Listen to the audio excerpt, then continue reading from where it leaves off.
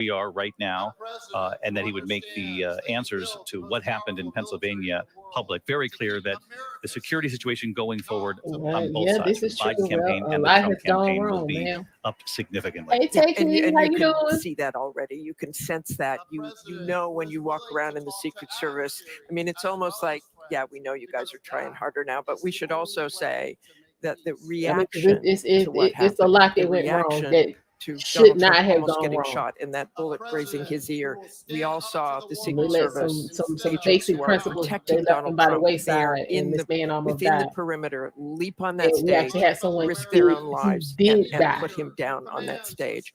And again, that iconic moment, raising up his fist. You know, I've been around a lot of people who've been shot in war zones.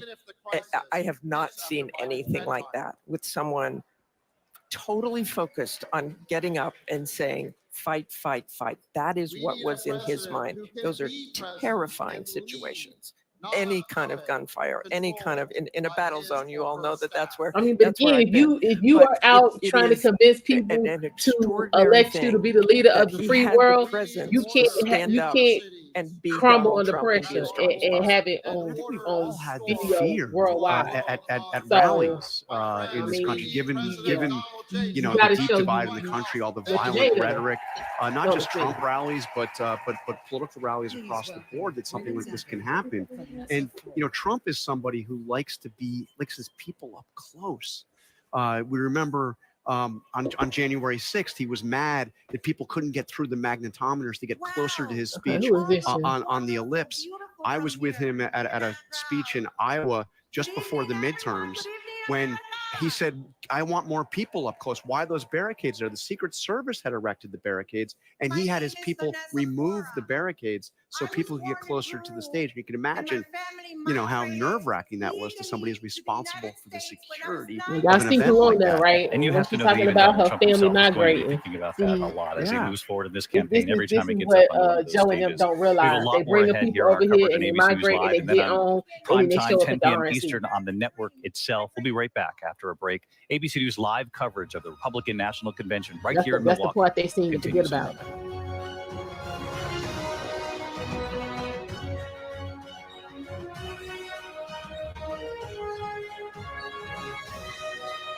ABC News live coverage of the Wow. Republican Really? National Convention Well, what did from she say? Milwaukee will Was she continue pissed? in a moment.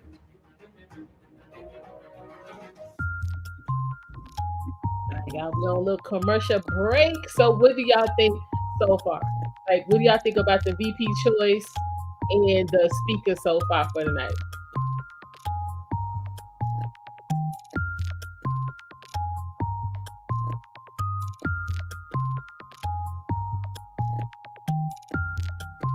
I mean, I personally was a little bit shocked with the Vance selection, but I kind of understand where they were coming from.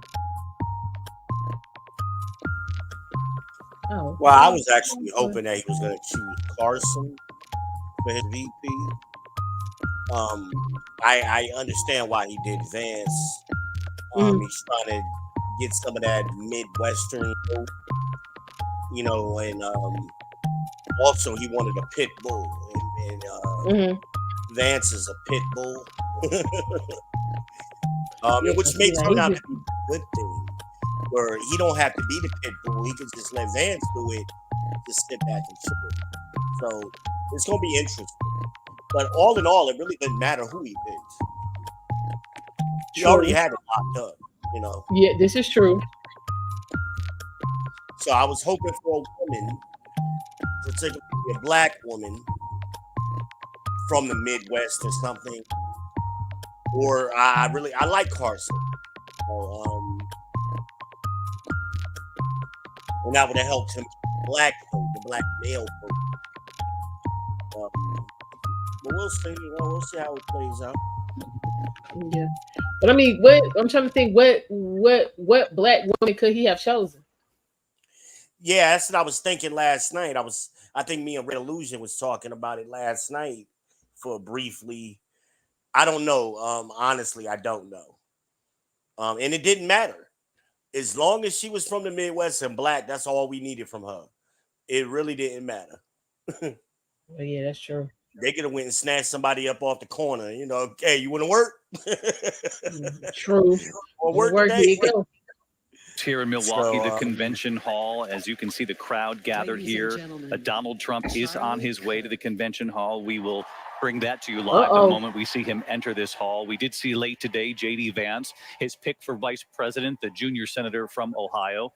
J.D. Vance actually giving an interview to Fox News just a short time ago, and I'd love a reaction from the team here and also from our contributors who are joining us, Donna Brazil, Reince Priebus, Governor Chris Christie as well. Did she talk to him last Stand night? by for this, Reince Christy Priebus. Queen. Actually, J.D. Vance, and you knew, Reince, this question was coming. He was Christy asked by Queen. Fox about him saying, I was a never Trumper guy, prompting What the hell? Vance That's to his laugh. wife? He said, he was a great president and he changed my mind because he delivered that peace and prosperity. This is going to be a question that J.D. Vance gets over and over again. Yeah, that's absolutely right. And but he'll hit it out of the park. He will figure out, his stride, and he'll have to answer that question. But I think, he's a Candace Owens. posture over the last several months. She got a new baby. Yeah, She ain't gonna you do all said of that it. last night. There's a lot of people who were never Trump back in 2016, and they've come around. And That would have just made a black few, women hate him more. Others have gone the other direction. So I don't see this as a. They would actually as had a big real issue reason for to him. hate him at that point. Reince, what do you make True. of this notion that They Donald might Trump have had has said, the I'm aware of what opposite he has effect. said, and J.D. Vance himself has said, I'm a convert. Donald Trump, as John And we Carroll also pointed said he out, should have dug up Omarosa. he does like believers, but he Well, also she really called likes herself converts being as well. mad. Yeah, I don't know what he Damn. likes more, Sorry, the that would have been believer a from the makeup, beginning or that the would have been a convert little makeup. later. I think he does like those converts, and he loves winning people over, and he Yeah, that was a Candace. does Yeah, want that would have been that newsworthy for real. affirmation But that it still ain't too people late to give believe in her a what he prominent believes in, position. and so he loves that. True. And we all do in life, I guess, but certainly getting someone who was a never Trumper, who said some of the things he said, to come around and say, I want to be Donald Trump's running mate. He's come a long way. He talked shit Governor for Chris real. Christie, what do you make of this choice of J.D. Vance? He said, "Make America wealthy again." I need one of them. Well, look, I think it's a need one base of them. choice. I need some cash. I think that Donald Trump's feeling very confident right now, feeling like Joe Biden and the Democrats are doing the work for him, and that he doesn't have to reach out You don't trust him. through You this sound like my presidential daddy. choice. And what he feeling it neither. wanted to do was do what he wanted, which was No, to MAGA get is someone make Atlanta who great he again. believed was going to be undyingly Yeah, and I'm loyal. like, that That's wasn't the gonna work. first and most important test for Donald Trump. Was someone who will say what he wants them to say when he wants them to say it. And J.D. Vance has passed that test, as Reince just pointed out, over the last number of years. And so I think it's a pretty unsurprising choice. In fact, I really think the ones that were floated as the two other finalists were just, such unlikely Yeah, picks see, I mean, that it looked to me like it was J.D. I Vance like all Chris along. Christie. What do you make of the ticket itself? But Do you think he's it's a strong from one? the Can they wrong beat state. President Biden, Kamala Harris? Okay. He's Oh, a look, Republican. from New right Jersey. now, Joe Biden is doing a great job of beating himself. And That so I really think doesn't Donald help Trump, anybody. I had a political science professor, David, who said to me, when your opponents in the midst of killing themselves, don't murder them. The result is the same. And politically, Joe Biden, through his debate performance and subsequent public performances on ABC here with George Stephanopoulos and other performances, just doesn't look like he's up to the job. And so I think Donald Trump's biggest challenge is going to be not to get in the way of Joe Biden losing this election. Did And not so say the that? ticket Did not itself say is that? fine. Yeah, But I think yeah, really we talked about that relatively last night. unimportant at this moment. The focus is on whether Joe Biden is competent to be president of the United States till he's 86 years old. And that's a decision that Joe Biden's going to have to make. And that Democrats are sitting around and waiting for him to make. He was up to the challenge. So the ticket, I think, is relatively unimportant at the moment, given the performance of Joe Biden. Really interesting. Governor Chris Christie, great to have you back with us. I want to take that to Donna Brazil, also an ABC News analyst, obviously, has been with the Democratic Party and a huge advisor to them for many, many years. And Donna, what do you make of what Chris Christie just said? This is really right now about President Joe Biden and whether or not he's up to 4 more years of being president. I think if you listened to Joe Biden last week in Joetown, you heard a president who talked about the future. He didn't talk about the things he did yesterday. He told the American He didn't do people, anything here's yesterday. how I intend to continue the job. Now, I know it's hard to believe that someone at 81 can continue to throw the ball down past the 50-yard line, but I have to believe tonight that the contrast will become even clearer. Someone who had a midlife conversion from a never Trumper to someone who found an epiphany. Was it on January 6th? Because, you know, J.D. Vance is an election denier. Was it after the Supreme Court overturned Roe? Because he doesn't believe in exceptions for the life of the mother. This is going to be a tight race. And while Joe Biden's performance didn't give everybody, you know, reason to go out and get some champagne, Joe Biden, I still believe, can beat Donald Trump in November. Do you think that J.D. Vance is a strong pick on the Republican side? Will it be a challenge to go up against this Trump-Vance ticket for President Biden and for Kamala Harris? And how clear are the dividing lines? Will it be, as you say, on abortion rights in this country, on his stance on January 6th? So first of all, I don't think people are worried about going to the clinic no more. When you have all of the video, when you have the tapes, when you have someone with a Yale education, someone who's super smart, make the case about Donald Trump over the last 5 years. Again, I don't know when the conversion and epiphany happened, but here's what I do know. Joe Biden and Kamala Harris are up to the task. They're ready to fight. And yes, we've had 2 weeks where I wanted to go into the witness protection plan or a battered women's shelter because of the number of donors and lawmakers who've been concerned. I do believe that the fundamentals are still there, and Joe Biden and Kamala Harris can carry on the victory in November. Donna Brazil, stay with us, as well as Chris Christie here. We have another hour and 15 minutes or so of coverage here. And the 10 o'clock hour in prime time, Mary Bruce is traveling with the president, our chief White House correspondent. She's in Las Vegas tonight. And Mary, there was reaction right away from the president on the selection of Donald Trump to have J.D. Vance as his running mate. Mm-hmm. David, the president said that J.D. Vance is a clone of Donald Trump when it comes to his policies. The Biden campaign saying that J.D. Vance is going to bend over backwards to do everything he can to enact what they described as Donald Trump's extremist agenda. The Biden team is very eager to point out what they think are those policies, including, as Donna just mentioned, J.D. Vance's positions on abortion. They have been criticizing him and highlighting the fact that Vance has been critical of exceptions to abortion laws for incest and rape survivors. J.D. Vance once saying that why y'all keep on talking about that? Because if you go and look at right, and that even if the circumstances are, quote, somehow almost inconvenient, 99% of women who point out that J.D. Vance has said he would not have certified the results of the 2020 election. Have those of course, children. We did see Vice President Kamala Harris reach out to J.D. Vance. She 200-300 left him people? a voice message. Didn't actually pick up that phone They ain't call, even worth talking but she about. said she wanted to welcome They're trying to him be the upset race. about. We are Get told some real she numbers and let's left talk in about that that. message that she was hopeful that they'd be able to And meet those on the cases debate only stage account for in the coming weeks. 1%. We are told that J.D. That's Vance what I'm does saying. want You to talking about return that call Over a sometime. 50-year period. Senator Marsha Blackburn, thank you, Mary, from Tennessee, has just taken to the podium. Let's listen here at the Republican National Convention. That's what I'm saying. Like, Bordeaux medals. By the end of the Obama-Biden administration, high taxes, massive government spending, and overregulation almost put him out of business. But things changed when we elected Donald Trump. Thanks to President Trump's tax and regulation cuts, Brad and those that worked for him prospered. He hired new workers, expanded the business. Life was good and getting better. Okay. But Bidenomics was a 4-letter word for Bordeaux medals. Joe Biden, Kamala Harris, their high inflation, high interest, high taxes, and Green New scam are destroying small businesses. Biden and Harris outsourced our energy supply, driving electricity prices up over 29%. Yeah, let's not talk about the $250 bill, electric bill. I got to pay walked on into Friday. office, gas was $2.40 a gallon. Today, it is $3.54. Our platform says we will make America energy dominant. You know? And let me hear you now. You know who will make that happen? Donald Trump. Okay, y'all. Joe Biden and Kamala Harris also think that small business owners are wealthy and they should pay their fair share.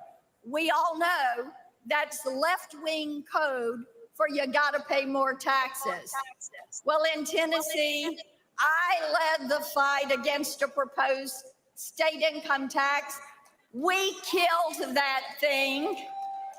We are income tax free in Tennessee. So when Donald Trump was president, I helped him spread economic prosperity with the largest tax cut in American history. Now, President Trump will make those tax cuts permanent.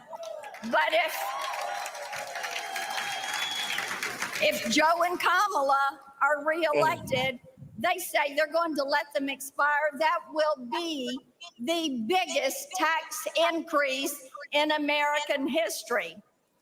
Our party's platform commits to making the Trump tax cuts permanent.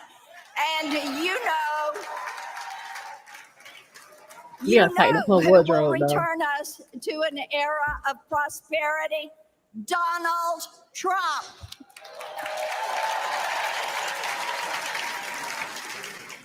Now, Joe and Kamala, bless their hearts. Okay, that's Southern FU. They couldn't help themselves. They hired 85,000 new IRS agents to harass hardworking Americans. IRS penalties have surged 300%. And they're not on big corporations. They're on gig workers, freelancers, small business owners, and the self-employed. Let me ask you a question. Who is going to look at those 85,000 IRS agents and say, you're fired, Donald I'm down for that.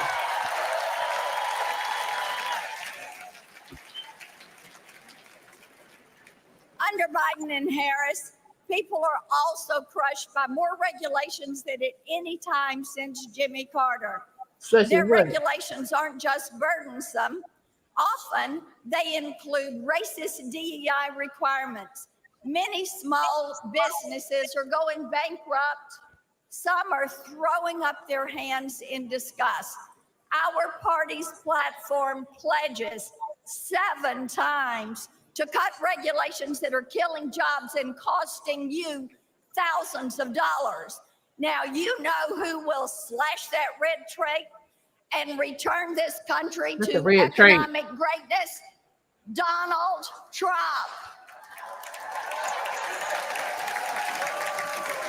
The harmful Biden-Harris policies are why so many small business owners, like Shayna Gray, she is a Black female owner of Great Jet Cafe right here in Milwaukee.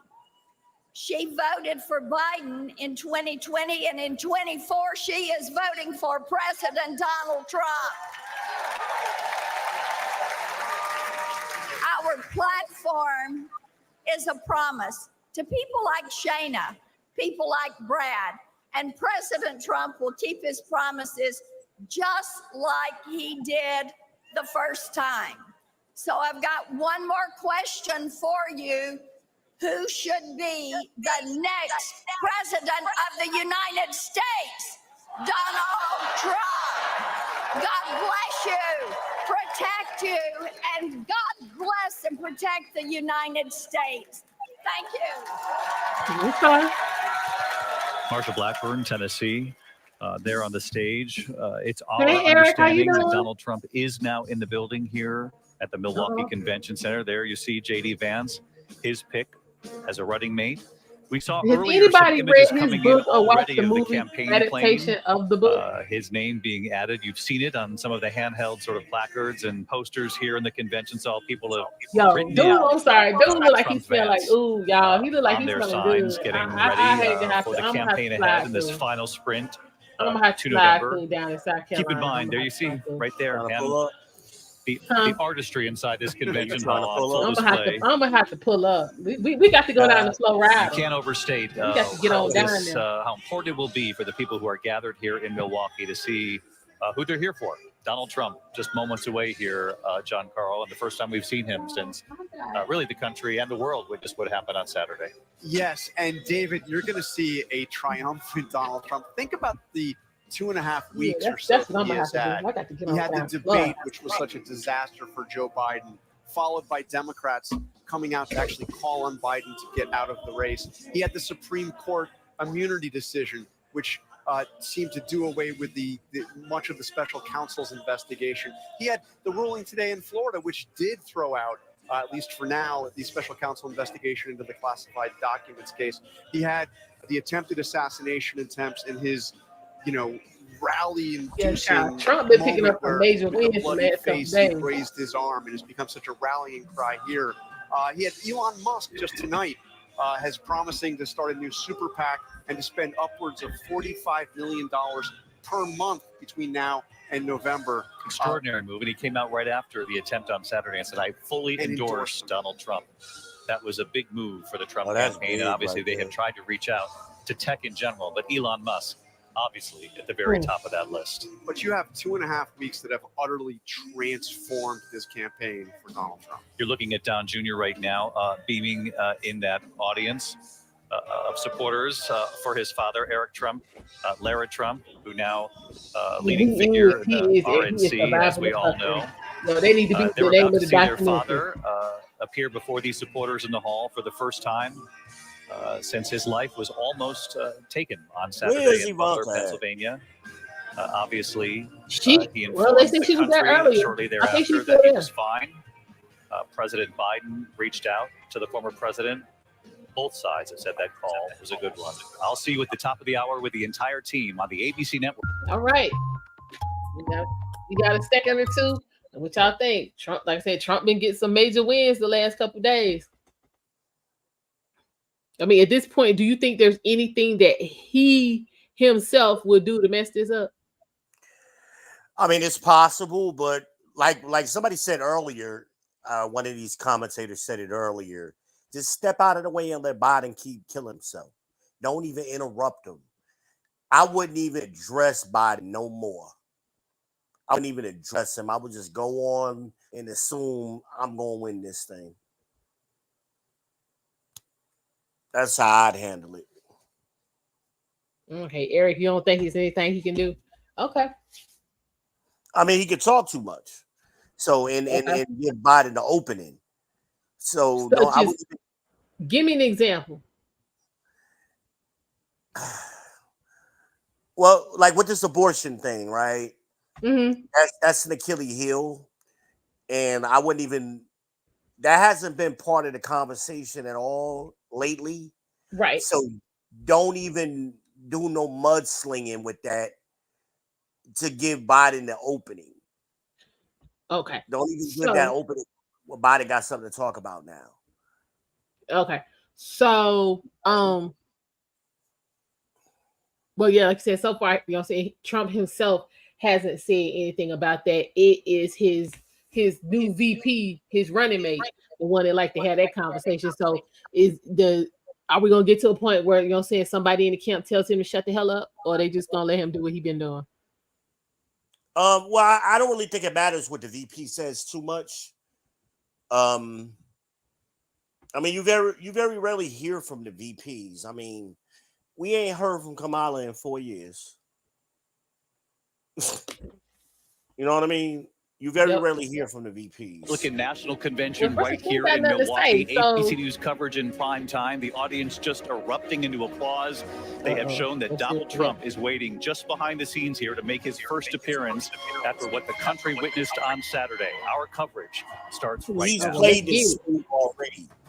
This initially is I an wanted him to ABC come out News special. when he got off Right the now, airplane. Republicans come together in But being that he Milwaukee didn't do that, he to ain't make said their nothing case really to nowhere America but on and Twitter. officially nominate Donald Trump So this is about and to be the his first new time I'm running telling you mate, they about to Senator go J.D. crazy. Vance, Yeah. to take on We're gonna And he see. gonna hold that President fist up. Biden That's gonna be in his the new thing. race for the White House.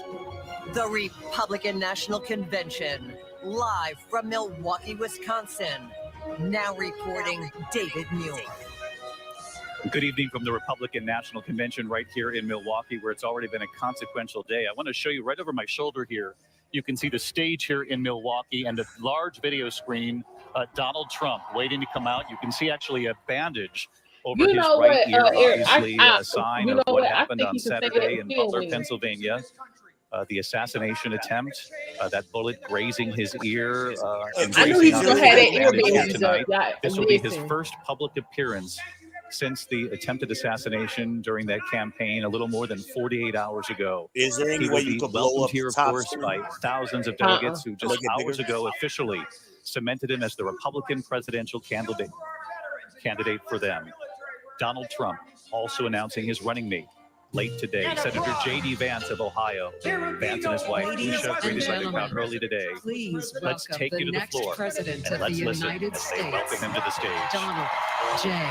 Trump. Well,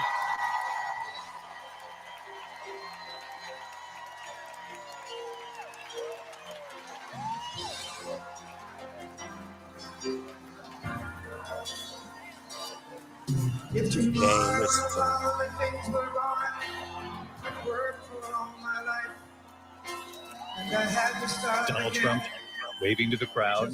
Obviously, the bandage, as I mentioned, on his right ear. He should have came out there. Who You shot know, it's you? very interesting.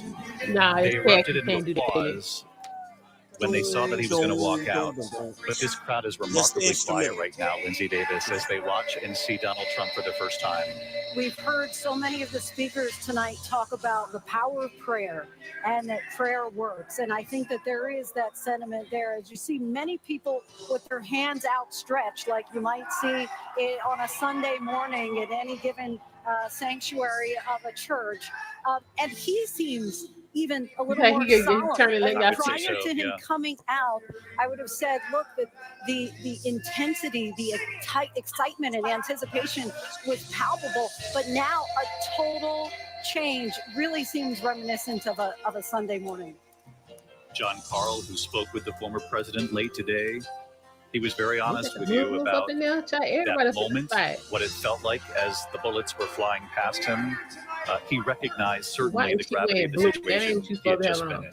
He was marveling at the fact that if he had turned just an inch, or he said half an inch, even a quarter of an inch, that he could have been killed. He is here tonight to show his courage, his defiance against somebody who tried to kill him. You will not take this man down. He has the courage, the strength, and he will be the next president of the United States.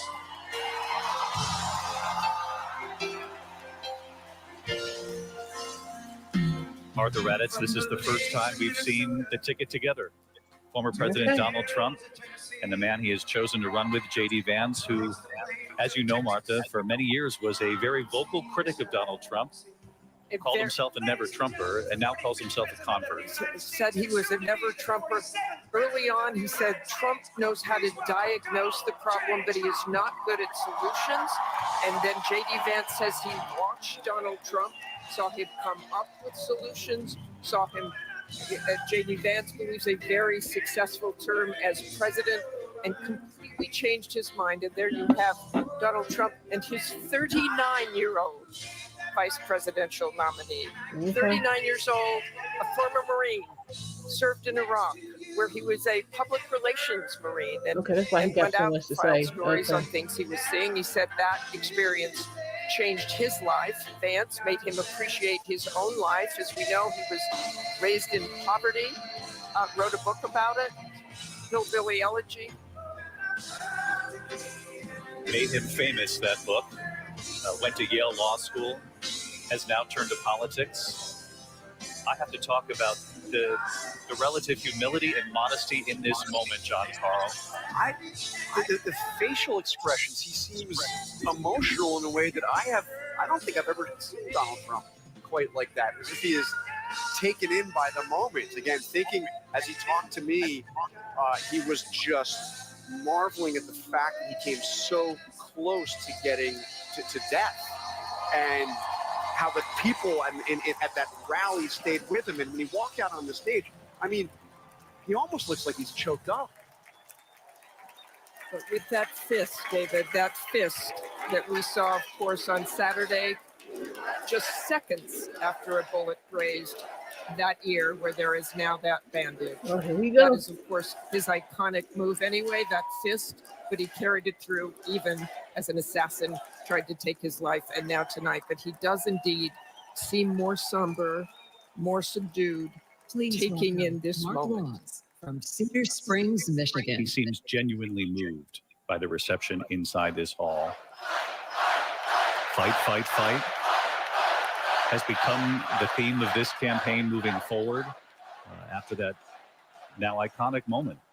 No matter how you look at it, when he got back up with the help of the Secret Service, and the instincts kicked in that moment to hold his He didn't need no fist help in the from the air. Secret Service. He was trying to Blood keep him dripping down. down his face. Ain't that part. And those three words, fight, fight, fight. We've heard it in speeches earlier here this evening. The crowd reacting to it each and every time. And now with Donald Trump. Girl, don't get no more surgery. Whoever that is back there Rachel behind Scott is him, on the floor. child, don't get nothing else done, Covered please. The Donald Trump campaign. Rachel remarkably subdued and taking in the moment.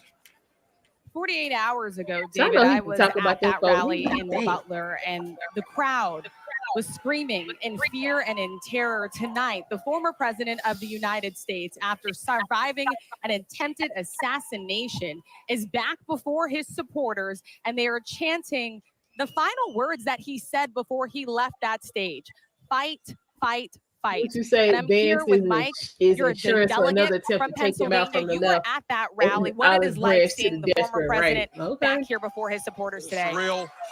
I'm glad he's alive. He's here. We're going to fight for him. We're going to win Pennsylvania. Glad he's okay. It's surreal to be here, for him to be here. I'm Mark Laws, and I live in I'm Western emotional because I Michigan. was there. I think God bless America. I'm God not a bless Donald J. senator Trump. or He's governor fine. or He's some safe. other We're going to move forward. Mike was just a But- few feet away during that rally, just one or two rows away, you Yeah, said, you was there too, witnessing remember? the former president, that assassination attempt, which he now has survived. And now behind me, I mean, David, it felt like the room just stopped. You heard the crowd cheer, but there was also this moment of just silence. Everyone in here taking it all in, seeing the former president with that gauze around his ear, standing next to Senator J.D. Vance, now his running mate in this race, David. Rachel Scott with us here tonight. Rachel, thank you. And as the audience here in this convention center hears from what the campaign is called everyday Americans, many of them from the key battlegrounds that will decide this election come November, Donald Trump is now among them, sitting in his seat, and this camera trained on him, showing up here with a bandage to his other ear. Extraordinarily Miguel, we're not humble gonna as do he that. entered the room. There you see the bandage right there. A sort of quiet presence, particularly for Donald Trump, to see him take in this crowd. Sitting beside J.D. Vance, who is 39 years old, his running mate right there. He has 3 young children under the age of 10. We know that Vance was on the short list, that Oh, Don wow. Jr. Had encouraged his father to pick J.D. Vance from Ohio. One of the voices leaning in on that particular choice. Marco Rubio on that short list.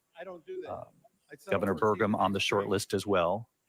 Donald Trump in recent days had said of Marco Rubio, by the way, that if I don't pick him for VP, I'll invite him to be part of the administration, perhaps in the cabinet. So we'll see what happens with that if Donald Trump is successful in his attempt to return to the White House. There you see on the left, this was the scene here late today when J.D. Vance made his first appearance in this convention hall. They had just announced through a tweet from Donald Trump that J.D. Vance would be the running I mate. got some questions. John Santucci, who's covered Donald Trump for many years for us, take us inside the campaign in these final hours. We know J.D. Vance did not have a lot of time to prepare for this moment. He was getting the phone call, did not know whether it was going to be a good one or a bad one, what the message of the call would be. 20 minutes later, Donald Trump made the announcement. Yeah, just remarkable, David. We're only 20 minutes notice for J.D. Right. Vance and You his had time family's doing life a whole bunch to of stuff. completely change. You know, our team learned, David, that in some ways the campaign was preparing for this. Secret Service actually arriving at J.D. Vance's home in Ohio earlier this morning, help escort the senator and his family here to Milwaukee. And he was calling people saying, has anybody heard anything? I spoke to one source that said, do you guys heard anything? They all were on pins and needles waiting. And you mentioned Donald Trump Jr. there. He himself, I'm told, David, by my sources, was actively working the phone this morning to get his friend on the ticket. Clearly successful, David. J.D. Vance, who spoke openly, very critical of Donald Trump for quite some time. He had said things along the lines of, I can't stomach Trump. I think he's leading the white working class to a very dark place. I am a never Trump guy. I never liked him. These were the interviews that he gave. He was then pressed by ABC News, John Carl, not so long ago, about this turn, now a supporter of Donald Trump, and now his running mate. Yeah, extraordinary turn, but this is politics in America. Oh, this is politics, and this is certainly politics of the Trump era. And he said, when Vance got to know me, he was all in, and that's entirely true. And Vance does have a pretty good answer to this, which is all of the criticism is 2016. So all of the criticism that and it was very harsh criticism that J.D. Vance had, and we're going to hear a lot from Democrats, I am sure, over the next 4 months. But all of it was before Donald Trump was president. Trump So with now we emotion can that you simply normally say that never was see. before he was president. He became president. He convinced me. I think he's great. I want to say one other thing, by the way. Trump, in that moment before he came out into the hall, when they showed that video, got one of the biggest applauses when he pointed to the bandage in his ear. He's very aware of the symbolism of that bandage. And today, when I asked him, how are you doing? How is the injury to your ear? His answer to me was, I'm doing fine. And I think the bandage is going to be off by Thursday night when he gives the big speech. Don't take that off till about Saturday. Speaking of the speech, I want to bring our audience in as we're looking at the slide picture. Donald Trump, obviously, here at the convention center in Milwaukee. John, you asked about the speech. Donald Trump was very honest with you when he said that I had a speech. I'm not going to give that speech. Now, obviously, it's 3 days from now. There's a lot of time between now and then. But he indicated to you that this message that he plans to give has changed given what played out. He said he had written a speech that was, in his words, a humdinger, meaning it was going to really tear into Joe Biden, tear into the Democrats, be a classic vintage Donald Trump political speech. He said he's thrown it out and written an entirely new speech.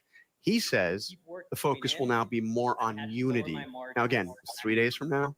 I haven't heard a lot of Donald Trump speeches that are focused on unity, but this is a different time for him, and we'll see how long it lasts. But I got to say, the tone of this convention tonight has been strikingly different from any Trump political event that I have seen over the last, since 2016. I think there's no question about that. And Ron Johnson, the senator from Wisconsin, might be the outlier there because he got up and gave what many would call a relatively dark speech.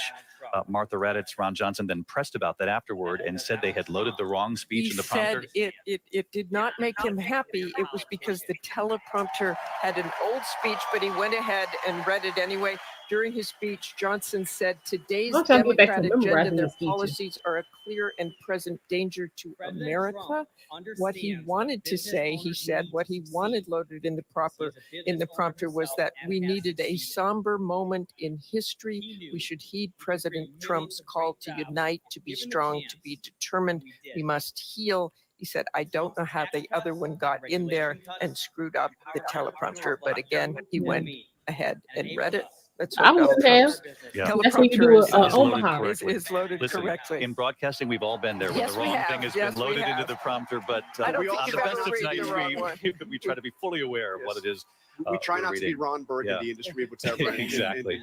You know, looking at him, David, he does look tired. He does. I mean, he's not only somber, and I'm sure he is tired after what he's been through in the last 48 hours. But you can kind of see that on his face and his demeanor as well.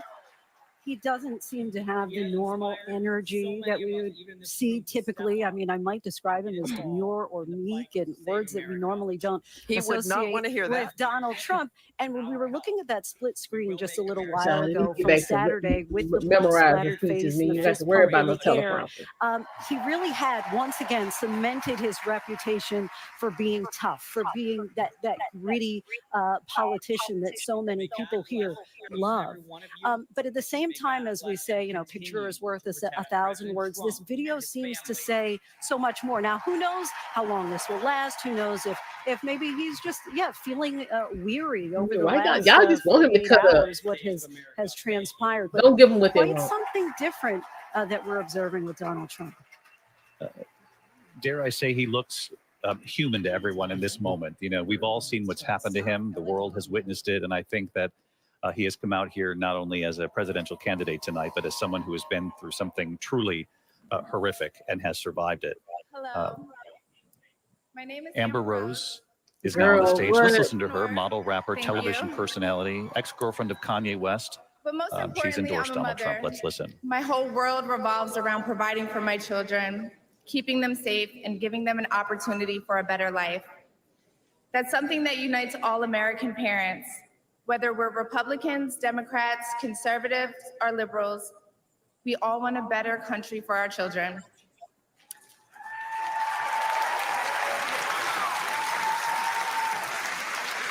But I'm here tonight to tell you, no matter your political background, that the best chance we have to give our babies a better life is to elect Donald Trump President of the United States. For real.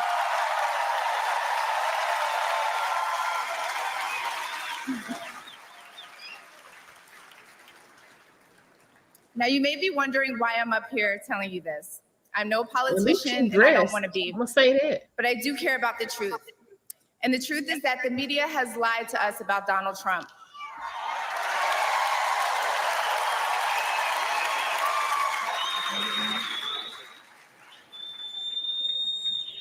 I know this because for a long time I believed those lies. So I'm here to set the record straight. The first person I knew who supported Donald Trump was my father. I was shocked. My entire family is racially diverse. And I believed the left-wing propaganda that Donald Trump was a racist. My father said, "No, he's not, Amber. What are you talking about?" And when I insisted, he said, "Prove it." So to prove my father wrong, I did my research and looked into all things Donald Trump. People have to do their research. I watched all the rallies, and I started meeting so many of you, his red hat wearing supporters.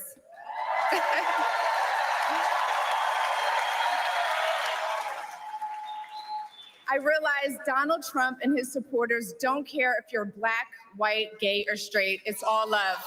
No, they ain't about them gay people now, man. We got to be honest about that, man. They are not on that rainbow time. And that's when it hit me. These are my people. This is where I belong.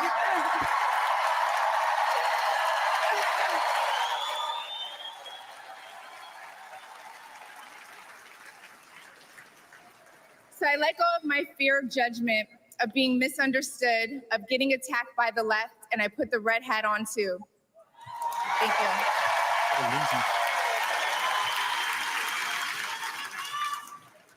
Love you too. I never felt more free and more love for my country than I do now. I want to thank my father, who's in the audience tonight, for opening my eyes. He served over 20 years in the U.S. military. Thank you for your service, Dad. Really? I love you, Dad. I love you. I love you so much. Thank you. When I met the president and Melania for the first time, he was kind and generous and funny as hell. Very funny. I The bet First Trump Lady know how to was party, gracious though. I and ain't gonna lie. smart with a smile that will brighten up any room. If you're watching this tonight, you know our country is in trouble. Just like me. When you go to the store and buy food for your family, you're shocked. When you fill up your gas tank, you're pissed. I know I am.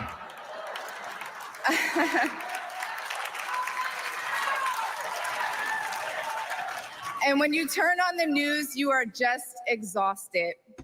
Inflation is out of control. And you know in your heart it was not like this under Donald Trump.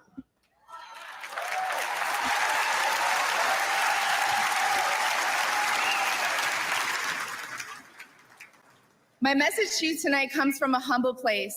The left told me to hate Trump, and even worse, to hate the other side, the people who support him. When you cut through the lies, you realize the truth. American families were better when Donald Trump was president.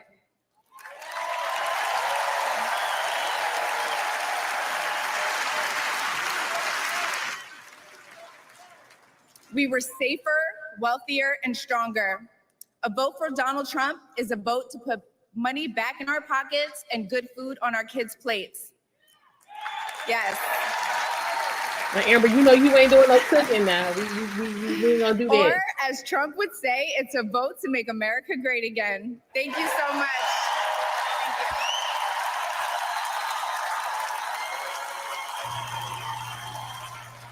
Okay, Amber, not bad, not bad at all. Donald Trump on his feet to applaud Amber Rose, model, rapper, television personality, and Lindsay Davis, who you and I were talking earlier about the number of Black leaders in the first hour here at the convention in prime time. A number of them with similar messages. At one point, saying to the crowd, Donald Trump is not a racist. There was, we were not a racist country. Applause in this convention center. We heard from Amber Rose there in very personal terms how she said, she told her own father, Donald Trump is a racist, and he said he's not. And she urged people watching tonight to do their own research. You can see a real theme here and an effort to reach out to Black and Latino voters across this country. Has been part of the Trump campaign. Yes, and she has been very clear to say she doesn't consider herself to be Black, but biracial. But definitely this has been a concerted effort to get minority voters, typically voters who are considered to be the backbone of the Democratic Party. And one thing that's interesting when we talk about another convert here, because when she said people have to do their own research, there was actually a cutaway shot of J.D. Vance, who was nodding his head along very eagerly. And when you think about it, you have to go back to 1968 for a Republican candidate for president to get more than 13% of the Black vote. Donald Trump came close in 2020, getting 12% of the Black vote. But we see this is the sixth speaker who has been a person of color tonight, perhaps the first celebrity, you might say, again, trying to get people to have a change of heart about Donald Trump. Describing herself on that stage as biracial, a mother whose most important role is being a mother and her children.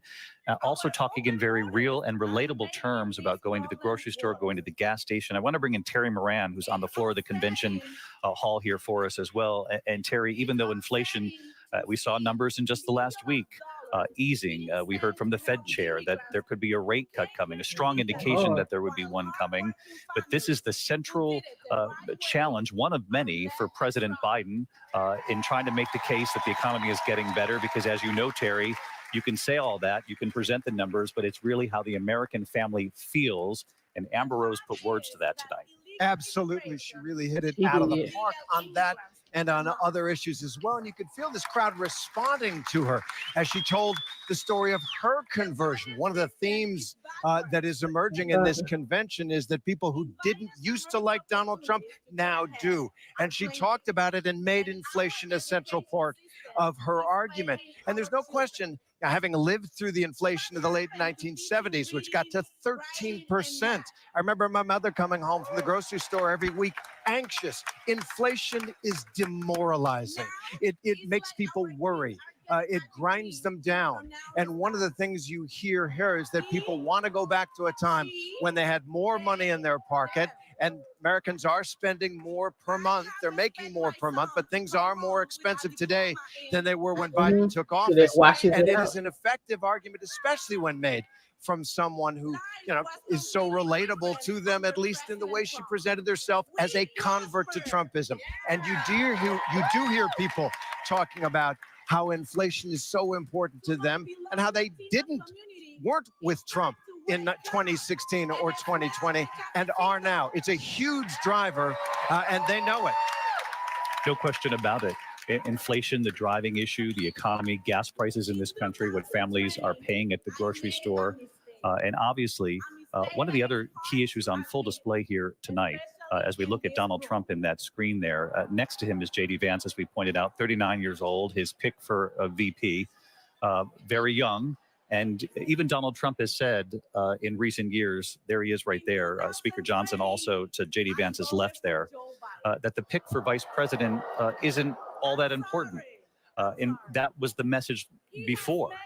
But now, in light of what we witnessed on Saturday, in light of what we're seeing in the Biden campaign, the focus on age, the performance in that first debate, and I want to bring in our chief White House correspondent, Mary Bruce, into this conversation because, Mary, the role of vice president and the VP pick playing an outsized role in this presidential election. When you look at J.D. Vance, there'll be an intense focus on his stance on abortion rights, his stance on the 2020 election on January 6th, whether he would have certified the election. There's going to be intense focus on Kamala Harris and whether or not she would be able, if circumstances change between now and the election, and certainly after the election, a focus on whether or not either one of them are truly ready to take what is the most important role, the leader of the free world.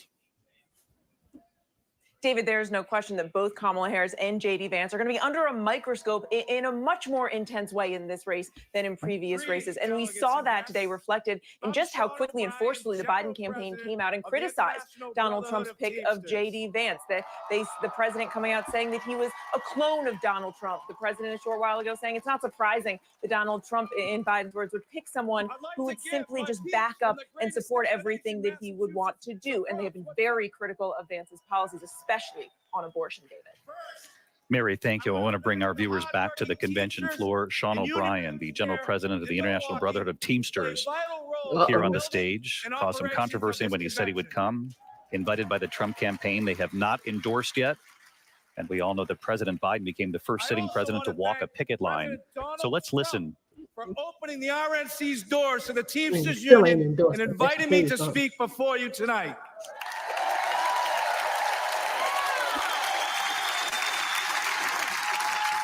I travel all across this country and meet with my members every week. You know what I see? An American worker being taken for granted. Workers being sold out to big banks, big tech, corporates, and the elite. And I'm not the only one who sees this. Everyday families see it. The American people aren't stupid. They know the system is broken. We all know how Washington is run. Working people have no chance of winning this fight. That's why I'm here today. Because I refuse to keep doing the same things my predecessors did.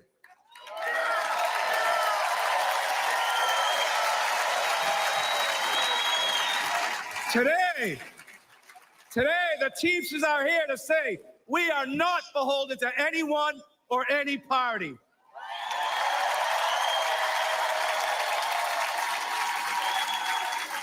We will create an agenda and work with a bipartisan coalition ready to accomplish something real for the American worker.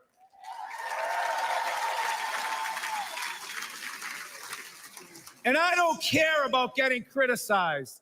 It's an honor to be the first Teamster in our 121-year history to address the Republican National Convention.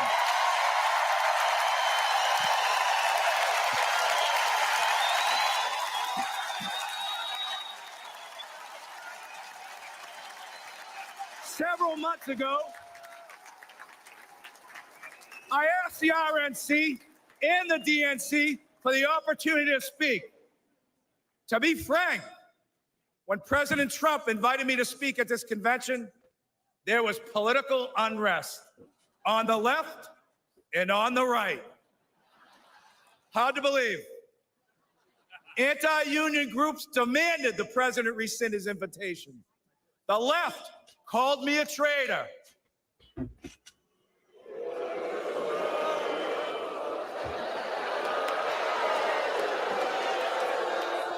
And this is precisely why it's so important for me to be here today.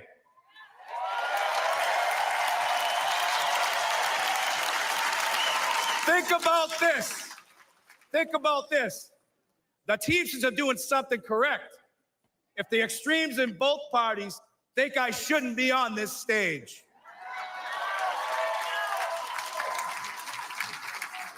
President Trump had the backbone to open the doors to this Republican convention, and that's unprecedented.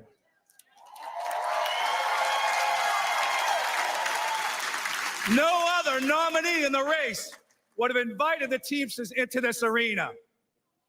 Now, you can have whatever opinion you want, but one thing is clear. President Trump is a candidate who is not afraid of hearing from new, loud, and often critical voices.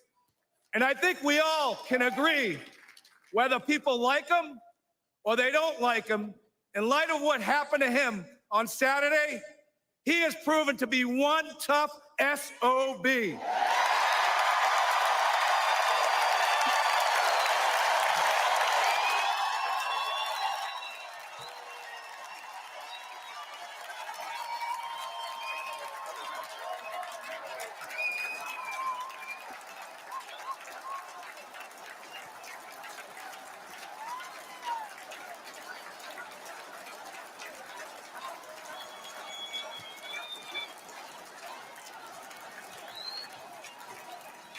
Now, when I won the presidency of the Teamsters in a national election 2.5 years ago, we started reaching across the aisle. In the past, the Teamsters have endorsed GOP candidates, including Nixon, Reagan, and George H.W. Bush. But over the last 40 years, the Republican Party has really pursued strong relationships with organized labor. There are some in the party who stand in active opposition to labor unions. This too must change. And I want to be clear. At the end of the day, the Teamsters are not interested if you have a D, R, or an I next to your name. We want to know one thing. What are you doing to help American workers?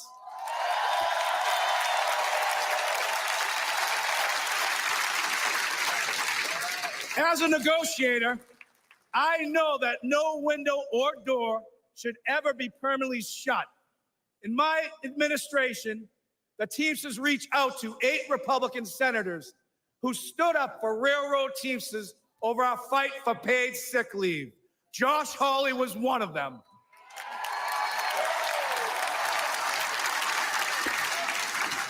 We started talking. Senator Hawley changed his position on national right to work. Then we started walking. Senator Hawley walked a Teamsters picket line in St. Louis and a UAW picket line in Wentzville, Missouri. More than that, I want to recognize Senator Hawley for his direct, relentless, and pointed questioning of corporate talking heads, lawyers, CEOs, and apologists. So he's telling everything. He has shown he is not willing to accept their pillaging of working people's pocketbooks. I know from a career in negotiating that you get nowhere by slamming your fist on the table. The first step is to listen. The Teamsters and the GOP may not agree on many issues, but a growing group has shown the courage to sit down and consider points of view that aren't funded by big money think tanks. Senators like J.D. Vance, Roger Marshall, and Representatives Nicole Malliotakis, Mike Lawler, and Brian Fitzpatrick are among elected officials who truly care about working people. And this group is expanding and is putting fear into those who have monopolized our very broken system in America today. There are far too many people on both sides of the aisle still caught up in knee-jerk reactions to unions, who subscribe to the same tired claptrap that unions destroy American companies. Take a moment to consider United Parcel Service, which is the largest private sector logistics company, and it's been unionized for more than 100 years. More than 350,000 Teamsters make it run. We work for good middle-class wages, quality health care, and secure pensions. Okay. There are work rules that ensure fairness and due process for both sides. UPS is the most efficient package delivery company in the world.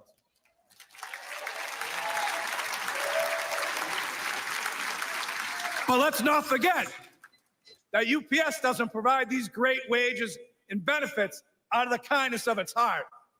UPS does it because the Teamsters fight for it. All 350,000. Y'all know how much it costs to ship some shit, UPS?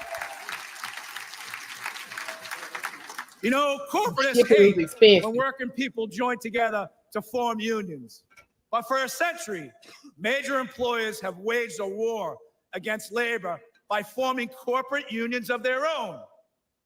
We need to call the Chamber of Commerce and the business roundtables what they are. They are unions for big business. And here's another fact.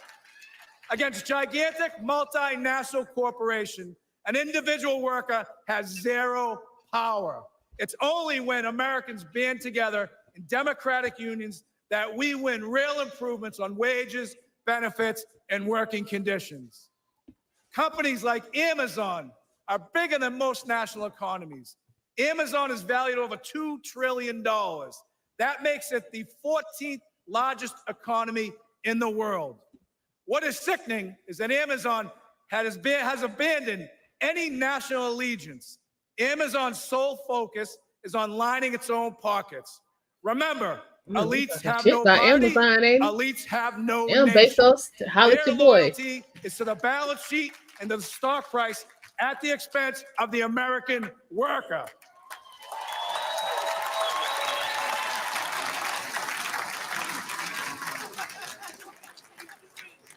In my office in Washington, D.C., I can see the United States Capitol from my window. I see well-intentioned people arrive in Washington and get eaten up by an unforgiving system. The responsibility to average Americans takes a back seat. The objective now becomes survival. Fundraiser after fundraiser. Corporate consultants hedge every initiative. The Hill crawls with lifers, bouncing from government jobs to corporate jobs and back again. I think we can all agree D.C. is a pretty treacherous area. Most legislation is never meant to go anywhere, and it's all talk. And in America, talk isn't cheap. It's very expensive, and it comes at the cost of our own country. Working people know our system is broken. The elites are not laboring on behalf of workers. There is a political caste system that prevents citizens from accessing their representatives to hold them accountable. For a moment in time, working people in America were seen as essential. Sadly, it took a global pandemic for political and corporate elites to notice this fact. But ask yourself this question. Since the end of the pandemic, when was the last time you heard major news outlets regularly refer to workers as essential? You haven't. The men and women who provide goods and services, deliver packages, stock grocery shelves, care for patients, pick up your trash, and keep our communities safe are taken for granted. All the while, the stock market boomed, housing prices hit record highs, and corporate salaries skyrocket. But the income of everyday Americans are shrinking in the face of inflation. At the gas pumps, at the grocery store, with the electrical bill, and with the car insurance. This has got to change.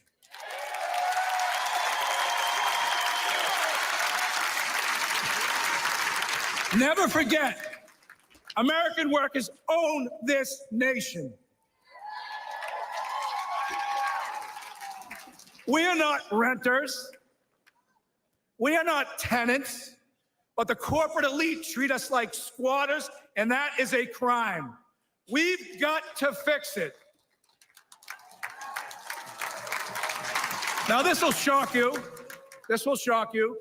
To paraphrase Senator Mark Wayne Mullen, it's time for both sides of Congress to stand their butts up. We need trade policies that put American workers first. It needs to be easier for companies to remain in America. We need legal protections that make it safer for workers to get a contract. We must stop corporations from abandoning local communities to inflate their bottom line. We need meaningful bankruptcy reform. Today, corporate vultures buy up companies like Yellow Freight with the intent of driving them into bankruptcy and feasting on their remains. The courts leave workers begging for crumbs as third-tier creditors. Labor law must be reformed. Americans vote for a union but can never get a union contract. Companies fire workers who try to join unions and hide behind toothless laws that are meant to protect working people but are manipulated to benefit corporations. This is economic terrorism at its best. An individual cannot withstand such an assault. A fired worker cannot afford corporate delays, and these greedy employers know it. There are no consequences for the company, only the worker. We need corporate welfare reform. Under our current system, massive companies like Amazon, Uber, Lyft, and Walmart take zero responsibilities for the workers they employ. These companies offer no real health insurance, no retirement benefits, no paid leave, relying on underfunded public assistance. And who foots the bill? The individual taxpayer. The biggest recipients of welfare in this country are corporations, and this is real corruption. We must put workers first. He done told it. Oh. What could be more important to the security of our nation than a long-term investment in the American worker? In 2021, Teamsters nationwide elected me to fight for them, and that's precisely what I'm doing. Something is wrong in this country, and we need to say it out loud. I will always speak for America and the American worker, both union and non-union. I challenge each and every one of you, and especially my friends on the Democratic side, to embrace cooperation, to truly collaborate, to achieve meaningful and productive change, to ensure we make this great nation in this world the bigger, faster, and strongest nation in the entire world. I love this country. The Teamsters love this country. Our 1.3 million members move America on the roads, in the ports, on the rail, and in the air. I thought it would have been more than At the end of the 1.3 day, million. if the powers to be stop me from raising my voice on behalf of American workers, I will not have one single regret. I still carry my commercial driver's license. I still have my place on the union seniority list. You'll find me back in Boston driving a tractor trailer, delivering equipment for Shaughnessy and Ahern, because I have the protection of a union contract that gives me the freedom to speak my mind and to fight like hell. God bless the greatest nation. Thank you very much. Well, that was an extraordinary political moment. Sean O'Brien, we all looked at each other here in the studio wondering, is he running for something tonight? The head of the Teamsters, 1.3 million workers, the first time speaking at a Republican national convention saying American workers are being taken for granted. And he said, when the extremes from both parties are upset with you, you know you're doing something right. And oh, Lord, you bring it props to the table, sir. One thing he said in particular, with the biggest smile perhaps of the evening so far, you heard Sean O'Brien, the head of the Teamsters, say, I think we can all agree, whether people like him or they don't like him, in light of what happened to him on Saturday, Trump has proven to be one tough SOB. And that is going to be a key theme of this Republican National Convention for sure.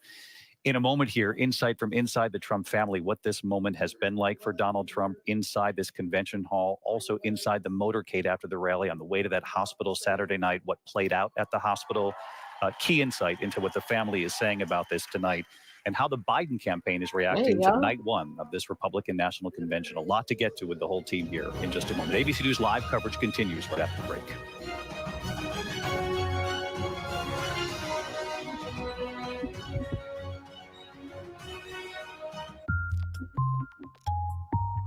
All right, so what you think of the teams? I think he makes some good points. But I definitely thought it was, more. Huh? I mean, so far, this convention is one of the better I've seen in recent memory. Mm-hmm. I mean, it's very good. They're doing a very good job, and they're looking very presidential. Everybody is like it's amazing right now. The worst one I can remember is when they had Clint Eastwood up there cussing out the chair or whatever, Oh yeah. Like that shit was crazy. It's like, who put this together, but Wasn't that Bush? no, that was Mitt Romney, wasn't it? Was when it? He was running against Barack? I think it was Mitt Romney. Yeah, I was like, child, y'all you got to be careful about who you let speak these days, because you don't never know what's gonna come out their mouth. Another senile ass white man, My thing is, oh boy, don't be trying to blame trying to lie on them teleprompter people. You told them to put that damn speech in there because that's what you wanted to say. Just be man enough to say that's what I wanted to say, so that's what I said. Because again, if you knew that wasn't the right speech, then you should have just started talking. If that wasn't what you wanted to say. Right. We ain't nobody got time for that, sir. I mean, that's your right, sir. If you want to vote for Kennedy, vote for that is your vote. Do what you want with it. That's my thing. Just vote. Just vote. That's all I'm asking. Just vote. And just like we covering the Republican National Convention, we gonna cover the Democratic National Convention. We'll give everybody the same treatment, so everybody can be informed. When is that? Sometime next month. Let me see. I don't even know where it is. Hold on.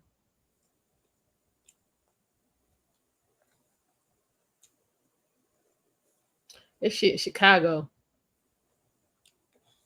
August 19th. Why y'all playing? Why y'all playing? Y'all trying to go to Chirac, bang, bang, shoot them up? Okay.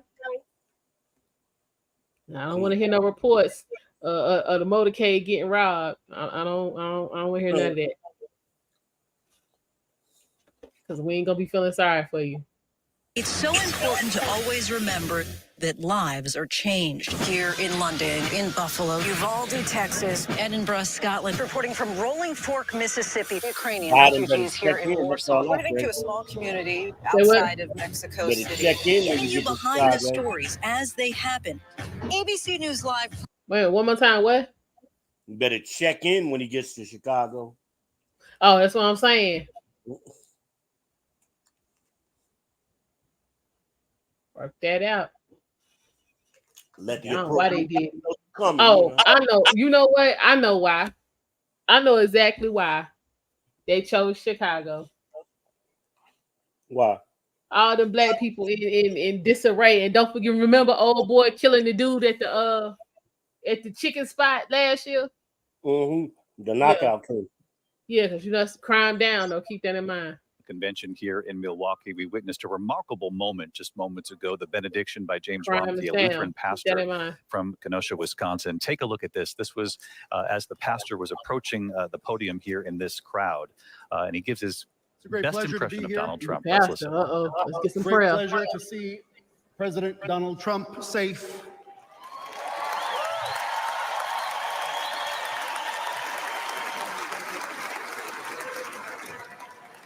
And if I may, before the benediction, give you this promise. You're going to be so blessed. Uh-oh. You're going to be tired of being blessed. I guarantee it.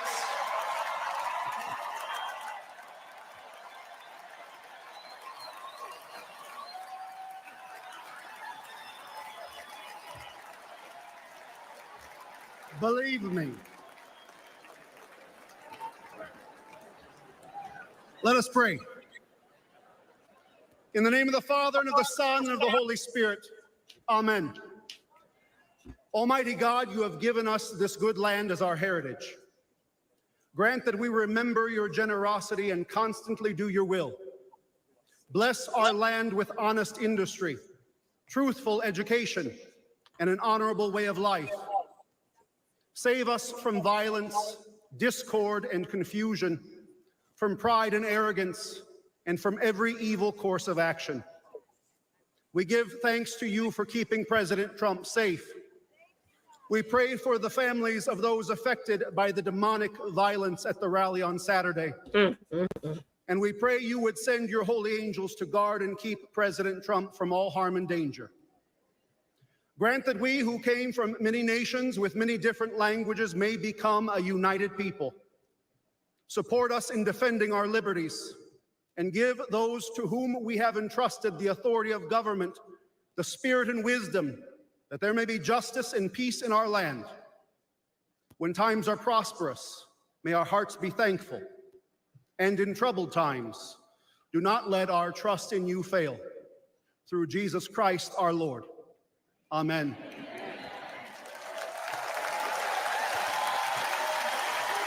And there you have it. We knew that faith would be a significant part of this convention, with Donald Trump making his first appearance before his supporters, before this country, since what we watched unfold on Saturday evening.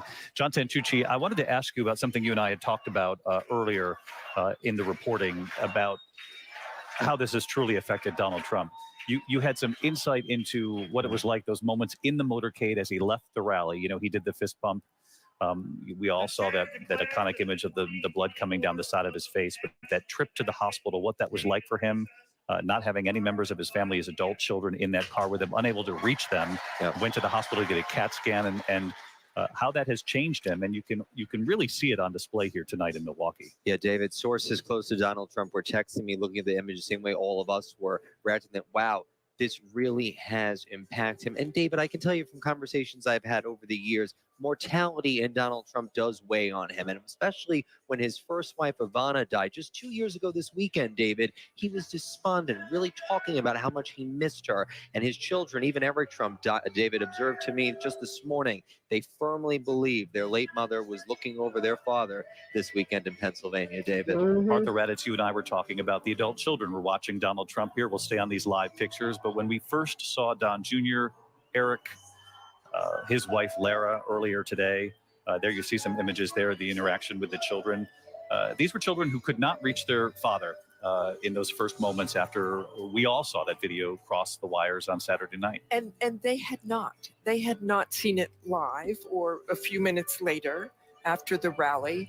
They really didn't know at that point how he was doing. You can see Eric Trump there that walking was earlier out. today when they came down to put him over the top in Florida. Remember, they gave the... And you and I were both struck by that moment, that the excitement and the energy as they walked in. We're back live there, of course, with Donald Trump walking out, talking to supporters. But knowing that just a little more than 48 hours ago, and it was less than 48 hours when the adult children first came out, what they had gone through, whatever your politics are, whatever you think of Donald Trump, those adult children, that's rough. That was a horrific time for them.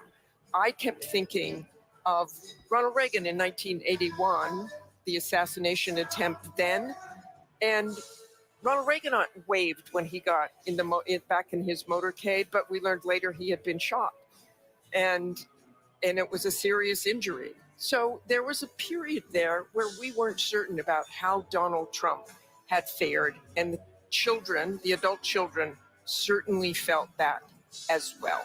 Lindsay Davis, you were describing the humility, the modesty you saw perhaps a slightly vulnerable Donald Trump tonight. And that is something that will land with people who are watching, whether you support Donald Trump politically or not. Experts have said that the way you communicate, more than 70% of it is nonverbal.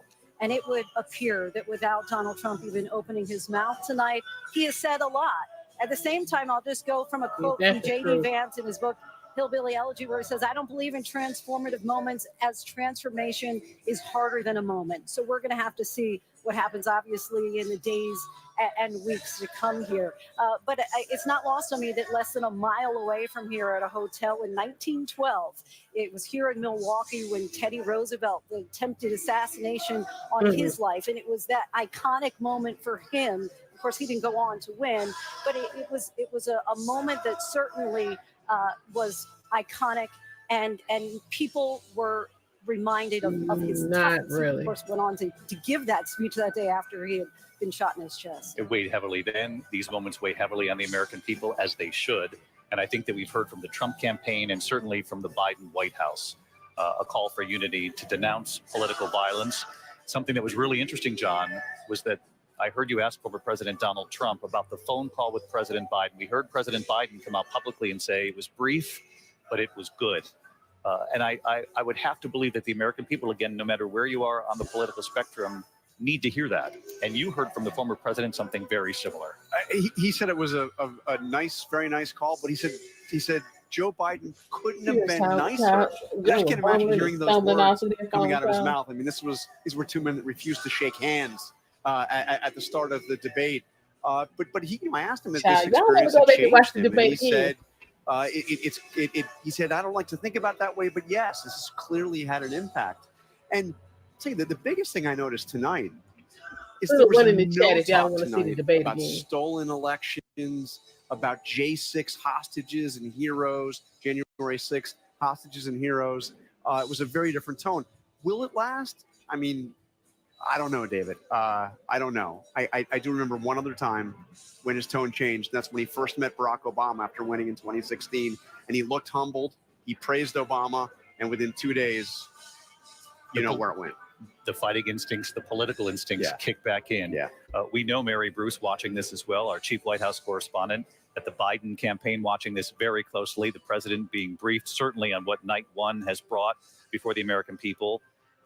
We heard about inflation. We heard from the head of the Teamsters about the American worker. That's going to be a tough pill to swallow for the Biden campaign, given the fact that we know President Biden, the first president to publicly walk a picket line. That's going to be a challenge for them going forward. Still no formal endorsement, but nonetheless, what's the Biden campaign saying about night one here? Well, in a word, David, a campaign source just said their reaction, hollow. They are arguing that all of this outreach that we are seeing tonight to young voters, to workers, to Black and Latino voters especially, that this is nothing more than empty gestures. The Biden campaign feels that Trump doesn't have any substance, any policy, any real toothsome agenda to back this all up. In fact, quite the opposite, they say. We have heard the president argue that, in fact, Donald Trump's policies and another Trump administration would actually make things worse for these groups that they are trying now to court. The Biden campaign tonight is hoping, and they are optimistic, that when the president gets out there, as he continues to sell his plan, the voters will see Trump ain't gonna do nothing. What you gonna do? And ultimately, just let us know. David. Mary Bruce tonight. Mary, thanks so much. Just a few seconds left. Let's get to Rachel Scott on the floor. A remarkable tone set on night one. John I have Paul to asks say, the central question. They have does done it their continue all thing. 4 nights? Certainly, former President Donald Trump is setting a new tone. Just 48 hours after surviving that attempted assassination, Joe said, former bring the president temperature coming back down. here Okay. before his supporters, showing this sort of defiant fighter image, unbound. That is something that the former president, we are told, is now roping into his speech that he will be delivering in just a few days here at the RNC, David. Rachel Scott on the floor of this convention hall. Rachel will be there every single night for us. We want to show the audience that image, that central image of the evening on night one of the Republican convention. Donald Trump entering this convention hall at the top of the hour, holding his hand up. You can see the bandage on his ear. We saw that video, that moment of him walking out, the crowd erupting into applause. And then we all took note of something here in the broadcast booth, how the whole convention center went quiet, studying the former president in what was a very human moment. This is true.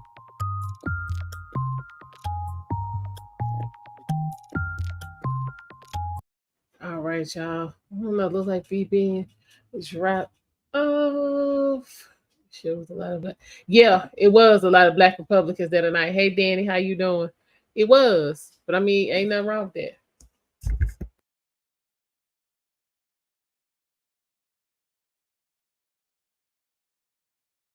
Yeah, it was. It was quite a few. But I mean, there are black Republicans. They just don't.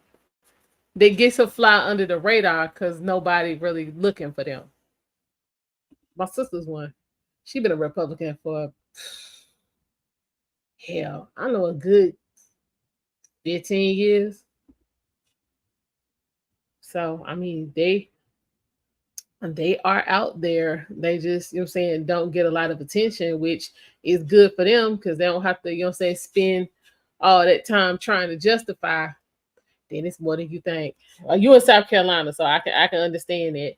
But yeah, by, you know what I'm saying, me being here in North Carolina and my sister being in, you know what I'm saying, in the DMV, they everywhere. They everywhere. For real, for real. Well, he said there are quite a few black Republicans, and I know quite a few of them myself. A lot don't want to show themselves because they're afraid of the repercussions. This is yeah, that's true. What you say, Don? I'm not a Sleepy Joe supporter. He has to go, but Trump ain't getting no free pass by me. I won't forget the same MAGA people calling Obama a Muslim. I mean, he was, but anyway. Well, was he? I don't know. I'm just saying I did not fare well under his leadership. I ain't even sit here and hold y'all and tell y'all no lie. Them years was hard as hell. Etched into history. Hard as hell. The devil came to Pennsylvania holding a rifle. Now he just extra for no reason. You just extra for no reason. They should have left you for tomorrow night. They tried to bankrupt him, and they unjustly prosecuted him. But even in the most perilous moment this week, his instinct was to So why she keep turning like and to that? fight. That is dramatic as Clinches hell. his third Republican nomination for president just minutes after announcing 39-year-old Senator J.D. Vance for his vice presidential running mate, making a united push to Election Day as the party faithful gather in Milwaukee. I'm tripping on that's his President wife. Donald J. Trump, having received a majority of the votes entitled to be cast at the convention, has been selected as the Republican Party nominee for President of the United States. The Republican National Convention kicks off from Milwaukee for a special edition of ABC News Live Prime. Yeah, for some reason people do. Yeah, politicians, pastors, religions, and celebrities, they do. Good evening, Not everyone. 50 Cent. I'm Lindsay Davis, and this is a special edition of ABC News Live Yeah, Prime. Tell Scott First is a night trip. of the Republican National Convention here in Milwaukee. We begin our special coverage with what is and will likely that the continue to truth? be a most unusual political convention. These is Kicking facts off right here. less than Said what was 48 funny hours is after she the took attempted $100 assassination of million the candidate from atop Trump, the and then the very Republican next day ticket. his social media Donald J. goes live Trump, and who he just makes a short 600 time ago million. stunned For many real, for real. convention goers here by walking into the arena and was seemingly moved by Lindsey the Graham, thousands cheering for him. I He think sat and it's then watched supposed to speakers speak express their Wednesday, support, I think. nodding to Saturday. Now, you can have whatever opinion you want, but one thing is clear. President Trump is a candidate who is not afraid of hearing from new, loud, and often critical voices. And I think we all can agree, whether people like him or they don't like him, in light of what happened to him on Saturday, he has proven to be one tough SOB. Lots of applause in that moment. Reporter Jay O'Brien leads us off with what has transpired in this room over the past few hours. Just 48 hours after that assassination attempt. Take a look at what happened. Hell no. Thank my lucky stars. Former President Trump making a I know he surprise was thinking, they done dramatic fucked up appearance my at the hair. first night of the Republican National Convention. A bandage visible on his ear, cheers erupting in the gathering he vowed would go on as planned. On Saturday, the devil came to Pennsylvania holding a rifle, but an American lion got back up on his feet and he roared. Oh yeah, he roared. We already knew that President Donald Trump was a fighter. They've attacked his reputation, they impeached him, they tried to bankrupt him, and they unjustly prosecuted him. But even in the most perilous moment this week, his instinct was Girl, to that stand is so and to fight. so dramatic. That is Earlier, the dramatic. crowd chanting, "Fight, fight, fight." Those words former President be Donald quiet. Trump mouthed after narrowly missing that assassin's bullet. And Trump making a crucial decision, picking Ohio Senator J.D. Vance as his running mate. Vance celebrating on the convention floor, formally nominated as the VP pick. Ladies and gentlemen, I am proud to announce that Senator J.D. Vance has the overwhelming support of this convention to be the next Vice President of the United States. Okay. At the convention, Monday's message, the economy. Even GOP firebrands like Congresswoman Marjorie Taylor Greene and North Carolina gubernatorial candidate Mark Robinson sticking to the theme. Donald Trump has and he will make America successful again. Under Joe Biden, grocery prices have skyrocketed. Hey, And Mark. gas has nearly doubled.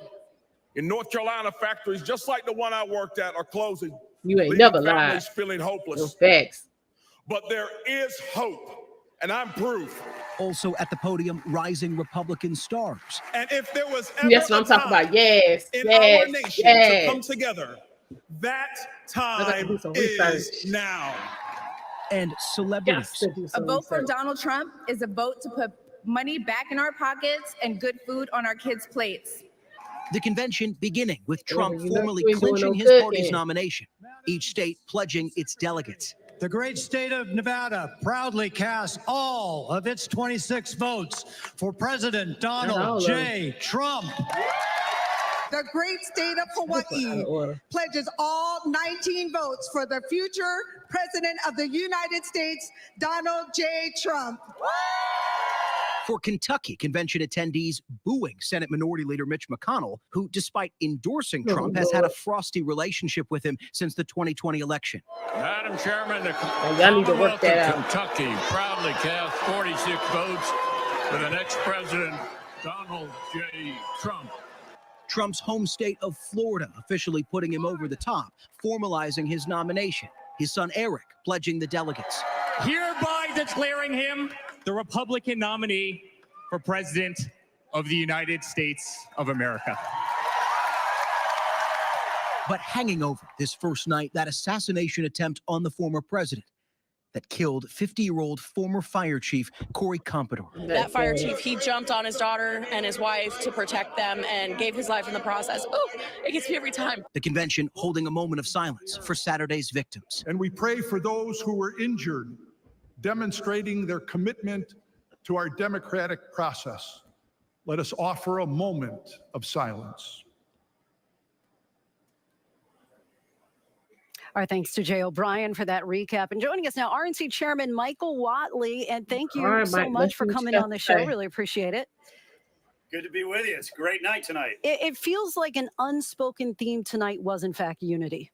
Well, I would say it's a spoken theme. I think that we are very, in a great place with Donald Trump having united the Republican Party. Going on over Now here? it's time to unite the That's country. Jesus And I and think make that it happen. with what we saw on Saturday, with Nothing great. these horrible, I do horrific a lot of chat. It's kind of shooting hard to keep up these that we comments, saw, but everybody needs to try. step back and take a moment to reflect on what's really important in this election cycle, and that is American families. That is making sure that we are going to succeed as a country, and we're going to do that only if we are unified. Did you get a chance to talk to the former president tonight? I did, And absolutely. Can you share any of the sentiment of the conversation? What I told him was that when he showed up here tonight to see the delegates and to see the hall, that he was going to get an absolutely, truly amazing response.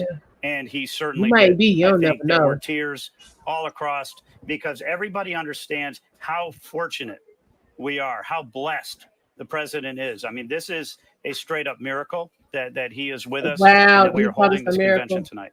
Big announcement today, obviously, with the pick for vice president, now known with Senator J.D. Vance. Your reaction to the pick? Very excited. I think it's a great pick. I think really, truly, it is resonates with the voters all across this country. And when you think about it, what we're trying to do here is to talk to every American family. Wow. J.D. Vance has the ability to talk to every American family. When you think about his background, his upbringing in Appalachia, and then serving in the military, and then succeeding in school and succeeding in politics, he has lived the American dream, but he's never forgot where he came from. And it truly adds an immense story to this ticket and to this race. J.D. Vance, just 39 years old, exactly half of the age of Donald Trump. Is this what the future of the Republican Party looks like? It is. I think it's great. And we saw tonight, not just J.D. Vance, but we saw a number of great speakers throughout the course of the day. I mean, child, you Wesley gotta let Hunt, people do what they Byron gotta do. Donalds, Some and people others. just That is the future of this Republican Party. all they ever known. For So that's those what they're gonna go like with. J.D. Vance, And who have that's on said both in the past sides. that they would never support Donald Trump, and yet here we see them today, arm in arm. How do you square that with the Republican Party I and feel you on those that. who are trying to understand the disconnect? Look, the Republican Party right now is more unified than we have been in generations.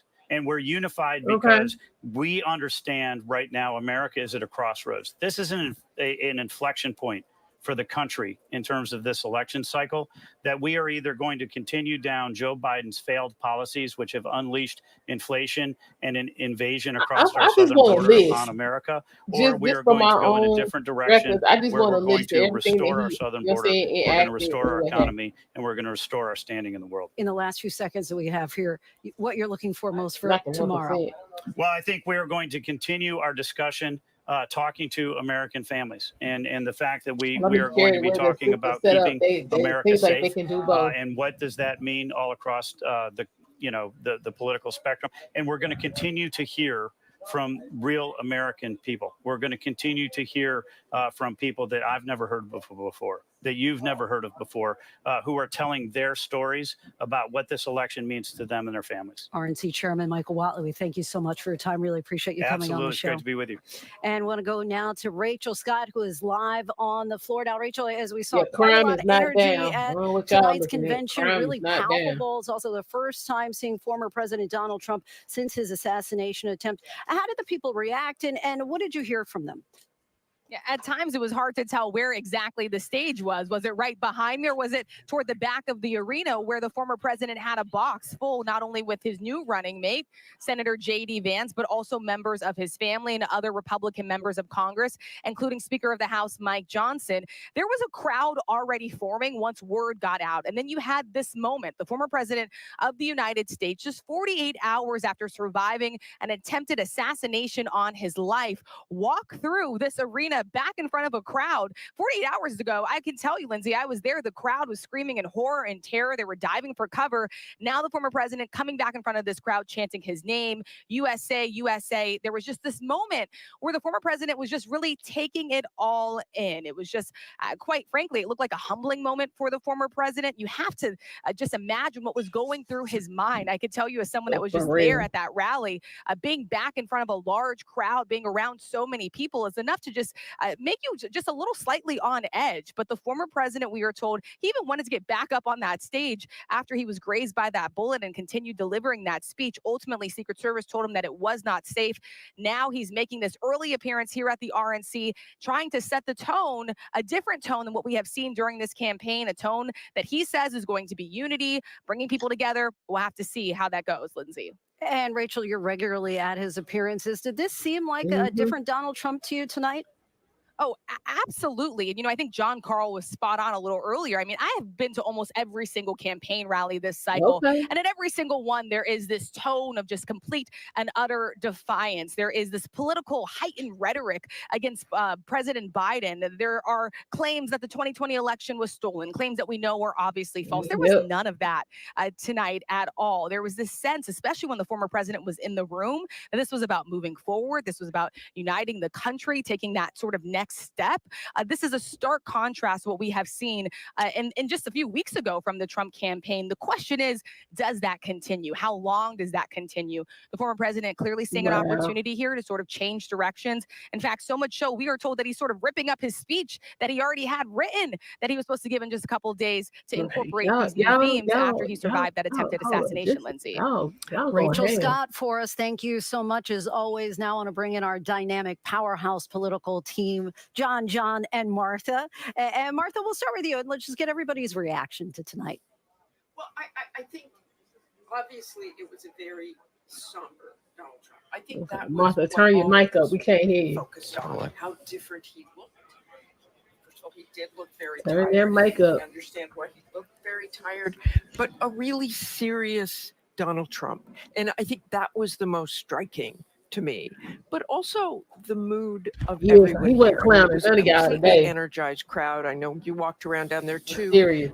Just walking from delegation to delegation and listening to people how proud they were of Donald Trump, and in particular because what they went through it, what the whole nation went through just a little more than 48 hours ago. But that energy and that enthusiasm somehow leveled itself when Donald Trump came out. I mean, there was, it went from yay, there's Donald Trump to sort of a somber respect for the candidate. And I think that was the biggest difference. I mean, even when J.D. Vance first came out and there was so much excitement and people were cheering, it was just different tonight. It was very different. And just the whole evening. I mean, you've been talking about this evening too, Lindsay. I mean, you had we had numerous Black speakers. It was very, very Thank you for different just saying them, from and just get on with it. 2016. Black Just the folk. whole mood, and all of that is understandable given what Just go happened ahead and say on it's black Saturday folk night. up there. And looking at Donald Trump's adult children. We've been talking about that all night, but I really was struck when they walked in and they're cheering and they seemed the same, right? But you had to realize what they went through. And John, of course, Santucci knows so much about that and what they went through. But I think anybody who looked at that and thought, I can't even imagine if that was my father or mother or someone, I can't imagine the fear. And you know, they're around and they can get in touch with people, but they didn't have such an easy time. It seemed, John, like a humanizing moment, even when we had that first statement come out from Melania Trump, where she talked about him and his sense of humor and him as a husband, not as a president of the United States. If it had happened, if there was death, how she knew that her life, her son Barron's life, would dramatically change, Lindsay. Very human, as Martha said, which I think is exactly case in point. And even the moment, I agree with Martha completely, that, you know, the family seemed normal. But there was one moment looking at Donald Trump Jr., the way he looked at his father's eyes when he shook his hand. I mean, I spoke to Donald Trump Jr. the moments after that shooting. He was out on a boat and not watching it and was saying, I don't know what's happening. And it took him several hours, Lindsay, to reach his father Saturday night. They hadn't seen each other in several days because everyone was not with him. You know, this was a rare campaign event, actually, to not have a member of the Trump family with their father. They were all getting ready for the convention. They were told, wish we knew, but they were told, don't worry, I'm not announcing my VP pick tonight, so stay home, pack, I'll see you in Milwaukee. But the fact of the matter being that it was a real human moment, that they cannot reach their dad. They finally did, heard he was okay,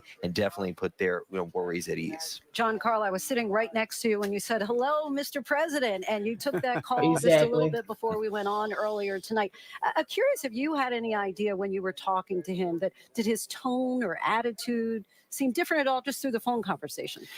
He seemed a little bit toned down. He was upbeat, but his voice was a little bit lower, talking a little bit more slowly, kind of the audio version of what you saw when he walked out there, when he seemed at times flatly emotional. I mean, I thought he was going to choke up when he saw that crowd. And when I spoke to him, he was clearly anticipating what was going to happen here. I asked him a question about how he was doing. How's the injury to your ear? And he said he was doing fine, but then he immediately pivoted to the bandage. and he said, "Yeah, I think the bandage will be done. We'll be off by Thursday," when he gives this big primetime speech.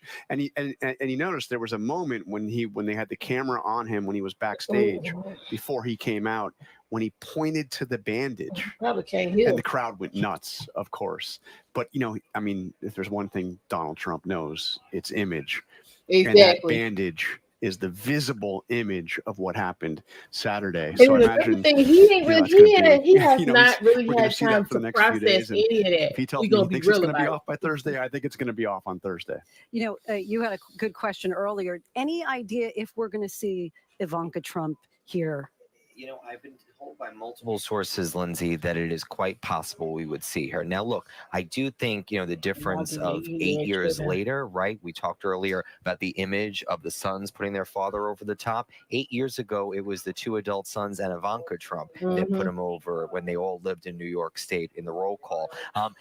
It's interesting that the dialogue between daughter and father has definitely improved. Let's recall, she's been nowhere on the campaign trail so far. She was the one that introduced Donald Trump in June of 2015 with the famous escalator ride. She's not been anywhere near the campaign trail. I'm told it's possible she shows up, most definitely not a speaking role. And one of the things you have to remember is that Ivanka's life, along with all the children, has changed dramatically since Donald Trump went down that escalator. She was the only one that went with him to the White House.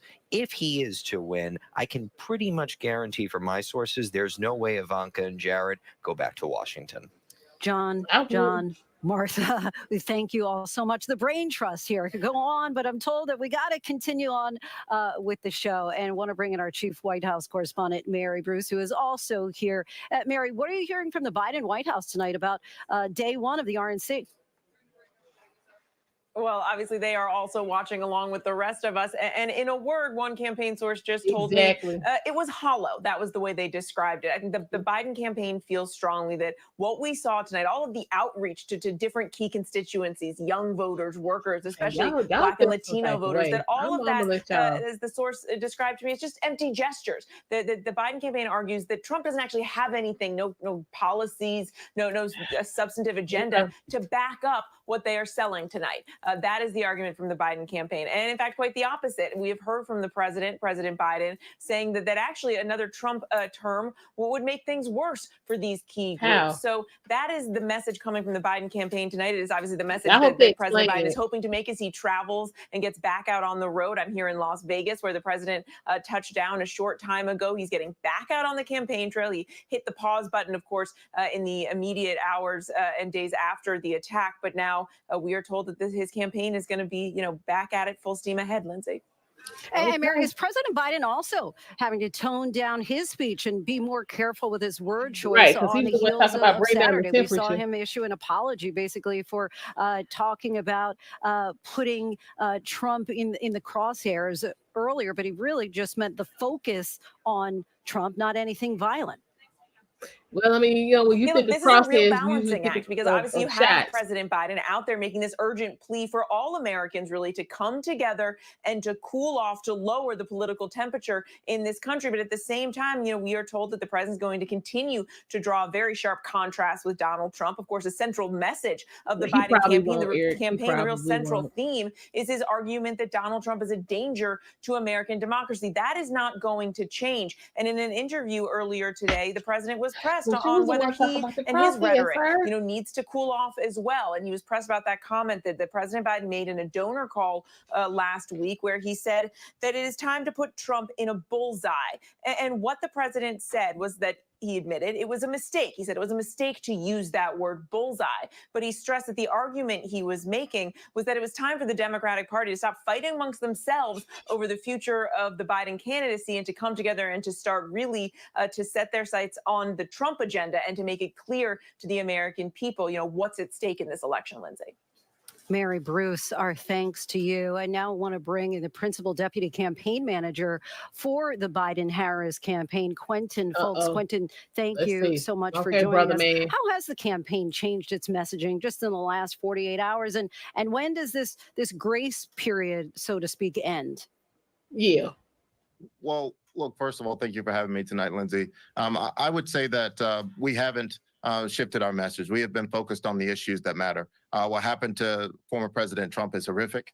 You heard President Biden say that it has no place in our politics. We are going to have disagreements. Republicans are going to continue their campaign, and we are going to continue ours, talking about the differences of character, vision, morals, for the next term of who is going to serve as president of the United States. And our campaign has been focused on the issues like reproductive rights and freedoms, issues like making sure that Social Security and Medicare remain intact, issues like the Affordable Care Act. Rights. Everybody got the right has been since the outset of this campaign, and we're going to continue to communicate the stark contrast and the very, very different visions for America on those issues to American voters. A small but vocal group, as you know, of House Democrats have told the campaign that Biden should step aside, and a majority of registered Democrats say the same. Can you say with 100% certainty that President Biden will be at the top of the ticket come November? Absolutely. And a majority of registered Democrats also voted for President Biden in the primaries, about 14.5 million, 87%, as well as the 3,900 delegates that President Biden has earned. And so President Biden has said himself he will be the nominee, and we look forward to hosting our convention in Chicago, where we can talk to American voters and Democrats about President Biden's vision and agenda for America. What is your pitch to Americans that Biden, not Trump, should be president for the next 4 years? Well, look, I think that comes down to a range of issues, as these two individuals could not be more different. I think one of the first and main ones is that President Biden will not allow Republicans to institute a national abortion ban. Republicans time and again have said that they want to put in place a national abortion ban. President Biden wants to expand health care. Republicans have time and again said that they want to get rid of the Affordable Care Act. President Biden wants to expand Social Security and Medicare. Republicans want to get rid of that. President Biden wants a fair tax code so that the wealthiest are paying their fair share in America. Republicans do not want that. They want to continue to tax the middle class at the expense of big corporations and the wealthy. President Biden wants to continue to finish his work of making sure that big pharma is on the level playing field and that Americans aren't paying out of pocket extreme costs for prescription drugs. Republicans want to undo that. So these things could not be more clear when it comes to the issues and the differences of President Biden's agenda versus that of former President Trump's. There are at least 7 swing states. The election is less than 4 months from now.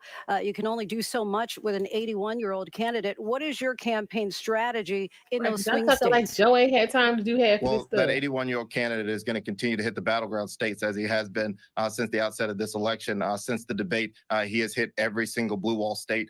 He is in Las Vegas now. He will be doing the NAACP and the UNIDOS it's too damn hot in Vegas for Joe to be out there walking around. Core constituencies of the Democratic Party, and him and the vice president are going to continue to campaign across this country, talking about the stakes of this election and the vision that they have, including all those issues that I mentioned in my former answer. Quentin Fulks, we thank you so much for your time. Really appreciate you coming on. Thank you, Lindsay. And Terry Moran joins us now. Terry, of course, the Republicans' theme this evening was Make America Wealthy Again. Ultimately, it's not just the two candidates who are different from each other. It's their platforms as well, as we just heard from Quentin there. How does the Republican platform differ from the Democrats in terms of the economy specifically? What we just heard, as you say, from Quentin Fulks, some of the big differences. Donald Trump is a salesman, and so naturally he's going to say everything will be better. But if you look down, while there aren't a ton of specifics in the Republican platform, you do see that he plans on ending taxes on tips. That's one of his goals. He's going to renew and re-up those tax cuts that were passed during his administration, which are set to expire in the next 4 years. He's also for tariffs, big trade tariffs on trade partners across the world. He believes that protecting American industries will make the economy stronger. And immigration. He's tough on immigration in part because he says it's an economic policy, that immigration, especially the numbers that we've had and the way that so many people are not within the lawful structure, presses down on the wages of lower class workers. And that is part of his program as well. Says he'll bring down inflation, not too specifically, bring down the budget. No specifics there. The Democrats, as just heard Quentin Fulks talk about, have a totally different plan. More government spending on infrastructure and on energy, and raising taxes on the rich, as well as keeping the trade partners more open. So it's a very dramatically different platforms in both parties that the voters will have to decide on. And part of the Republican messaging as well is, quote, end inflation and make America affordable again. But many Republicans, including Trump, are pushing for increased tariffs on imports, which, according to economists, can make inflation even worse. Do any Republicans seem troubled by a potential disconnect there?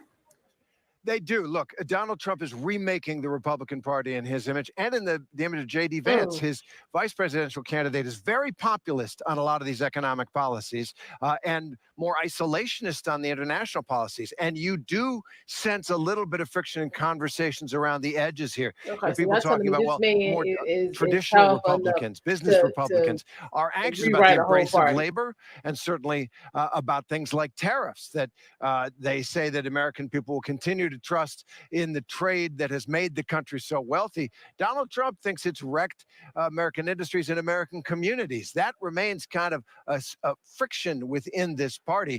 But by picking his vice president, J.D. Vance, who's strong on those issues as well, he sent a message. This is not your grandparents' Republican Party anymore. Yeah, see. Certainly is not. Terry Moran, our thanks to you as always. Still much more context and analysis to get to here on this special edition of ABC News Live Prime, the GOP convention. We're here in Milwaukee this week for all 4 nights of the Republican National Convention. Our team of correspondents and analysts are breaking down the most notable moments of the day and what's coming next.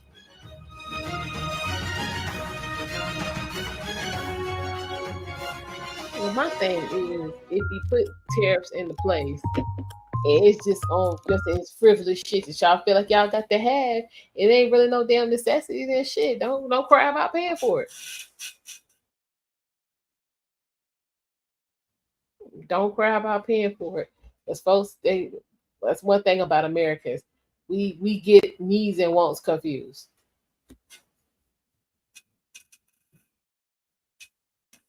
Especially black folk. Your needs and wants confused every day. But again, I want specifics. That's what I want. Specific, you know what I'm saying, policies that were enacted that were detrimental to the American people from both sides. I want a list of stuff Trump did that got us messed up, and I want a list of stuff Joe did that got us messed up. And take them to listen, and let's just go down side by, you know what I'm saying, line by line. I think that's only fair. What you think, V?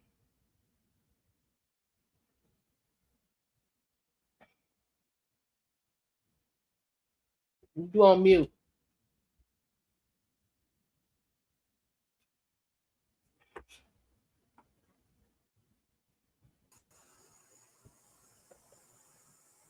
You're on mute, sir. Yeah, I know I was muted. Oh, okay. But did you hear what I said?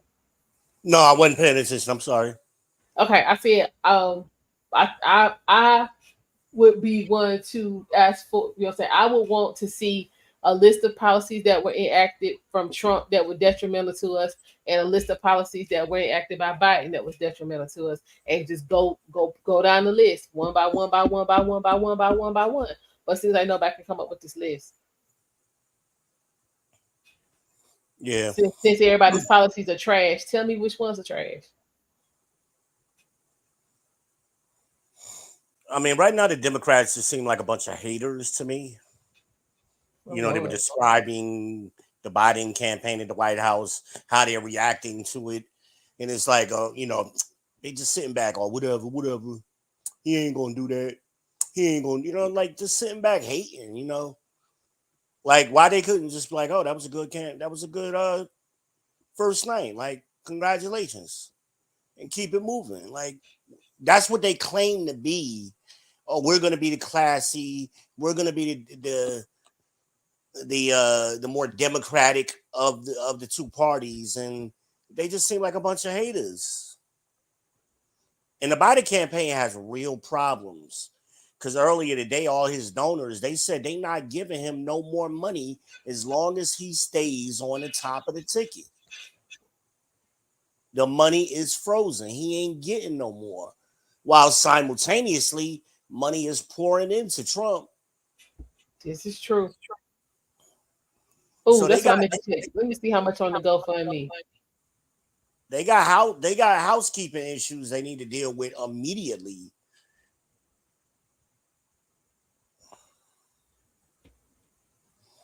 The campaigning will be back. The messaging will be back. A question to my mind is if it's changed at all. Tonight was very muted compared to what you normally get at a political convention in either party. There was a lot of red meat that was not served the delegates. And I listened to the ovations that people like Marjorie Taylor Greene and Lieutenant Governor Mark Robinson got. These are conservative firebrands. They are heroes in this room. People were really jazzed to hear from them. And then I listened to their speeches, and it was your basic Republican speech. Yeah, they were attacking Democrats, they were attacking Joe Biden, but it wasn't nearly the kind of talk that you normally hear. We didn't hear about stolen elections. In fact, we heard Donald Trump saying it's okay to vote by mail.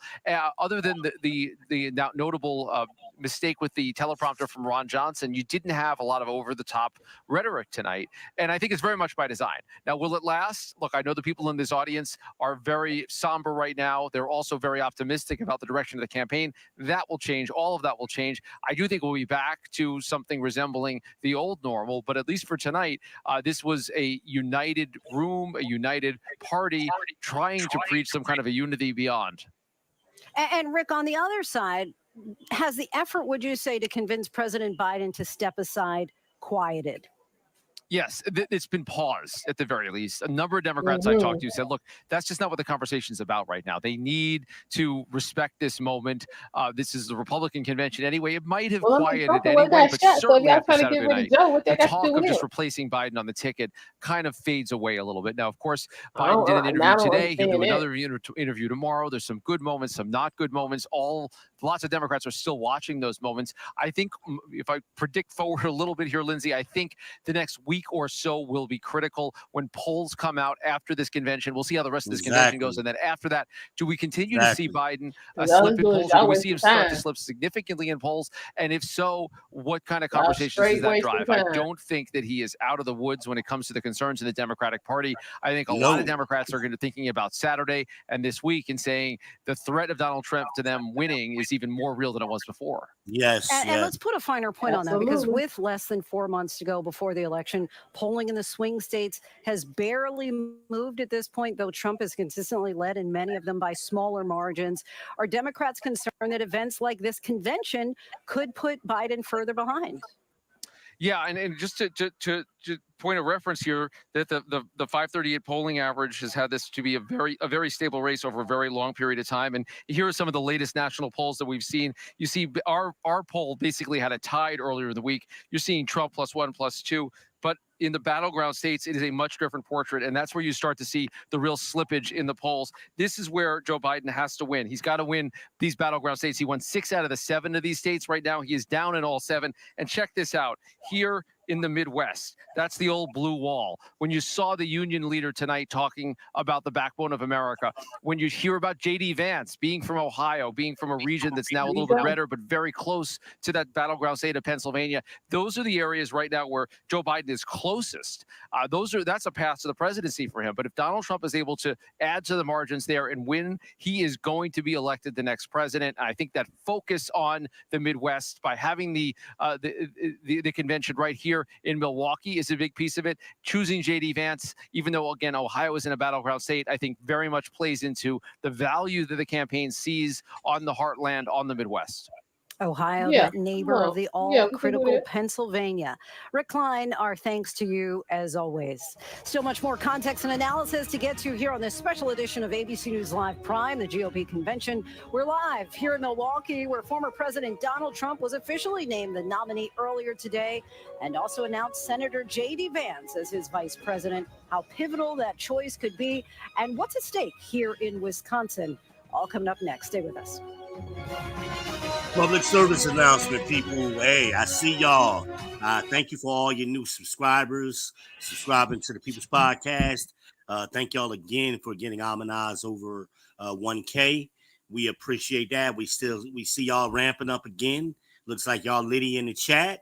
Hey, man, we appreciate y'all. Like, subscribe, and share. Smash that bell. You know what I mean? Share it to your socials.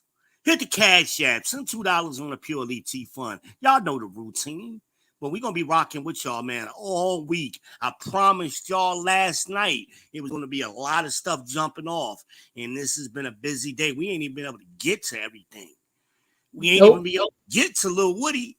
We ain't even got to talk about Lil Woody yet. Not at all. But I mean, a lot of things is going on. So, but we appreciate y'all trusting us and to share our opinion with y'all, because you ain't gonna get it like this nowhere else. You ain't gonna get it like this nowhere else. You're gonna get it here. And let me see what time it is, man. We almost after dark. Yeah, we got about 20 more minutes. Y'all know what time it is. Y'all know what happens when we go after dark. Right now, it's a family show. I can't say it, but wait till after midnight. I'll tell y'all what it is. But hey, we definitely appreciate y'all rocking strong with us. And we just going to keep following along. I mean, like I said, this is one of the better Republican conventions that I can remember. That is true. And it's just nothing but, I mean, it's flawless so far. There's been no gaffes. Y'all. I said, the only thing I wish, man, I mean, Trump could have came out to so much music. He could have came out to that. He cannot be out there scaring them good white folk. Huh? He can't be scaring them folks. Them folks don't know nothing about that. Them folks don't know nothing about that 50 Cent. They don't know nothing about that. He could have came out to that Goldberg theme song, and they would have been like, Donald, you know what I mean? Look, man. But have you heard the remake? Hold on. That do for the campaign. Now let's bring in 538's Galen Drew for more. Galen, how much do VP picks matter when it comes to winning over voters? It's a good question because we all pay a lot of attention to this in the media, and it was something of the news of the day today. When you look at the actual evidence from past elections, vice presidential picks very, very rarely actually make the difference. The top of the ticket, the presidential nominee, is generally so well known and has so much more airtime in front of the American public that when Americans go to the ballot box in November, that's really who they're going to be thinking about. And in this case, Biden and Trump are universally known by Americans. And so that's really what's going to motivate them. The overarching principle of picking a VP is do no harm. So the canonical example of doing some harm to your campaign is 2008's John McCain picked governor of Alaska, Sarah Palin. And what we saw in the polling was actually interesting.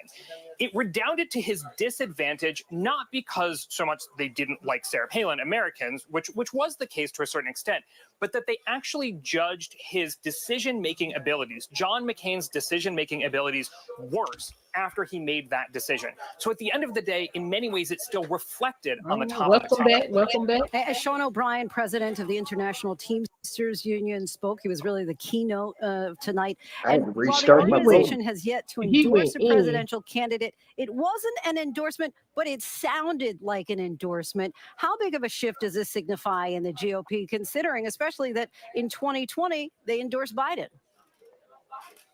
Lindsay, this was a pretty remarkable moment for the Republican Party. And actually, for me personally, I used to cover politics here in Wisconsin when Scott Walker was governor, and he enacted Act 10, which was extremely divisive in the state. It essentially dismantled public unions, and then he later passed Right to Work, which weakened private unions as well.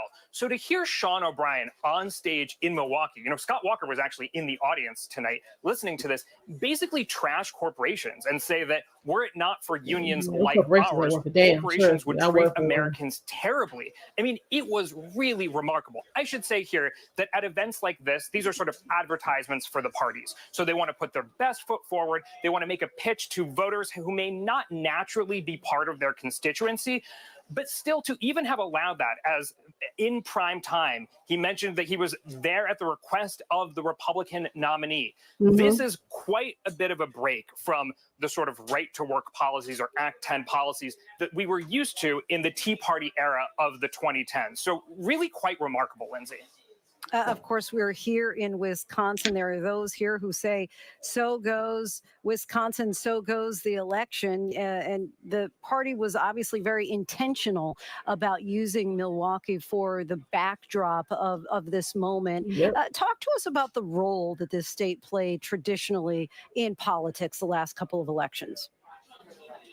Yeah, Lindsay, add my name to the voices who say, as goes Wisconsin, so goes the election. In both 2016 and 2020, Wisconsin was the tipping point state as we measure it at 538, which is to say its delegates to the electors, to the Electoral College, put the winning candidate over the edge in back-to-back elections for both Trump and Biden. And both times, it was by about 20,000 votes that the winning candidate won Wisconsin. And so this is definitely one of the epicenters of the campaign.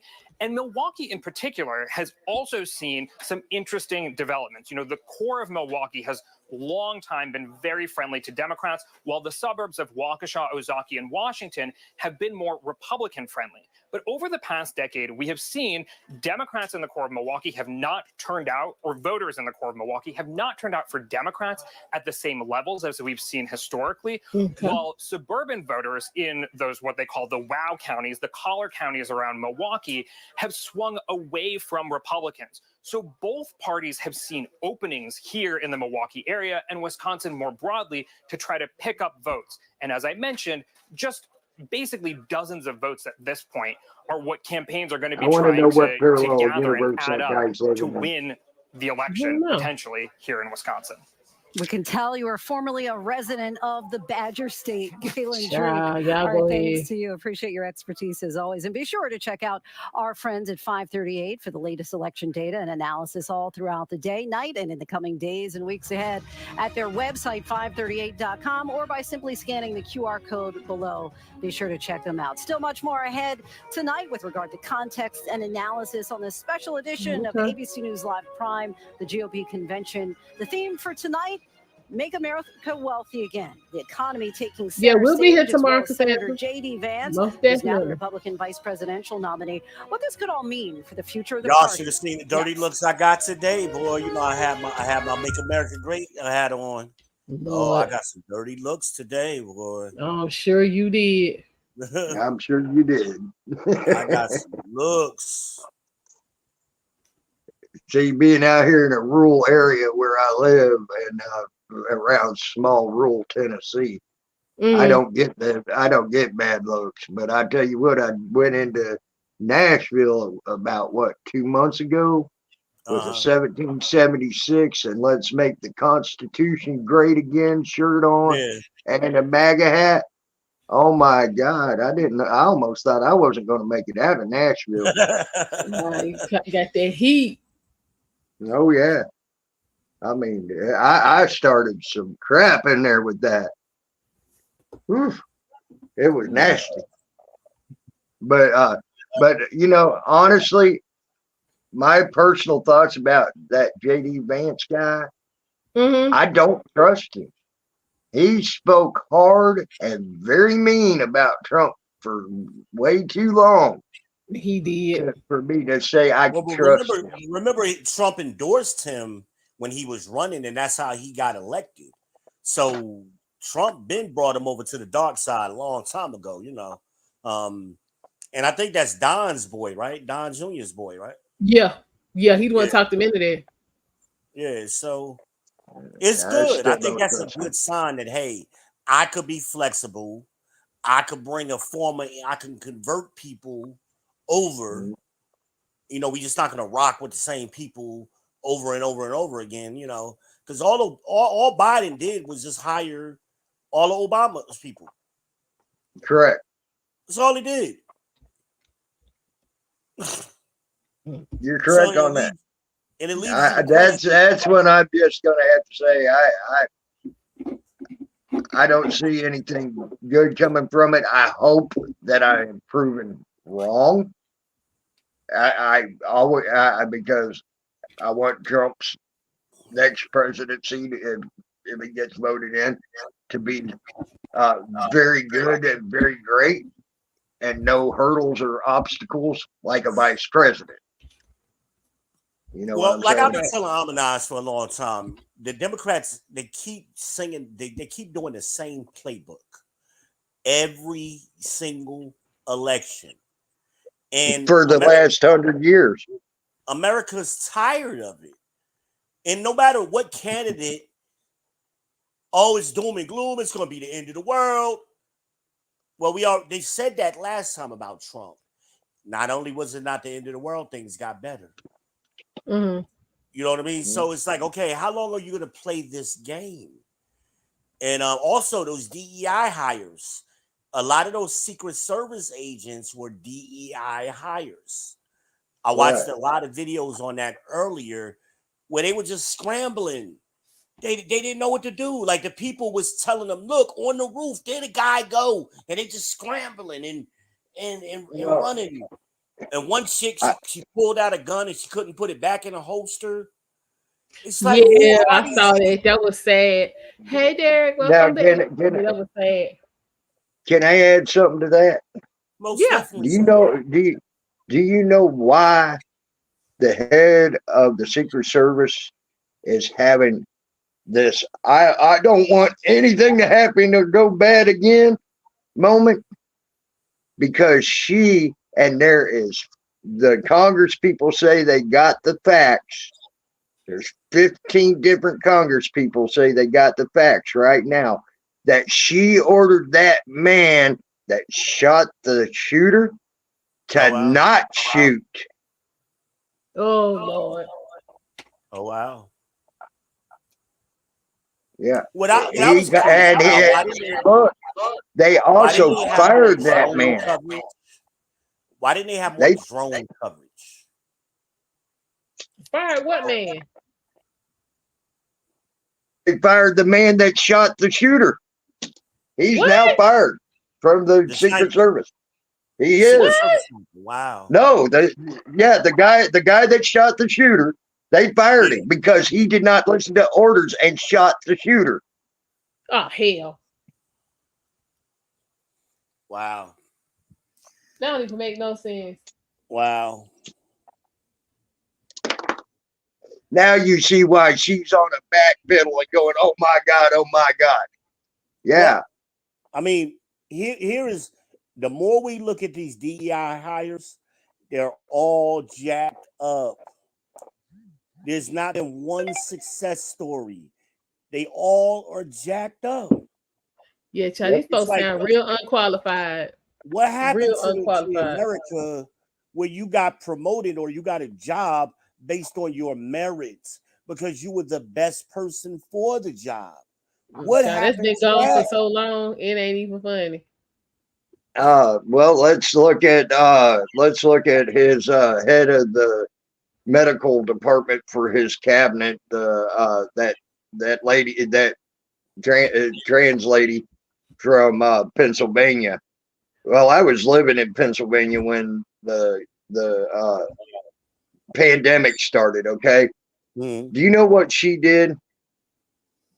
She sat there and moved her mother out of the nursing home she was in. And on the taxpayers' dime for Pennsylvania, put her in the hotel that they used for visiting dignitaries to Pennsylvania. Oh, Lord. And that was a $2,000 a night hotel room, all on the taxpayers' dime. And then she put all the COVID patients right into the nursing home that she took her mom out of. I was living there when that happened. Oh, yeah. I was living there when that happened. Sure did. She sure did. And then she got the position she's got on Biden's cabinet. How unqualified is that? I mean, it's like they like the unqualified. I don't know what to say. It's like everybody, and especially in key positions. It's like, what the hell is wrong with y'all? And then when something jumps off or something needs to be handled, it falls apart. Every time we look at it. And then they want to point the finger at somebody else. Where's the accountability? Well, that's the thing, like what's his name? He was the New York governor there for a while. during the pandemic. Cuomo? Yeah, Como. Chomo. More like it. Sorry. But he sat there. Hundreds of thousands of people died under him, and all his bad decisions. Where is his accountability? Well, Cuomo, you know, that family, they're heavy into New York politics, so it's been a lot of finger tipping on the scale for that group for a long time, you know. And you've always had that problem in the tri-state area, particularly New Jersey, New York, Connecticut. You've always had shady stuff go on. You know, a lot of favoritism and nepotism. And fortunately, Chris Christie's never gotten caught up in that. Like but he did get caught up in another scandal, and I didn't like. And there's some people they say they have video proof of it, and I don't know. I've never seen it, but that was touching little kids.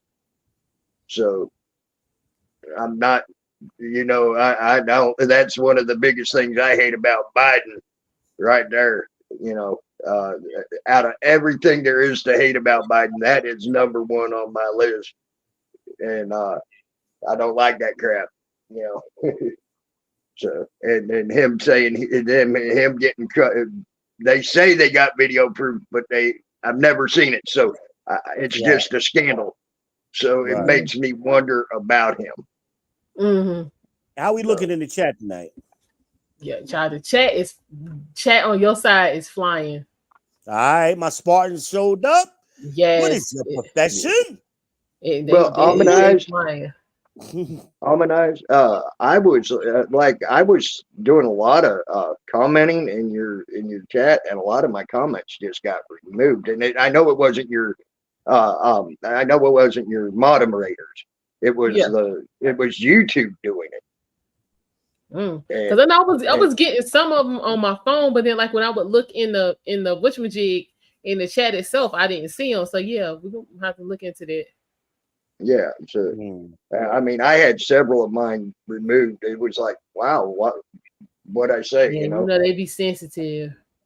I mean, my first comment was that I realized they removed was I said, wouldn't it be funny if he came out and he actually took the bandage off on stage and he had a diamond ring in where I saw that he got shot. I actually did see that one. Right, but it removed it. If I left and I came back real quick, and it was removed from the comments to where I couldn't see it. Okay. So, yeah. So, but I think that would be hilarious. It would. I went back in and I had to unhide a lot of comments. It was automatically hiding comments. Yeah. I had to unhide them, and I looked at some of the comments like it's not that bad, So I don't know. I mean, come on, what was bad about that? I mean, I just think sometimes the algorithm is just overly sensitive. Right. And I don't know why. I mean, it's the people's channel, man. We gonna let people talk over here, as long as you don't get out of control. Right. So I never noticed so many comments, and we've had some outlandish discussions. So I was like, what the hell is this? This is nothing, Yeah, I went back and I watched some of your all stuff. You had some pretty heated arguments. Yeah, I mean, we give it to you raw over here, Yeah. It is what it is. What you say, Derek? Hello. Derek who? Derek the legend? Yes. Mr. Gaines has graced us with his presence. What? Yes. What he's sipping on? I think he's straight tonight. I don't think he went there. And talk about the biggest lie I ever heard was from that one guy talking about Biden and Trump. And when he said Trump's taxes were only there to hurt the small businesses. Now, I want you to look. Small businesses thrived under Trump. Under Biden, you can't hardly find a small business that's still alive. Actually able to get my stuff off the ground. Like, you know what I'm saying? Just get inventory and all that kind of stuff. Child, I'm about stuck now. Listen. Yeah, and I got I'm moving at snail's pace. Well, I shut down my bait and tackle shop because the taxes were so far out of hand from Biden that I couldn't keep it going. It was stupid. The taxes he put on that for small businesses, he's killed small businesses. I hope Trump does put his stuff back into place because I might be able to open my bait and tackle shop again. I know that's right. All right, y'all, check it out. We got a couple of speeches we need to take a look at. We got Marjorie Taylor Greene, we got Mark Robinson, and Wesley Hunt. They spoke earlier this evening, right after the nomination was official. We're gonna take a look and see what they had to say because I'm sure they got plenty that we need to discuss. So we're gonna go ahead and get that started. Give me just a sec. Yeah, I love Marjorie Taylor Greene, and the only reason that that bartender from New York has a problem with her is because she's prettier than her. Wow. Yes, MTR. Yes. Thank you, Kill Switch. We appreciate that. Yeah, we're gonna see what she's talking about real quick. Okay, so far the outfit ain't bad. Ain't bad. Let's see what she got to say. Shout out to BGS Ed Moore. He's had some good commentary on this topic too. Oh, for real? Also, yeah. So if y'all not familiar with one of the OGs, BGS Ed Moore, ladies and gentlemen, make sure you find him. Green Gorilla also, Dr. T. Hassan Johnson. Make sure y'all shout out to Blizzard King. Let him know we sent you over there. Yeah, he just went off a few minutes ago. Crimson Cure has been chiming in on this topic, which he normally doesn't, but she has been. Coach Greg Adams has been paying attention. The notorious CGA, ladies and gentlemen. CGA, yes. Who else has been active this week? Last couple of days from their normal flow. Those are a couple of that I've noticed. Hell, even Lawyer has been active. Bruce Willis is the criminal lawyer trying to stop y'all from self-snitching. Y'all make sure y'all subscribe to Bruce Willis. I told y'all about Emily Baker as usual. Emily D. Baker with the coffee and cursey words. Y'all Tennessee girl up there. Who else we got, man? There's been a lot of content, a lot of great content out here. Y'all got to move around. Like I tell y'all all the time, there's plenty of places to be out here in these YouTube streets. Move around. Yep. Move around. Don't lock yourself into an echo chamber and just caught up in one little snippet of a corner. You got to broaden your horizons, man. There's a lot of content out here, good content on a variety of topics. Exactly. And that's what we try to give you. This is one thing you should also remember. Don't hesitate to watch something you may not like because you don't want to hear the message. Like watch Biden. Biden, watch his speeches because of the simple fact, then you know how to respond against what could be put against you if you're in a discussion. Right. Well, yeah, because like I said earlier, we're watching, the RNC, we're going to watch the DNC. We're going to hear what everybody got to say. And then you can make your decision from there. That's the best way to go. No one is wrong 100% of the time, and nobody is right 100% of the time. You talk to these people, and you can kind of almost anticipate what they're going to say because they're just getting all their information from one source. Yeah. And it's heavily opinionated, very little fact. It's not even an educated opinion. You know, it's a swag. It's a scientific wild ass guess. That's what we used to call it in the military. What I've seen a lot of people do is just speak the talking points that their favorite news station has. And then they run across somebody who actually has some knowledge, and they get caught off guard. You know, that's why I warn people a lot of times when they're in the chat trying to take shots at me, you're not ready for this conversation. Hold on. You know, just some people, like, again, you know, I don't have a lot of respect for people who want to throw rocks at high hands anyway. We open up our panels all the time. You know, bring it. You got work for us? Bring it. We have no problem having a conversation with you one-on-one. You want to go one-on-one with the great one? I am always available. But a lot of times we find out that people just don't know what they're talking about. Well, a lot of people are not knowledgeable and actually just don't know how to ask for the knowledge, and then they come up in a what sounds like disrespectful, and then later on they realize, hey, I gained a bunch of knowledge, and come back and apologize or things of that nature. The old people used to say, you got 2 ears and 1 mouth for a reason. To listen twice as much as you talk. But it's somewhere in recent times, the reverse is more popular. People want, and if you're talking, you're not listening.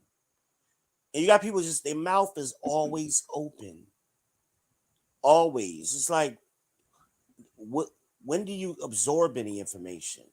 Communication is, 70% of communication is nonverbal. But they think if they're talking and using a lot of words and word salads, people they're think saying they're smart. something. It reminds me of the dumb kids in school. They were always raising their hand while the teacher was trying to talk.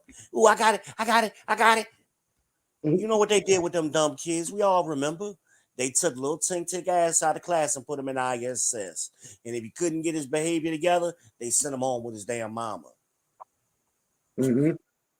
Yep. True. But, you know, we and I blame it on Oprah. It's Oprah's fault. Oprah made everybody think their opinion matters. Everybody, you are entitled to have your opinion. But don't mean we got to hear it. Once you share it, then you're responsible for what you're sharing. And it's subject to attack and criticism. Correct. I don't know what people forgot that, especially constructive criticism, you know. And we've been doing this so long. Humanizing and I have been doing this so long. A lot of these arguments are old for us. I understand where you're coming from. I mean, especially we go back to some, and I posted a lot of them recently, some of our Facebook videos, which are like 10 years old. We was having these arguments 10 years ago on Facebook. Like, what do you folks think they're saying something new? Ain't nothing, right, we didn't debunk this. Well, a lot of these arguments I've been having since I was politically actually active in Missouri, around West Plains, Missouri. I ran for 2 different offices, and I've been having them conversations since I was 18 years old, because my first office I ran for was for the county mortician in the West Plains area. The county mortician in Missouri is the only person that can put the sheriff in a jail cell there in Missouri. And so, needless to say, that's why I ran, because the sheriff was so corrupt that it was not even funny, and he needed to be in a jail cell. Well, of course, I lost, but I didn't lose by much. I only lost by 15 votes. Wow. Okay. Yeah. Hey, y'all, I see y'all in the chat, and I see y'all on my channel. Y'all got me to 480 subscribers. I'm very humble right now. But I need another favor. I need 20 more. I need y'all to get me 20. Yeah, we can get you the 5. Yeah. I need y'all to put 20 on it. And don't nobody say I'm trying to steal votes either. Yeah. That's what you do. Lord. Yeah, because we have officially crossed over into after dark territory. Oh shit, we about to pull them titties out, y'all. Yep. So we're gonna go ahead and we're gonna run these interviews real quick. All right, go ahead with it. All right. So we're gonna start out. We got MTR. She gonna kick it off. Let's see what she say.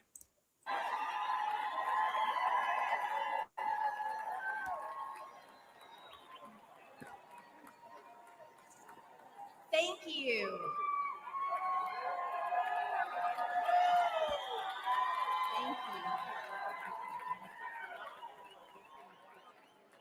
Thank you.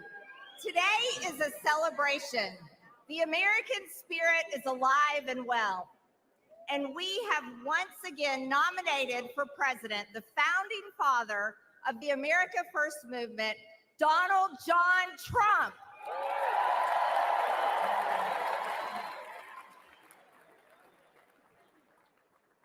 Unfortunately, this is also a somber moment for our nation. 2 days ago, evil came for the man we admire and love so much. I thank God that his hand was on President Trump.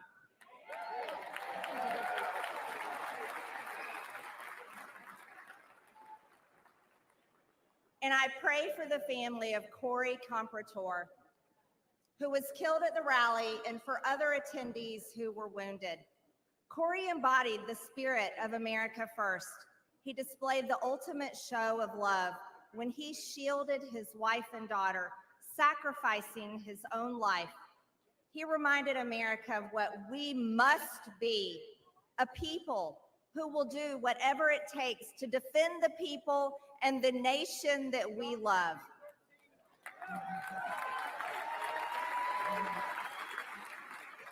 Thank you. I love you too. We will honor Corey's memory by building the country he wanted, the country he wanted for his children, and a government worthy of the American people. For far too long, the establishment in Washington has sold us out. Let me say out, baby.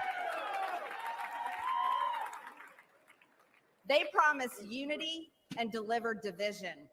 They promised peace and brought war. They promised normalcy and gave us Transgender Visibility Day on Easter Sunday. Yeah, think about that. That. Disrespectful. And let me state this clearly. There are only 2 genders.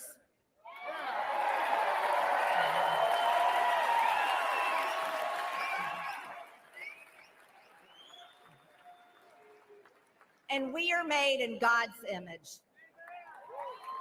Amen. And we won't shy away from that look like a man. Y'all showed the wrong person right there. The Democrats ripped open our borders and allowed millions of illegal aliens to pour in, driving up the cost of housing and health care while slashing American wages and eliminating jobs. They claim that our economy is thriving, yet hundreds of thousands of American-born workers lost their jobs these past few years.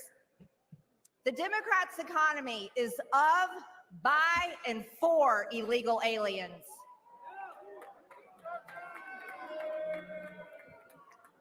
Our open borders have also unleashed the worst drug crisis in American history. Yet while hundreds of thousands of Americans are suffering, the Democrats spent over $175 billion, your tax dollars, to secure Ukraine's borders.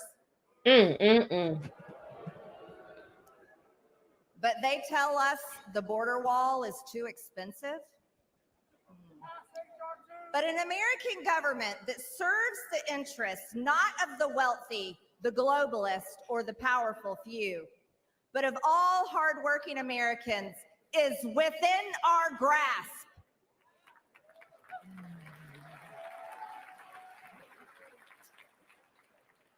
Donald Trump has, and he will, make America successful again. He will make us wealthy again. And as God as my witness, he will finally give us the country we deserve. Okay. Because Donald John Trump is the leader America deserves. God bless the American people. God bless President Trump, and God bless the United States of America.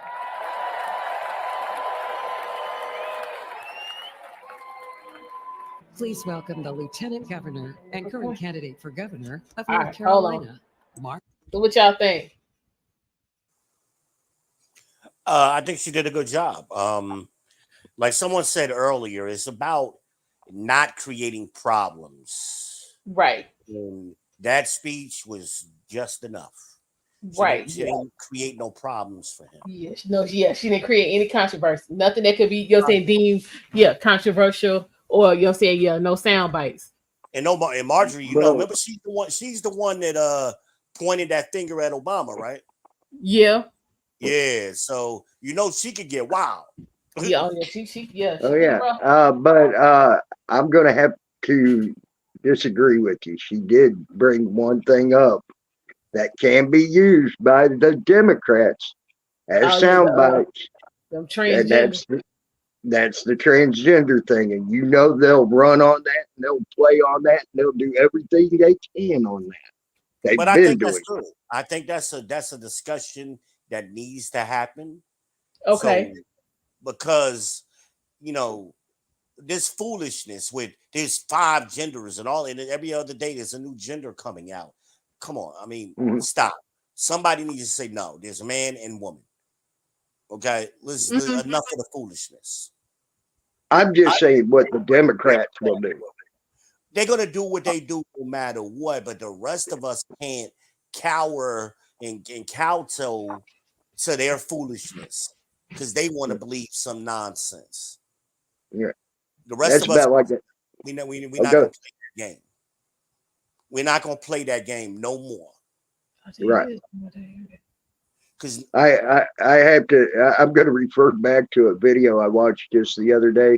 There's this little old lady. And she's facing this guy. They said they're doing a debate, and the guy that was moderating their little debate said, "Ask him what his gender is." And the little old lady says, "Oh my God, here comes the list that's 1,000,000 miles long." Yeah. And she says, "Okay, what's your gender?" He said, "Well, my gender," and she says, "Hold on right there. Let me get a chair because this is going to last at least 20 minutes." About 35 minutes. I mean, it's amazing. Our kids they know what this non-binary and all of that crap is, but they can't count and read. Okay, enough is enough. Yeah, they can't even count you back change anymore without a computer. Ain't that the truth? I blew a kid's mind the other day. Well, this happened about 6 months ago. I walked into a McDonald's. Okay, my bill was $11.31. Okay. I gave them $15 and a penny. Yeah, okay. And that blew that kid's mind. They were ready. Wow. That's crazy. First of all, where the hell did you get a penny from? I ain't seen a penny in forever. Dude, I got a whole jar full of them right now. I keep all my change. Yeah, y'all better go find the pennies fucking around with Joe. Every cent you can get your hands on. We have to get back to the point where we speak truth to lies and foolishness, and stop being accepting of, because we don't want to offend anybody. So we're accepting of any kind of nonsense or foolishness people telling you. What America is that? We didn't grow up like that. When the hell did that get cool? When about 90% of the American males became beta cucks. Period. End of statement. I mean, it's not even just the males. I mean, it's just like a societal norm, and somewhere I missed the paradigm shift. It just happened. I did too. It just happened overnight. Mm-hmm. Like one day, I mean, even the ladies in a lot of places are not even wanting to stand up for themselves and say, no, you're a guy. You need to quit trying to do women things because it don't work. You know, Listen, we trying to do see, men things and it ain't working. Hell, Saturday was a prime example of that. Okay, I missed that one. So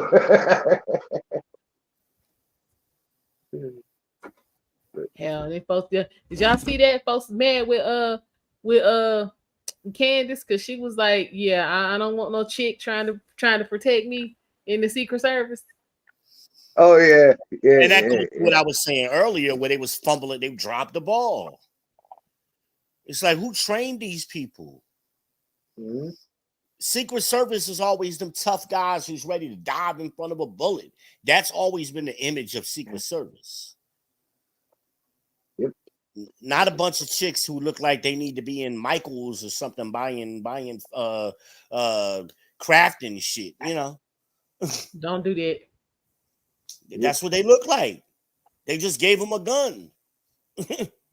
Like, here, take this gun, stand right there. Yeah. Like, so I hit it with that. What? Take that. No Diddy. His ass in some more trouble. I ain't even had time to get into that. Right. It's been a lot of content we got to get to. We ain't been able to get to it, man. You know, hell. Some of the things y'all say crack me up because it's so true. What you're saying is so true. It just cracks me up, and I'm just imagining how many people are sitting there going, "Ah!" Because of what you're saying. I sent Amaniz a text earlier, and she was like, "Oh shit!" Like, she was like, "I wasn't even ready for that." Like, you know, I you know what? Because when you sent me that, I was in the middle of I had just started streaming the daily briefing from the White House. They was talking about the situation on Saturday. Like, dang.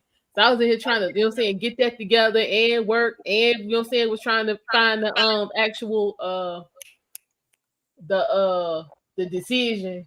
But your girl, what's the chick you sent me? Kat, she put the link in her live stream, so I was able to download it. So yeah, I got the actual whole complaint. I mean, not the complaint, but the decision. So I got to read through that. Yeah. But yeah, She's Glenville, he had to know. You gotta go, sir. Yeah, she's good. That's Kat Not Williams, y'all. Make sure y'all subscribe to her channel, Kat Not Williams. Let her know the People's Champ sent y'all over there. Let her know Amaniz sent you over there. Let her know. We've been Israel told y'all to check her out. Kat Not Williams. She's very good. And they kept talking about how emotional Trump was. Well, you know, one thing I did, like I said, being shot at, that ain't fun. And I never got hit, so I could just imagine him getting hit as close as that was. That had to put his whole mindset in a new perspective. Any near-death experience that you know, overcome, especially when you're not expecting to be in that kind of situation and that happens and you survive it, it's like, it makes you think back like, whoa. I mean, a half an inch, just a half an inch. I mean, a millimeter with him. Yeah. That was his ear. So, I mean, that shit was. They was trying to take him out, but I mean, anything. I mean, shoot, anything. Mm-hmm. So I mean, that's why he was probably very much emotional tonight. He's sitting there realizing how real this is now. I Right. mean, That's like, exactly it trying to right kill there. me, like for real, for real. Oh shit, this ain't no game. yeah, Like these you got people out here that really hate me. yeah. Like they want to end my life and I ain't did nothing to them. Except for help them. I mean, you would think, but I mean, Everybody ain't seen it like that. I mean, you figure when Trump was president last in what? He left office in 2020. 21. Yeah, he left office in 21, so that's 3 years ago. This kid was 17 when Trump Yeah, left. he ain't never voted. That's what I said. He never voted. He voted for nothing.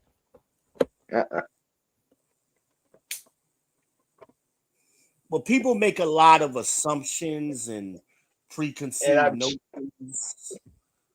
I'm still loving how the mainstream media is playing this kid off. Okay,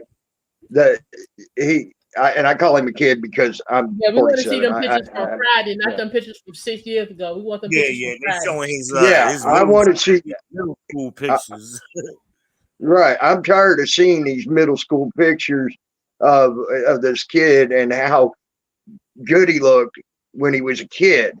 You know, because I'm sorry, I know what I saw when they had the pictures of him not alive anymore on laid out. Group. You look a hot mess. Yes, he was a big hot mess. And you said it right the other day, yesterday, Humanizing. It looked like he went 10 rounds with the devil. This is what I'm saying. He's a hot mess. I sent him to you, V. Yeah, that spiritual shit ain't no joke, man. Spiritual like warfare. He looked like he was in a fight. He looked like he'd been in a fight of his life with the devil every day for the last decade. Yep, and lost. Right. Oh, you're gonna lose. Feel like he was getting hit and whoop. Yeah, that ain't no joke. So they need to start showing them pictures. As a matter of fact, a buddy of mine he has the videos that can clear up. He's got this app that can clear up stuff a little bit. Mm-hmm. And one of the here's what will blow your mind. And he showed me this, and I'm gonna say this is allegedly, okay, because no one's speaking about it, so it's only allegedly. But if you clear that leg up, the one that's close, you will see a shield. You remember the old MFA shield that they had, where it's got the three little points on the top, and then it comes around. It does like sort of like an oval to a point. Well, it had that. It had the number 13 in that, and then 666 underneath of it. Oh, good grief. Okay. If you look at that and you go and look that up, that shows MS-13 and that he had killed people. And that's what the 666 was for. Oh, Lord. So that's what, and my buddy, he ain't going to, he's like, he's tripping out over this. Oh, so he, you ain't sitting there going like, hey, he wasn't like going, hey, I made this up, look at this. He's tripping out and freaking having a spasmoid because he just found something that no one else has seen. And he's like, and he's tripping out that this dude was that. Mm-hmm. Okay. And so there's something that maybe someone else with clarifying technology might want to take a look at and see for themselves as well. You know what I'm saying? You got a lot of people. I mean, it's so much going on in the last 48 hours. There's been no room for all of it to come out yet. But I'm sure over the course of this week and weeks to come, it's going to come out. It's going to come out. I'm just giving y'all something to look at there because It'll come out. I know it freaked me out when I seen it. I wouldn't have thought someone that wasn't Spanish or Mexican or whatever MS-13 is. I would have never thought that that person would have been in there. Yeah, but you don't get that tattoo for play around games, It's amazing how his daddy trying to act like he ain't know nothing. Yeah. Well, sadly, a lot of parents, they're really oblivious to their kids. They really don't know what their kids is doing. I remember when Ebony and Ivory was in high school down there in Chesterfield, they caught that kid that he bought a bunch of fertilizer and he was making a bomb. He was going to blow up Chesterfield High School in South Carolina. And his stepfather is the one who caught him. He had bought the fertilizer with Dad's credit card, and Dad happened to catch the charge. Like, wait a minute, I ain't ordered that much fertilizer, And Dad went out there and looked in the shed or whatever and seen it. Like, wait a minute, I didn't order this. No way, Because it was out of season. That's what made him notice that it was out of season for fertilizer. Like, I don't order fertilizer. Like, this ain't me. Right, this ain't, and that's what made he was trying to get it off of him. Like, I'm letting these authorities know right away, this is not me. Don't y'all come looking for me. But I mean, both of my younger sisters was going to that. Ebony was Ivy was a freshman, and Ebony was somewhere in there. Ebony was like a junior. So it was amazing. For that to be that close to home, in little Chesterfield County, Chesterfield, South Carolina, it's like, why? Who do you hate at school? Right. Ain't nobody there. That's an integrated high school, black and white for generations. I didn't go to that school. I went to Pageland. But I remember going to them, like we competed against them in football, track, and basketball. So it was a very nice school, very diverse school. So I'm like, you was just one of them weird kids. How about you get involved and stop building bombs in your stepdaddy's shed with your weird ass, But they caught that kid. He in jail to this day. I remember because I don't know. It was some other things happening around that same time, but I remember that was going on. That would have been because we was at Convergence then, so that would have been 2005. Oh wow. Yeah, that was 2005. Crazy. Showing my age. Hey, I'm right behind you there, bud. You about old now. But what's going on in the chat? How our chat doing, people? Let us know. Child, they still in here. Look, there might be a little contention, but look, like they trying to work it out. What they contention about? What they talking about? Folks like pull up. Nah, we ain't gonna do that telephone tough guy over here. Y'all don't want nobody to pull up. That's fake tough guy stuff. Like I said, what I just said the other night, y'all ain't seen a fight in your adult life. Stop with the fake tough guy shit. Oh man. Stop. You ain't about that life. All right, let's see what homegrown North Carolina born and bred Mark Robinson talking about.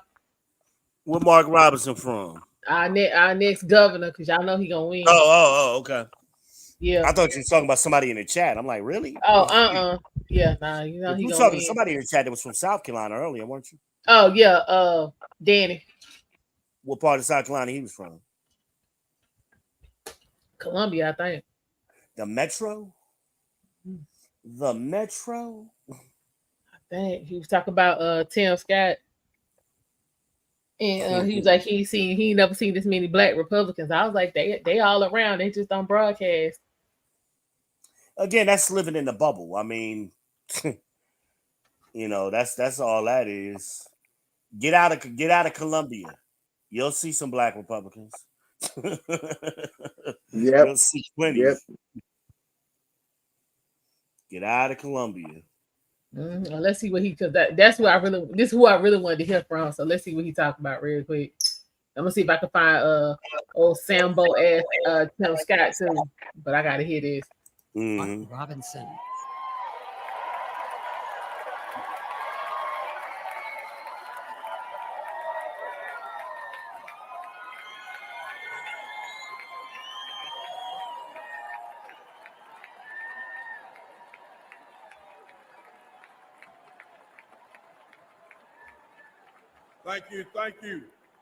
Thank you.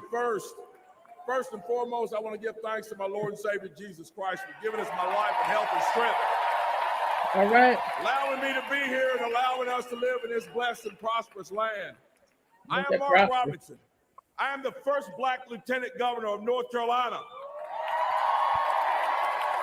And come November, I plan on being the first black governor of North Carolina.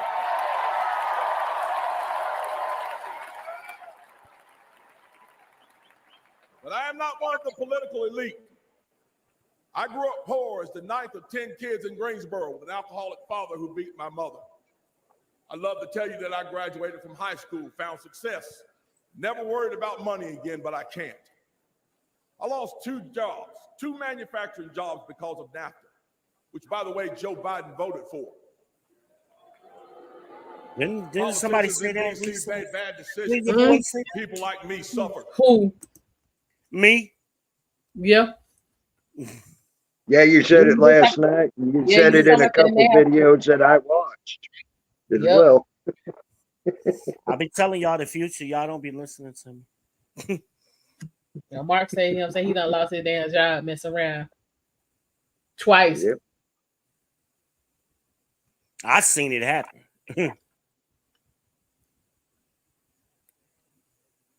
All right, that's you. I lost my car and my house. I was desperate. But my story isn't unique. A couple of months ago in my travels, I stopped at a gas station. As I was leaving, a man walked out with a beer and he looked very stressed. He got in his car and I could see him holding an envelope. My heart dropped because years ago I held one just like it. It was bankruptcy papers. I could see the fear on his face.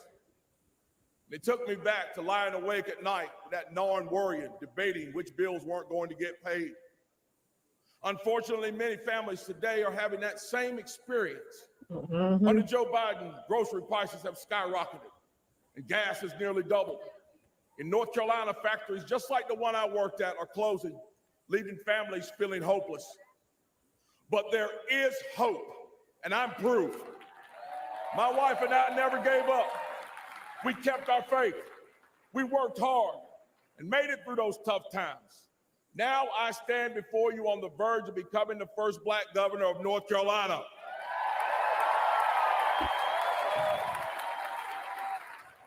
As governor, I will not forget where I came from or the struggles of the people I meet.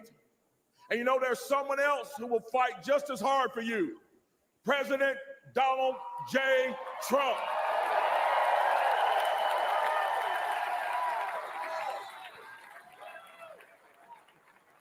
The brave heart of our time, President Trump had our economy roaring. Gas was up below $2. Unemployment was at a historic low. People could afford homes. And we had a president who protected manufacturing jobs. Under President Trump, the American dream was alive and well. Under President Trump, there was hope. And we need that now more than ever. So this November, let's select the braveheart of our time, Donald J. Trump. Did you call him to braveheart? get our economy back on track, restore the American dream, and make Yeah, he America did. great again. Oh, God bless damn. you all, and God bless the United States of America. Thank you. Please welcome. And you said the guy's name was Mark Johnson? Mark Robinson. Robinson. Yeah, remember when we were going to the store the other day and that dude was coming around with them with that pamphlet talk about don't vote for him? Oh yeah, when we yeah. That's who he was talking about. And I was You like, know, that was the kid I said you don't want to have that conversation with me. yeah, him. Yeah. That's who he was talking about. you know, Trump actually considered him as his He did. VP. He did. Yeah, but I think leaving him in North Carolina is a better position. Yeah, I think that's why he did. I think Trump saw that as well. Yeah. Yeah, cause Roy ain't done nothing. I was like, I wish I could take that damn vote. I gave him back. Roy ain't done nothing except bow down to foolishness. Yeah, so yeah, that's good. That's good. Mark This Robinson. last dude, I don't even know who he is. Let me pull him up real quick.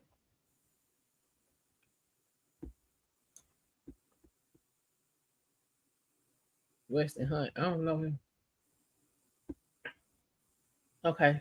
Representative Texas. Okay. All right, here, Congressman from Texas. Okay. 42. Okay. Head shake funny, but all right. Okay. Military family. He was in the military. Got a Bachelor of Science in Leadership and Management with Mechanical Engineering. Oh, West Point. Okay. Oh, okay. He's smart then. He's real smart. Let me see about West.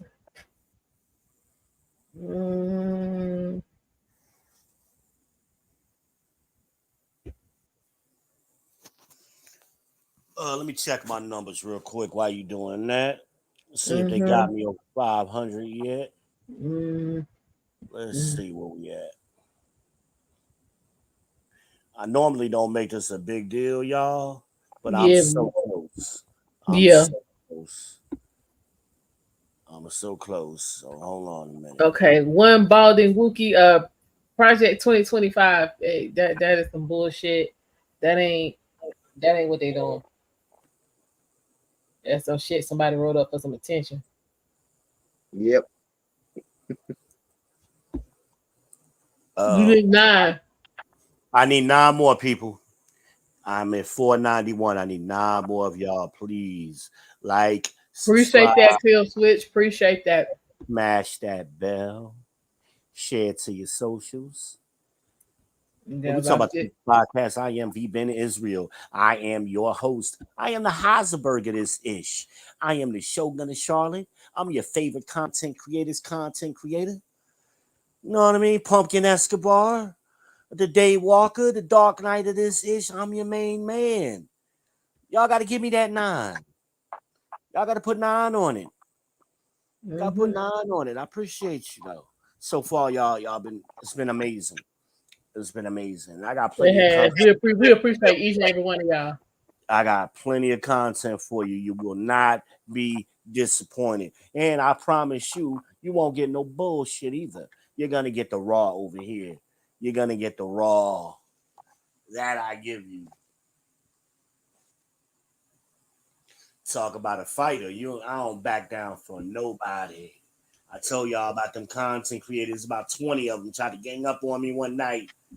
They'd spent a whole week doing content on me and then tried to trap me on somebody's panel. And I stepped up there and they all bent the knee.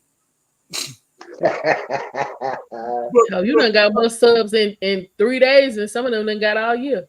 I gave them subs. They didn't have no content without me. He lied. He called me a liar. I didn't. What I said was Mike TV said you bought subscribers. I've been saying the same thing. Okay, leave that alone. Leave that alone. I'm not getting demonetized. Leave that alone. Yeah, she know I'll get going now, boy. Yeah. I get hot quick. Stop right there. That's why she's my co-host, man. She got to control me sometime, and then other times she'll just let me loose. Yeah, but on that we ain't, because I ain't getting demonetized and behind that. And No. other times she be like, "Hey, y'all asked for it. You done asked for it. I'm letting them go now." Yeah, you done pushed his buttons too much. Okay, so you got a new sub over there, crazy fucker 369 said Biden administration printed twice as much money, making your money worth half, effectively stealing half of everyone's money. Keep theming that was half. I love the name. First of all, let me speak to that. I love the name. I know. I'm digging it. Now my question to that is, do you have any citations for that? I would definitely like to see him.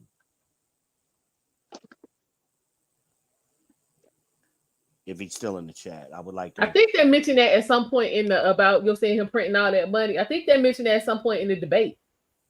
Yeah, I mean, I know it is the value of the dollar. I just didn't know by how much. So I'd be very interested in seeing the actual raw data for myself. But that's interesting. Yeah, I've been saying that myself, that they've been making money out of thin air. It's like, the hell are we doing here? What are we doing here? Same thing with the money that we've been given to in these sanctuary cities and giving these people all. Where is this money coming from? We don't make nothing in America no more. So what are we building and selling? We're importing everything. We're exporting very little. So where is this money coming from? Somebody got to tell me. I'm just the guy with the MBA. I'm 30 years in corporate America. I'm just that guy. I'm confused. Somebody got. Well, if you got an MBA in business and all, and you're confused, I know I'm sure as hell confused. I've been confused for a long time about what you just asked. Hell, I'm telling you, it's nonsensical. The math ain't mathing. The numbers ain't adding up. 1 + 1 is cat. I mean, what the hell are we doing? He said 1 + 1 is cat. The hell are we doing? Like logic is just, we just threw logic out the window. You know. It just common sense went out the window before logic, and now logic's gone too. So we're in trouble. Yeah, I will say that. Now there was a joke one time that said a guy jumped out his window trying to commit suicide, and he landed on a priest. Who do you think survived?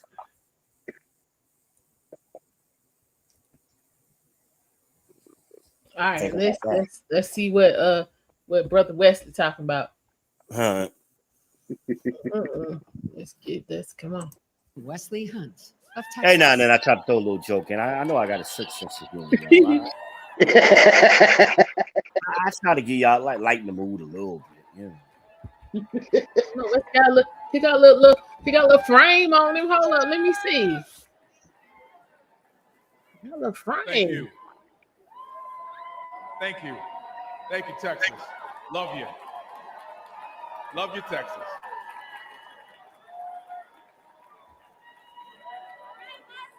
A lot of black men. The president's greatest responsibility is to protect the American people. That's what I'm looking at. And both Joe Biden and Kamala Harris have failed. I'm a military guy. I flew Apaches in Iraq. Thank you. Thank you. Thank you. I understand that when you're given a mission, you show up, you identify the problem, and you execute. Biden and Harris haven't shown up. They don't seem to understand that they are the problem, and they've shown no empathy or remorse as the American people suffer from their failed leadership.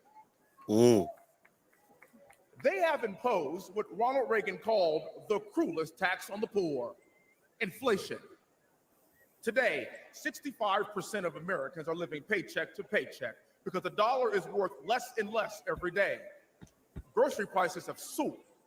Average Americans are spending $4,300 more on energy bills. But on November the 5th, we, the people, can fix this Democrat disaster. You sure it's November the 5th?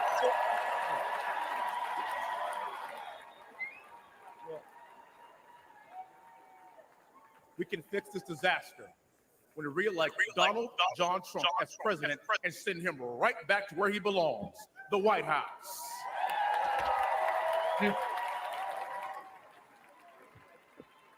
Under President Trump, American families had more money in their pockets and bank accounts. American families could invest, save, and buy a home. Under President Trump, we had the greatest economy in our lifetime. And in less than 4 years, under Joe Biden, everything changed. Ladies and gentlemen, that is why we must win in November to take our country back.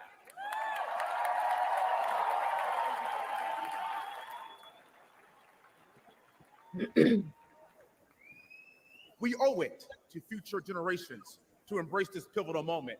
I owe it to my two daughters, Victoria and Olivia. I owe it to my 1-year-old little boy, Willie, and I owe it to all American children and their future. Let me make sure these cheering black. Let me make sure. I'm the great-great-grandson of a slave. I'm the son of a retired lieutenant colonel. I'm the product of West Point along with my other 2 siblings.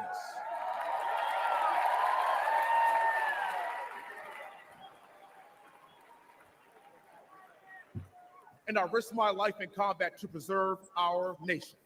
Now,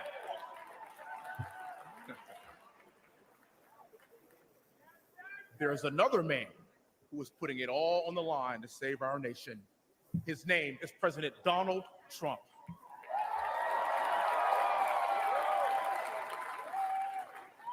And with your help in November, and with his unbending resolve, together we will make America great again. God bless you, Milwaukee. May God continue to bless these United States of America.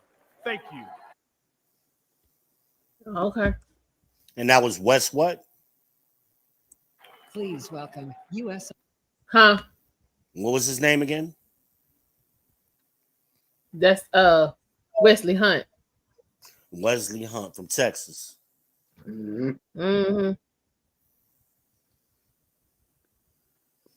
couldn't remember his name, but as soon as you said it, I knew that was that Texas. That guy from Texas. Well, what they're doing is they're showcasing black men. And I've been saying this for years that, see, we always talk about America is divided, but specifically the so-called black community is divided. Whereas black women are typically extremely liberal, while the black men typically lean she white to right. And a lot of people don't realize that. They're just starting to realize that we don't agree with what the women. Damn, bro, come on now. We don't agree. We want big government out of our families and interfering with it within our relationships and the natural order of our families. Black men don't like that. And I'm glad to see that the Republicans are taking advantage of that. Whereas the Democrats haven't. The Democrats have moved further and further away from black men. Further and further away. In fact, when were they ever for the black man? May I ask? That's what I was about to say. They've never done anything specifically for black men. Never. Talking about the Democrats. The Democrats, exactly. Okay, well, we got 2 more black men we got to hear from, but y'all go ahead. We actually got 3, but it's 2 on this one. I got to find the 3rd one. Wow. Okay. Take your time. It was Black Man Night. It was Black Man. So we had Mark, we had Wesley, we had this dude we get to listen to, John James, It's raining men. Tim Scott, and then the other dude from last night, that fine one. I don't remember his name. He gonna come to me, but he like he smelled good. He was sitting right next to Trump, the dude from Florida. But I was just pointing this out for our viewers because they may be missing this visual what's happening, and it's really goes back to what Ice Cube was trying to do. He really polarized this when Ice Cube created his what was it, the Plan for Black America? Yeah, and the women said, "Well, what about us?" And Ice Cube said, "Well, aren't y'all black people?" They said no. They said no. Meaning we're separate from y'all. And that's how they've been behaving for the last 50 years, which we have a gynocracy in quote unquote Black America. There really is no Black America. Black America died in the late 80s and early 90s. Okay, hang on. What did Derek say? Yeah, well, again, I got to be the unicorn in the group because none of my great grandparents were slaves. Wait a minute, say that again. No, Derek was saying what he was talking about. He's talking about Wesley when he said that he was his great grandfather was a slave. Derek said, "Yes, so am I. I think every Black person, our great grandchildren, well, maybe great, but my great grandparents weren't slaves." So maybe I don't know. But no, you'd be surprised. I mean, for a lot of people, I mean, well, yeah. They said something like less than 15% of Black men can trace back to their great grandfather on their father's side. Okay, that means 75% of us can't, and that lineage is lost. They just don't know who their fathers are and their grandfathers and their grandfather's grandfather. You know, they don't know. And it's amazing. I've talked to people, you know, the hell with knowing your daddy. You don't know your granddaddy. They don't be knowing nothing. Nothing. And then mama like to sit and play like she don't know. But she makes sure her people is centered, you know. She makes sure you know her people. Right. You know what I mean? Yep. I found that funny. Okay, can I give you a little interesting bit of history for my family? Now I grew up Muskogee Creek, but I am half Muskogee and I'm half Scottish. Okay. Well, my Scottish great grandfather. Now, hear the whole story out before you have a fit. Okay. He went and bought slaves, took them to Arkansas and set them free. And that's how the families and then the Americas that are Black with the Caswell name got their name because they took his last name. So they had a last name in the Americas. Well, I don't know why you said listen to the whole story. That's a common story. Well, do you know how many people jump on me as soon as I say he bought slaves? Well, you're not dealing with no regular. You ain't dealing with no regular people over here, man. Well, I've had it happen to me. I've had it happen to me so many times. It's just happen to say it. You home over here, okay? You ain't got to tiptoe around us, okay? We got you. All right. It's like I said, it's just become a habit. It's a force of habit, I guess. A lot of Black people were, I mean, we were closer in relations than we really think we were. And it's complex. It's not as nuanced as we think it is, where it's either or all the time. So a lot of Black people who bought slaves. They did it to keep the families together. Yep. So that the family could actually stay together and wouldn't be sold off. So that was very common. And sometimes I know here in North Carolina, a friend of mine, damn, he's from Alaska now, but he wrote a book about this family. They were from Charlotte, and they owned the land, which is now 485 down by Ballantyne. Just like going from 74 to Ballantyne, the family owned all of that land during slavery, and they didn't have any kids. The slaves became their family. So when the old white people died off, they left the land to the family. So the reason why the construction of 45 took so long, longer than it was supposed to, it was because they were still in court fighting over the land rights. Because the descendants of the white people didn't want the black people to get the land, even though it was legally willed to them.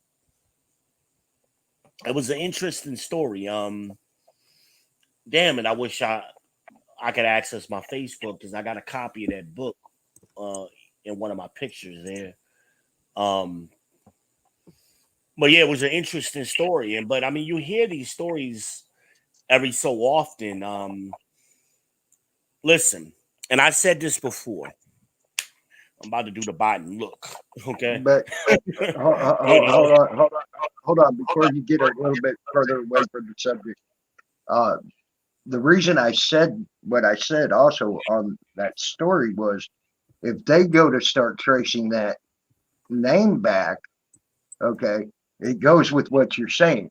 A lot of them cannot trace back their lineage, because if they go to start tracing that name back, it's going to go back to a Scotsman all the way back into the Campbell clan in Scotland. You see what I'm saying? So that'll blow their mind. You know what I'm saying? There's a book that talks about this. The Black Irish is what it's called. You can get it on Amazon, and it talks about this in depth. The Black Irish, which is a pretty good book. But yeah, I mean, in the beginning, when we first came here, in the very early stages, you had a lot of poor people here, white and black. So the rich people, the plutocrats, as it would be, the old the powers that be, the wealthy landowners, they realized if those white people and black people got together, they're gonna kill us and take what we got. So they had to come up with something to prevent that unification from happening. That was called white privilege. So they decided, hey, as long as you're white, you're always going to be better than them. And that's what they created in the 1700s. But before that, it was you had blacks and whites marrying each other, living together in communities. Early on, when you look at the pre-colonial times and early colonial times here, but that got all offset.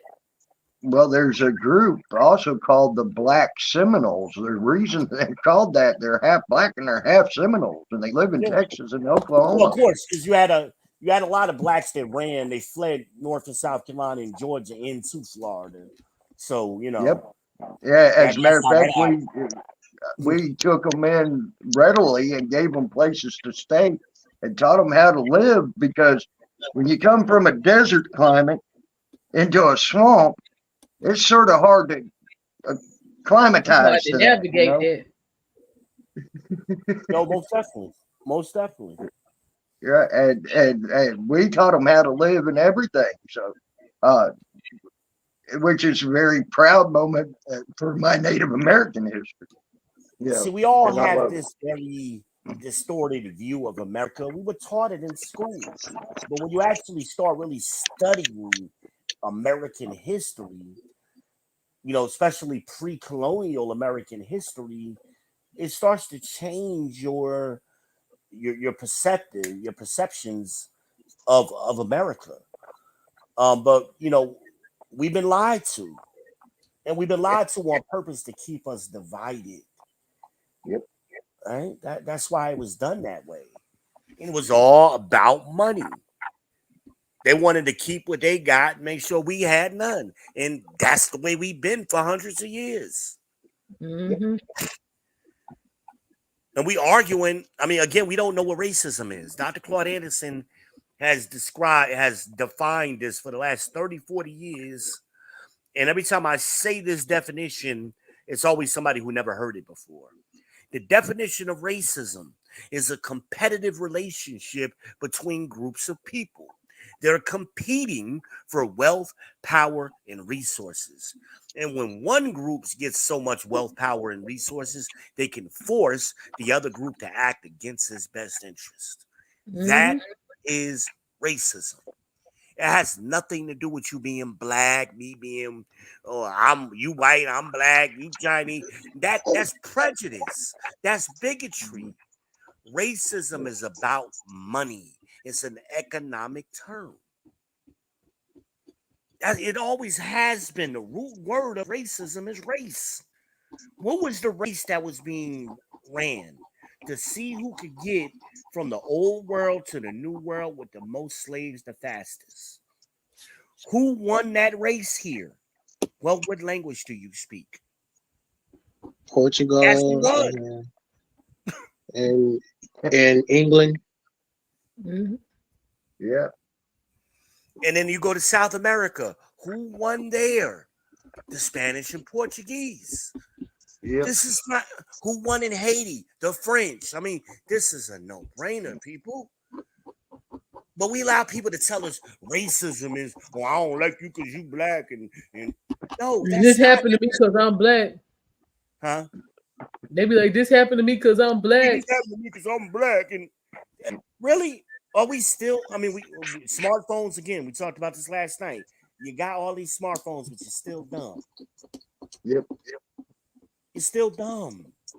One of my best friends in the entire world, his name was Ben. I met him in Missouri at a Civil War reenactment. I used to do Civil War reenactments when I was young.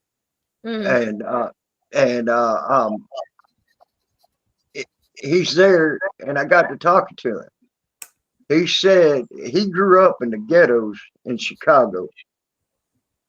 He said he wanted a better life for himself.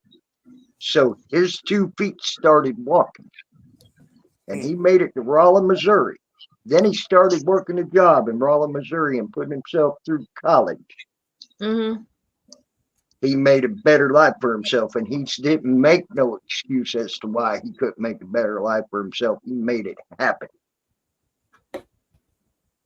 Okay. And he is a black man. Okay. And he's dang proud of that, and he will tell he tries to motivate black young men and women. Okay. He has these right here. Let me cut in. He has these workshops. Black people don't need motivation. That's the problem. We've been getting motivation for 1,000 years. Motivation don't mean shit. We need resources, wealth, power, and resources. That's what changes things. Motivation is not the problem. You need wealth, power, and resources. Right now, this country is giving all our wealth, power, and resources to everybody else. And then I'm in agreement with that. And then they're coming back over here to compete with our young men. And we're telling our young men, you need motivation, while that other group of people got the resources. And then we're wondering why our boys are going crazy. Need resources, tools, skills. That's always been the case. Motivation ain't never been given to nobody to change shit. When we look at the history of this country, go back to the Great New Deal. They didn't say, y'all people need motivation. No, we had land grants and social services and training and farming, and that's always been the case. Go back to the Louisiana Purchase. All of the immigrants who were coming over here, they didn't bring all of those people over here and say, oh, okay, now we're going to motivate you to go out there and conquer the wilderness. No, we got to give you something. We got to give you tools. We got to teach you how to work this land, and we're going to give you 500 acres or whatever. You always got to give somebody. You got to be tools. But this nonsense, and black people particularly, oh, they need motivation, and you got all these motivational speakers who ain't did a goddamn thing but talk shit. Ain't But did nothing. you see, you didn't let me finish. Okay, he does motivational speaking, but he takes his money that he makes and gives back to his community so they can get the motivation that they need. So does TD Jakes and so does dollars. I've heard that story. It doesn't work. He's helped out several young black men. I hate to tell you. How many black men are there in this country? Huh? How many black men are there in this country? I understand now. He's only one person that can only help so many. Right, but that's my point. That's my point. So it's a formula. We see you, Gumby, but you gotta take that off so we can see your face. You trying to bring somebody up? They take off their mask. What kind of mask they got? Gumby. Oh gosh, zombie mask, huh? We ain't in all of that. I'd like to say something real quick, please. What's going on? Hey, VP, what's happening? I was listening to these to them speak, and they're saying the same thing every 4 years or every 2 years. They're saying the same thing. I went back to see who was president during Russian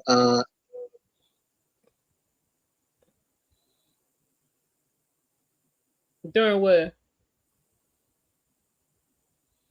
Then we turn around and invade and get Afghanistan. You faded out. Say it again, Derek. Okay, I'm sorry. Where did I fade it out at? Somebody right after the rush.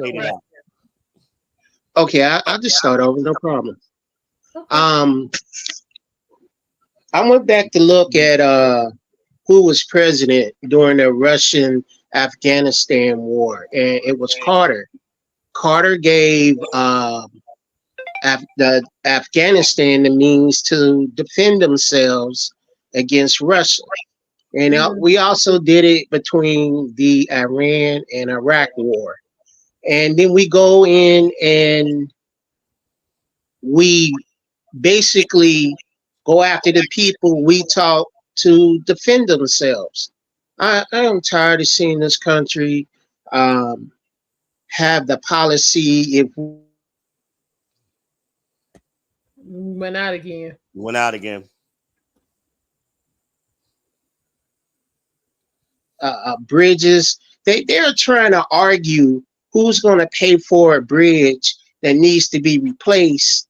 There's a main thoroughway from Cincinnati to Kentucky, and it's called the Brent Bridge. And when it was first built, Kentucky paid for it, and now they're just arguing over that.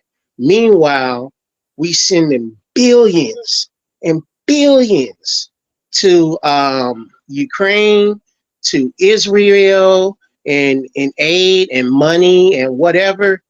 But then we get on here on the TV and they talking about putting America first, making America great again. And they just keep repeating the same stuff. It's the same stuff. I asked a friend, do I vote because of what we were denied in the past, or am I voting for the future because right now don't look good? And I'm still at a crossroad who I'm going to vote for. And I will tell you this. We talked about motivation. I don't feel motivated to vote. I just don't. I just don't. I know my voice matters. I know that if I don't make decisions, somebody else will. Well, that's what's been going on all this time. All this time. Slowly and surely, they are removing layers of the civil rights law, and they're removing things and then calling them something else. But it's the same song over and over again. As long as they keep us fighting each other, we ain't gonna never see what they're doing.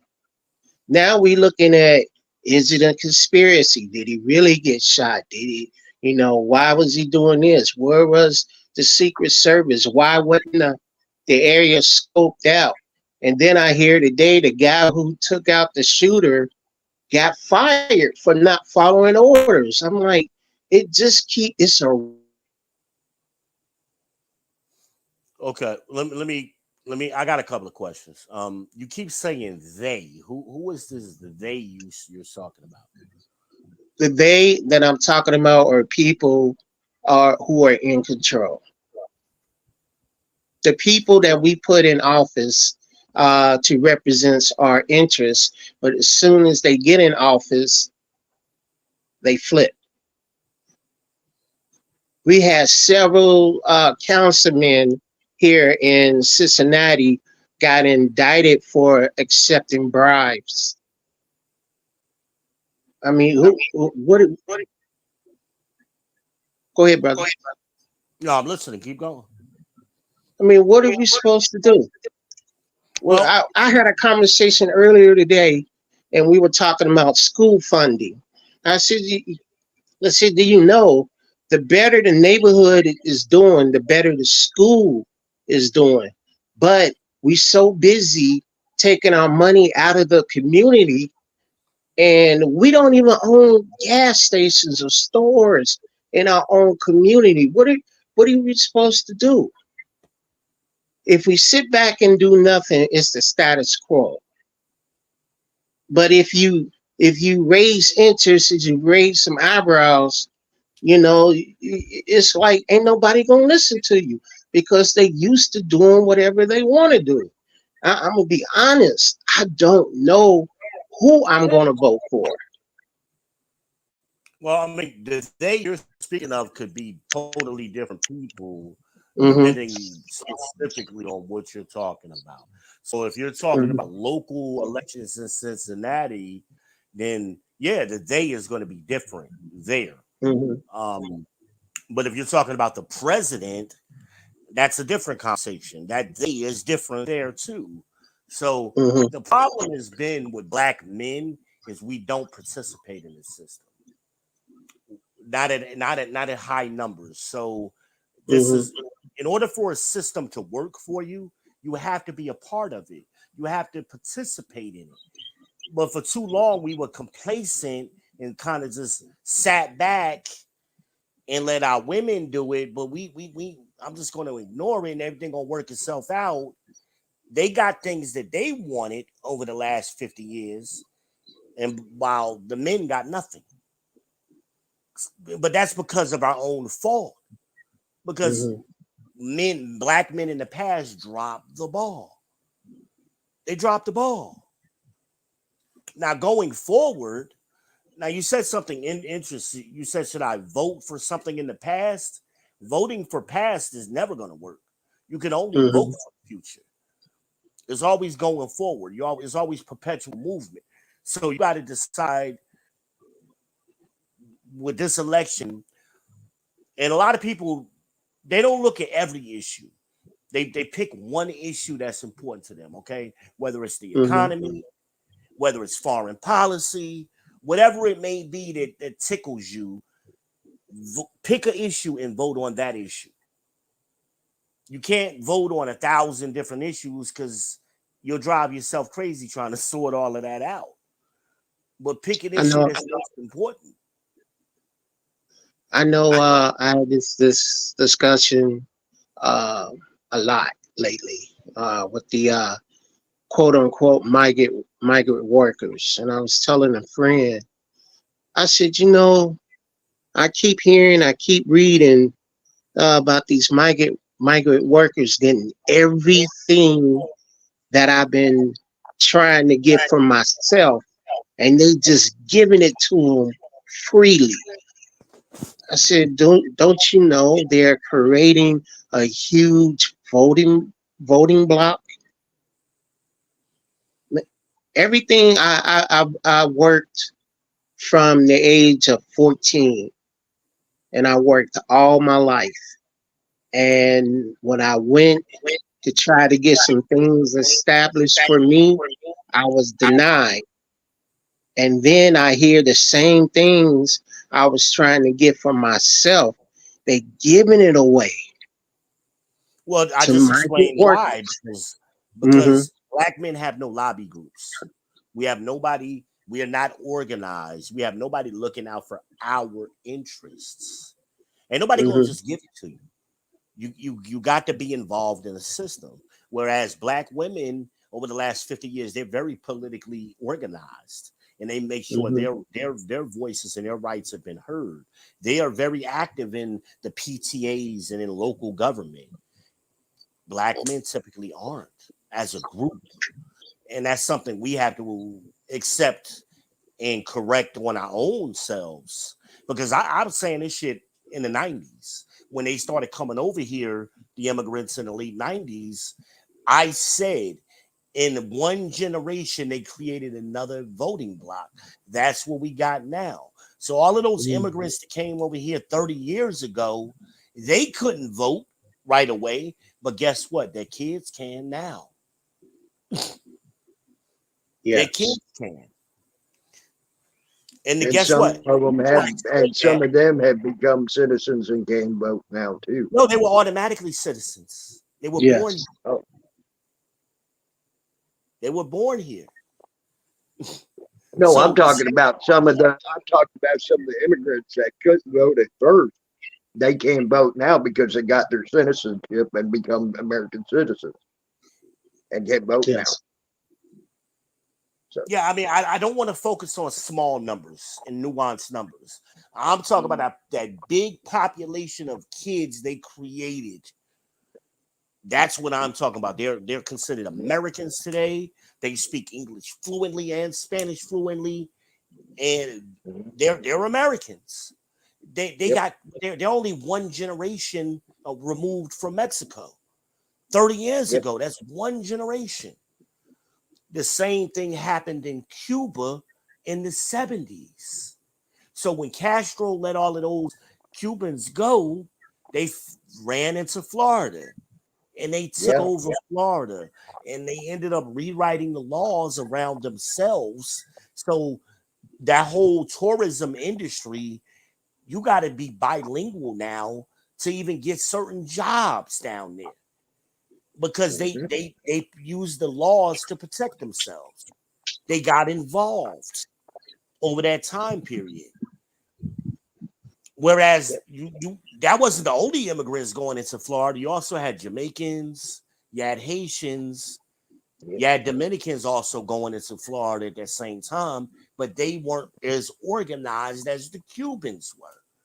So that's why everything is Spanish based down there, especially in South Florida. Yep, all of that's Spanish based. Yeah, so, and you better be able to speak Spanish when you're down there, because if you don't, you won't understand half of what's going on. Exactly. That's my point. But we allowed that because people don't participate, and especially men, not just black men, but men in general. That's not, we just go to work. I just want to work, take care of my own yard kind of thing. But we have to start functioning as a team, because economics is a team sport. Politics is a team sport. And if you don't play as a team, you're going to lose by default. And that's what we're seeing. We're losing by default. But that's why I'm happy what Humanizing is showing us with these videos, and she got a couple of more to show us with all. She ain't showing us a bunch of old white guys talking.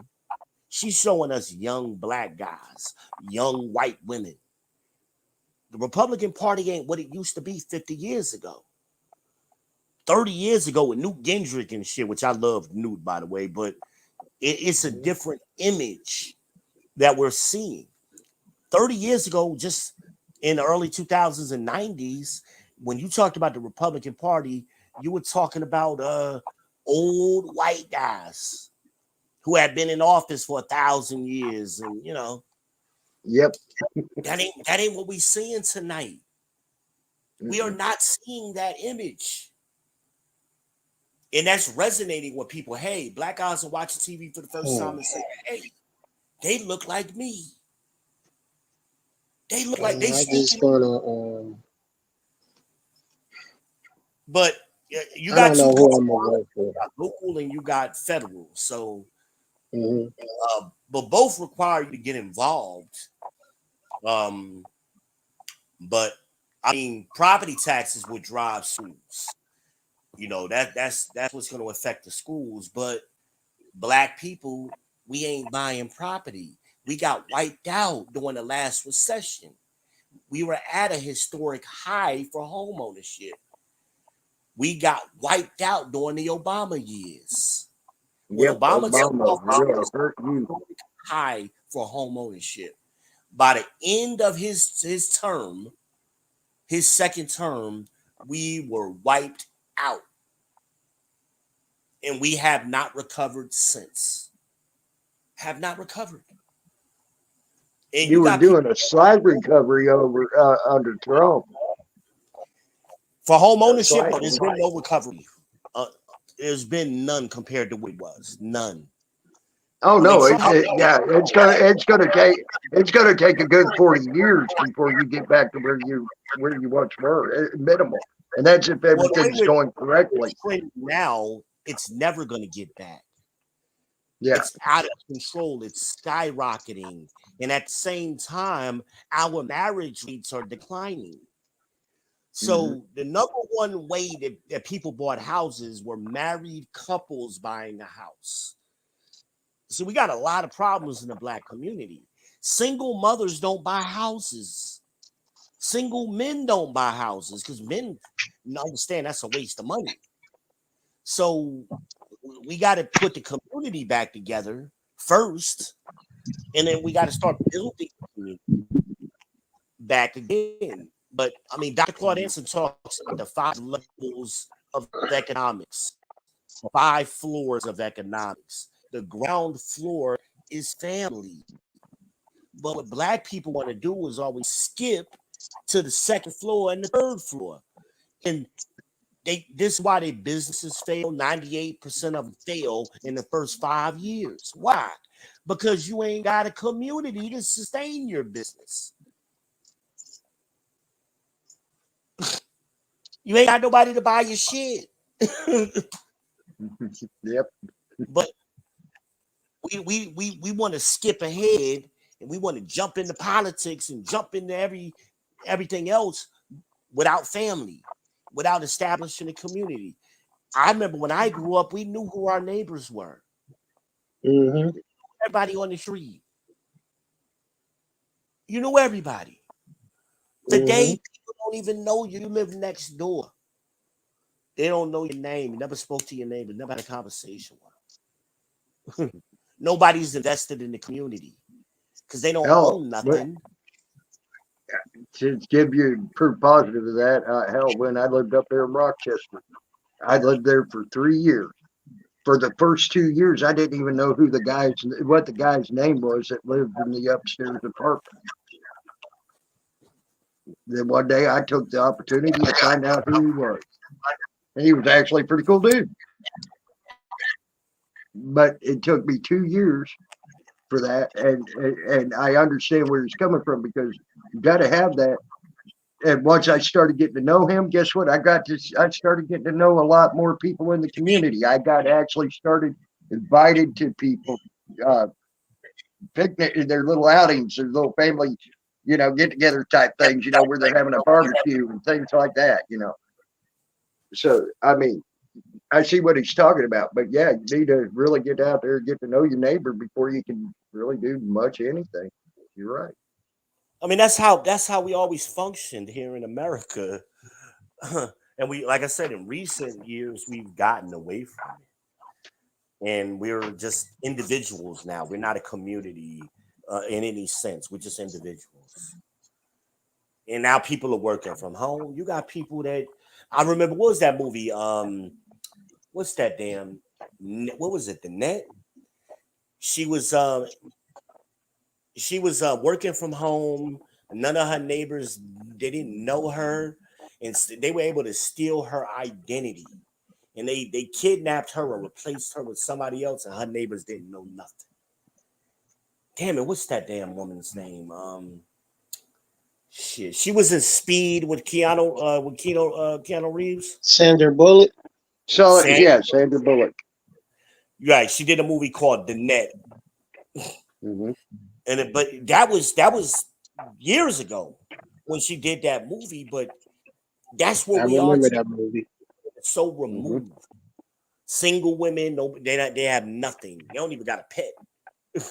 They took over her whole life. I remember that movie.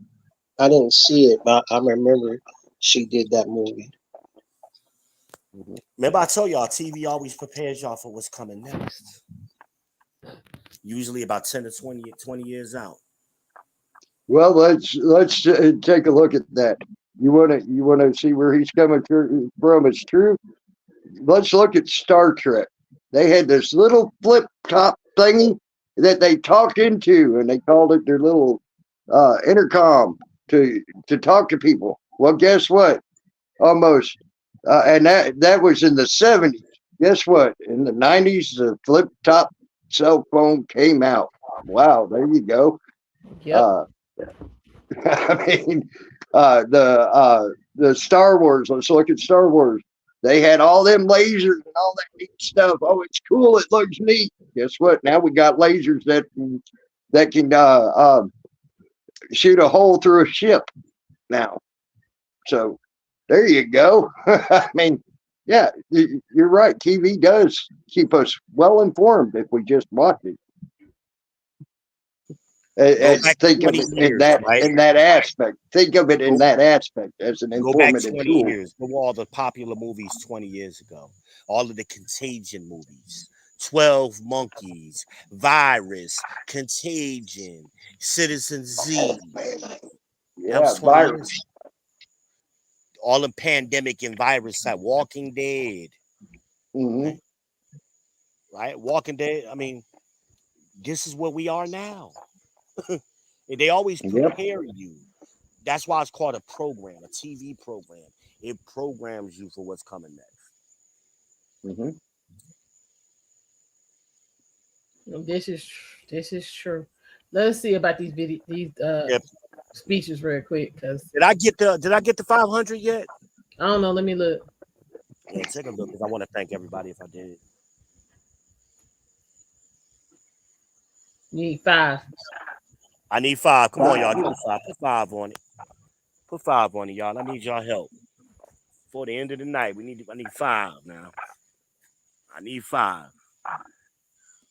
What was that guy's name? Crazy Horse? Did he ever respond to us? Oh, you were fucking crazy. Fucking crazy. I love it.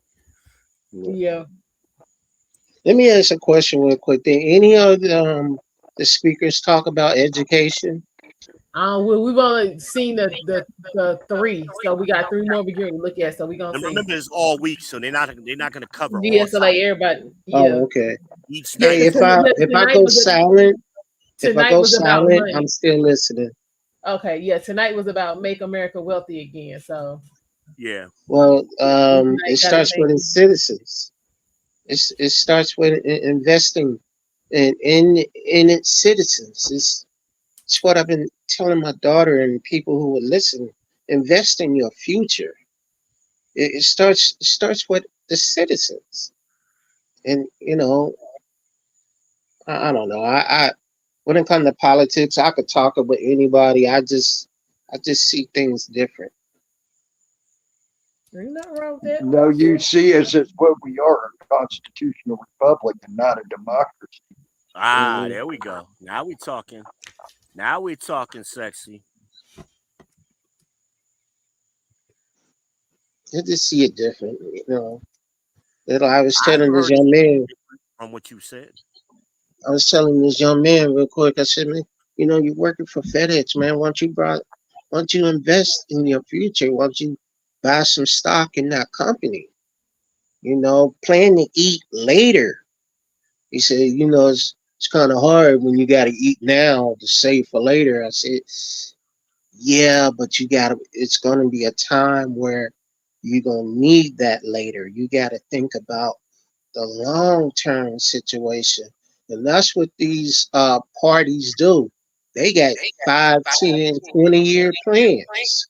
Yeah, but they ain't got to worry about eating now because they've been eating all their life. Sir, they have 100-year plans. 100-year plans. All I'm saying is, if you want to make America quote unquote great again, you gotta invest. Money is not going to change things. You gotta teach the people. You gotta teach them. We gotta teach our kid. We gotta get our kids up until, you know, grade level reading, math, and you know why we at the bottom of all the industrialized nations in this world in education, but we're towards the top in incarceration. We're not. They're not saying anything different to me. Well, you being in jail make money for them. Yeah. Yeah, believe me, when you start making it to where driving on a freaking suspended license is a felony, so they can put you in a prison, yeah, that's just money making. No, what was scary when my kids was coming up in school, my two oldest, I remember getting into fights and stuff in school and scuffles with other boys. This school, every time I turned around, I was at the damn school and going to court for my son. I couldn't fucking believe it. Even when my son was defending himself, the boy kept jumping on my son's back. And Dream would beat him up and get him off his back and walk away. And the boy would jump on his back again as he was walking away. That happened 4 times in a row. The last time Dream just took himself to the principal's office. I had to go to court over this. And when I get to the court and talk to the juvenile judge, he was trying to put my son on probation immediately. I said, we ain't doing no probation. Did you not hear what I just said, sir? Did you not read the police report and the report from the witnesses? He hadn't read nothing. He just wanted to put my son on probation. I said, we will not be doing that. We will go to court. I got money. We gonna get a lawyer. And we got a lawyer, and that shit got thrown out. I'm glad you did. A lot of kids that dream with us, we were in Albemarle at that time. And a lot of kids, that's a rural town outside of Charlotte, about 2 hours outside of Charlotte. A lot of kids out there, white and black, they're poor. They don't have money for lawyers, you know what I mean? Mm-hmm. So the parents are just, oh yeah, I'm gonna put them on probation. No, I'm not letting my son get on probation for a fight. Are you kidding me? When I was in middle school and high school, when you got into a fight, you got sent to the principal's office, and then you got sent to the coach's office. That's and then the coach puts you on the boxing team. Oh, you think you're tough? I'm gonna put you on the boxing team for a couple of months and let them boys that been boxing for a year beat you up a little bit and get the fight out of you. You know, that's how it was handled back then. But now we just sending kids a pipeline to prison. Heck, when I was in school, what they did, they said, "Okay, you all want to fight? All right, we got the boxing ring. Put the gloves on. Go at it. Once it's done, it's done." And usually that guy that you had a fight with, you end up being best friends with him later on anyway.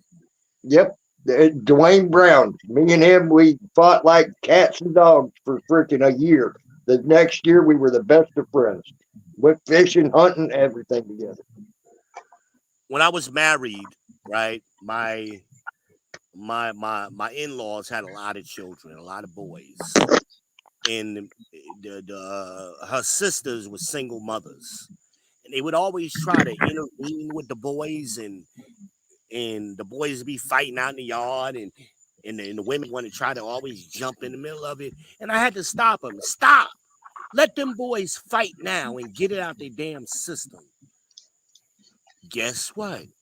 Them boys are doing good today. They are doing very good. One of them is married, has a child of his own, has a decent job. That's Malik. Isaiah is doing pretty good. They're doing good. I said, stop meddling in stuff. Stop trying to micromanage men. This is how men figure shit out. Let them fight. They ain't gonna kill each other. I ain't seen it happen yet. In 48 years, I ain't seen two boys kill each other yet in a fist fight. Somebody might get a busted nose or something like that, scuffed up, and they be friends next thing you know. Let them fight. Hell, I let my daughter get in there. Imagine it's tough. Imagine's crazy. My daughter's crazy. With her little self. But she been fighting big boys all her life. Let them fight. That's what kids do. My parents didn't break. I remember my grandmother. My grandmother didn't play that. My grandmother was tough. You know, she was Irish. And I remember I got into a fight one time, and I came in the house or whatever. She said, "What you coming here for? You better take your butt back on outside." You better go on back outside. My cousins, my father's mother. I remember my cousin busted my nose. All of my cousins were older than me, and I had a lot of mouth back then. And he busted my nose. I was out there talking junk, and he busted my nose, and I went in the house crying and slobbing all over the place. My grandmother, she didn't blink an eye. She looked at me with a straight face. You was out there talking shit, wasn't you? Go on in the bathroom and clean yourself up and take your punk ass on back outside. Stop talking shit to people you can't beat. Well, I remember one time I was talking to my cousin, talking just a bunch of crap, and my bigger cousin, he hauled off and walloped on me. He started putting knots on my head, and I got up and I went bawling and squalling into the house. Yeah. My dad goes, "Really? You're gonna come in here and bawl and squall like that? Here, let me give you something to bawl and squall about." He put a belt to my butt for getting my butt whooped. Yeah, you got to go back out there.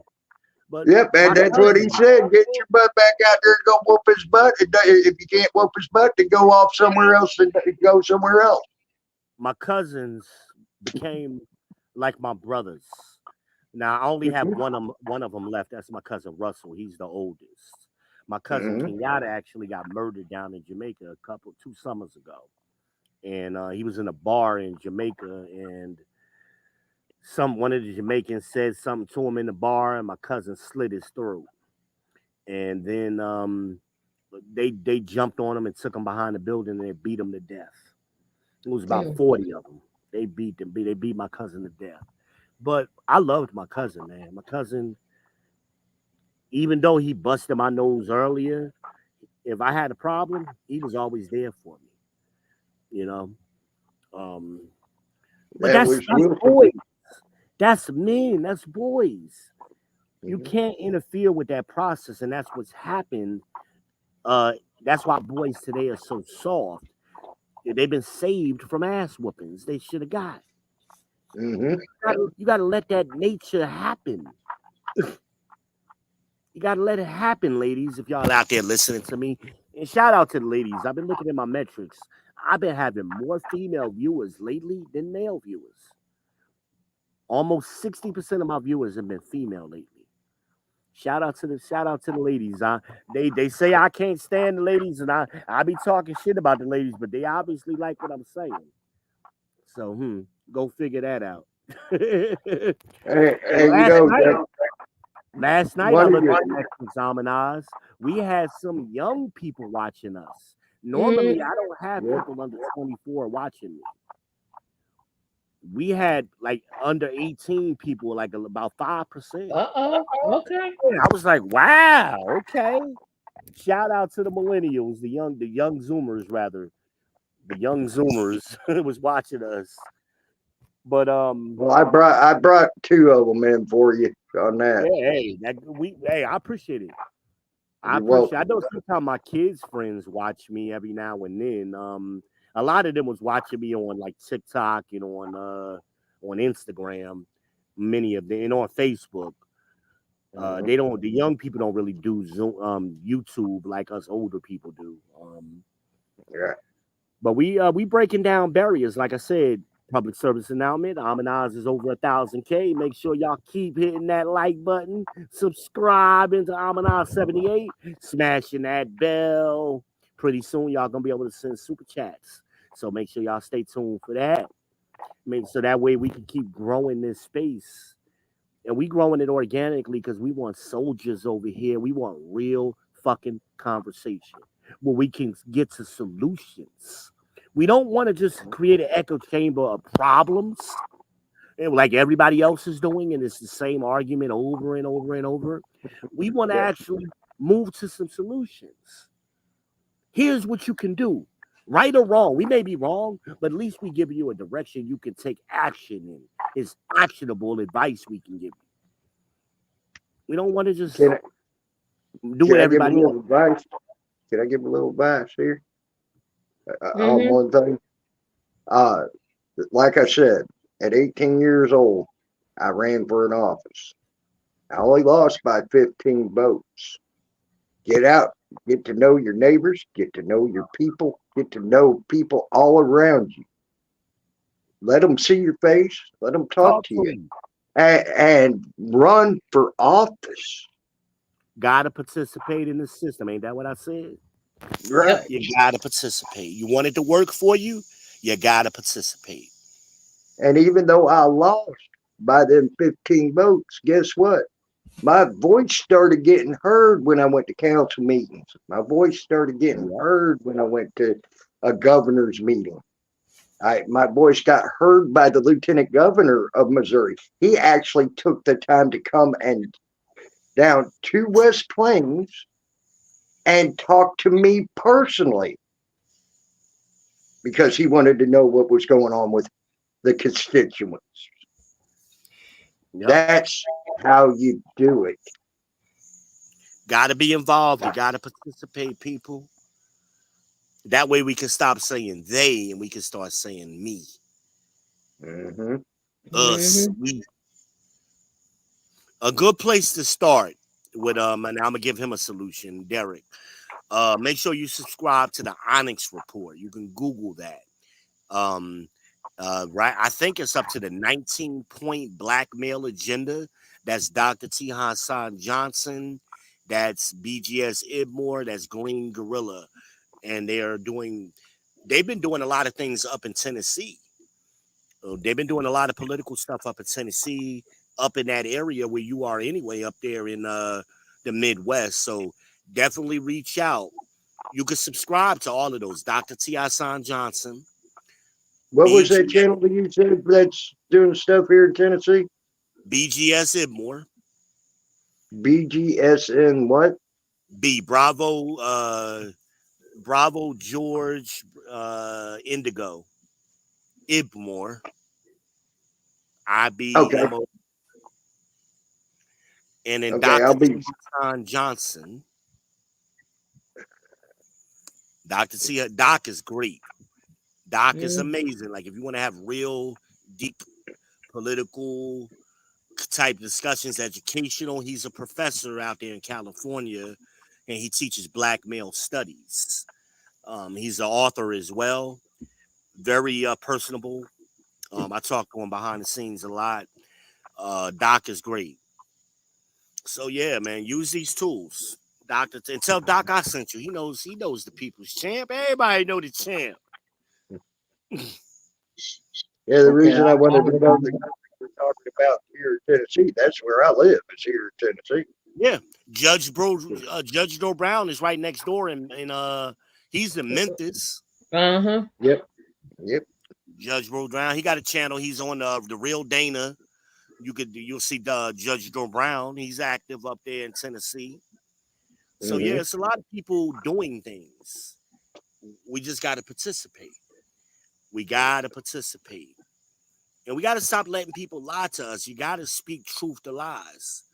And not just sit back, you hear somebody lie, speak to that shit. Well, a lot of times we get quiet and don't say nothing.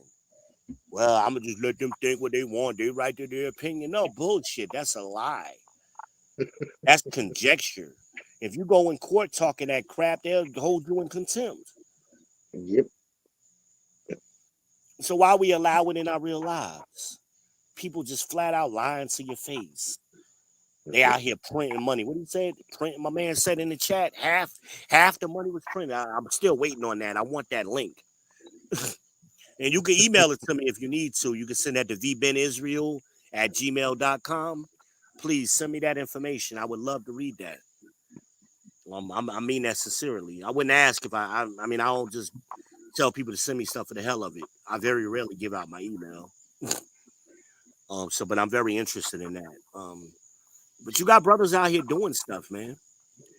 You got brothers out here doing stuff, and but we're at the grass levels right now. This is grassroots, and that's what the manosphere has been beautiful, where brothers is coming together and starting to communicate and work with each other. And when I say brothers, I'm not even just talking about all black people. Again, Red Illusion was on here last night. He's white. He's still on here now. Is white. Hell, I'm red. I'm red. No, I said Red Illusion. That was the guy that was on here last night with us. No, I said I'm red. I'm a red man. I'm Native American. I'm red. Yeah. That's so, what we get a variety of people, and we have the real honest conversations with them. Good fences make good neighbors. Shout out to Obsidian for that one. Good fences make good neighbors. And that's what the Republican Party was about. They don't want to be all up in your house, We just want to make sure everybody playing by the same rules. That's it. We don't want all of this entitlement crap and diversity, inclusion bullshit, And we see it ain't getting us nowhere. It don't work. Yep. It doesn't work. Not at all. Everywhere that's happened across the country, it's been a shit show. Tiffany Hayward up there in Dalton, Illinois. Yep. You got Fannie Willis, American Pie Weed down there in Atlanta. We just got rid of Suge Knight, Judge Earl Glenville, whatever his name was. Yeah, Krista Peterson has threw her ass out. We tired of look at how well inclusions work. Bud Light went bankrupt for messing inclusion. Around. You're right, messing around.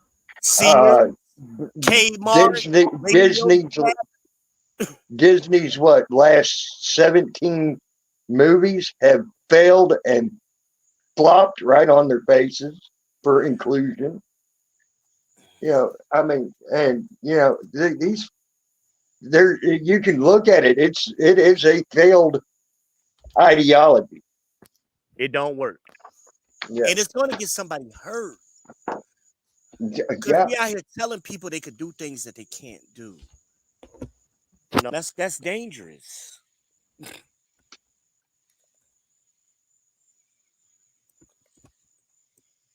Well, I can tell you now, not too long ago, it did get one person hurt that was claiming to be transgender and walked into a girl's bathroom because they allowed it to happen, and the dad went in there and yanked him out and beat him, beat him all over the place. Daddy went ham. Yeah. So it's already happening. Getting people hurt. And I don't blame that dad. Do you want someone that's a fully intact male going into your daughter's bathroom stall? I know I wouldn't. I got 2 daughters. I ain't happy. Yeah. I'm not happy.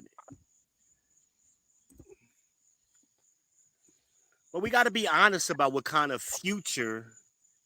We can't do nothing about the past. Fuck civil rights. Civil rights was a failed experiment. Civil rights didn't do shit. We lost during civil rights. But you got all of these civil rights era ninjas that's still walking around acting like that was a success. It wasn't a success. It was a failure. We lost more than we gained. And we got to start being honest about that. We were better off before civil rights. We were better off. Well, it seemed like you had a lot more if you go look back at the history. Of course you did. I mean, just saying. It ain't even like it seems. We can measure that. Mm-hmm. But you got a select few who benefited from it, and they sold out and got political positions and clergy positions, and they've been passing that around their little circle ever since. But outside of that group of people, the rest of us, it didn't do nothing for us.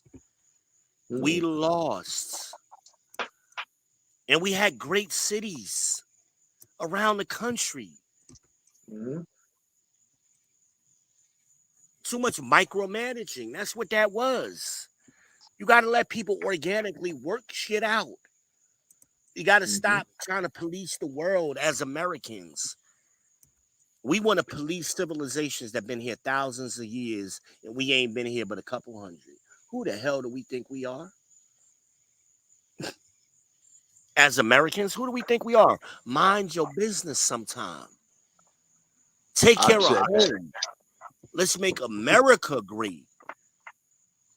And stop financing the world, and they're coming over here competing against us. That makes no sense to me. Okay, y'all, we coming up on the 2 o'clock hour. We gonna watch these videos because y'all know I got to go to the white man job. You gotta go see Mr. Cartwright. Yeah, unfortunately. So yeah, let's see what's going on with what the black men had to say. Run it.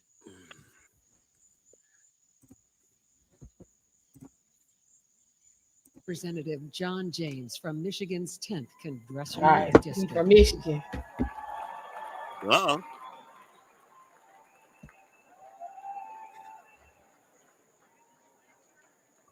Good evening, Wisconsin. Warmest regards from Detroit, home of the NFC North champion, Detroit Lions.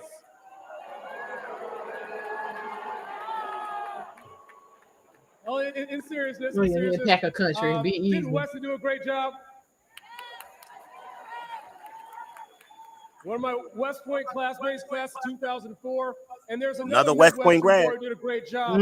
Our vice presidential nominee, J.D. Vance. Another Midwestern boy. You know, he's going to need some help when he comes up to Michigan. I'll do everything I can, but he might be the first Buckeye to win in Michigan since last time Trump was in office. But those are 2 great American dream stories from the Hunt family and from the Vance family. I have another American dream story to tell you about. It's about a little boy from Starkville, Mississippi, who lived directly across the street from Mississippi State University, but he couldn't go there because he was black. Despite growing up in the Jim Crow South, he refused to let vulnerability become victimhood. He paid his way through college, served honorably in Vietnam, and started a trucking company with 1 truck, 1 trailer, and no excuses, hauling beer back and forth between Detroit and Milwaukee.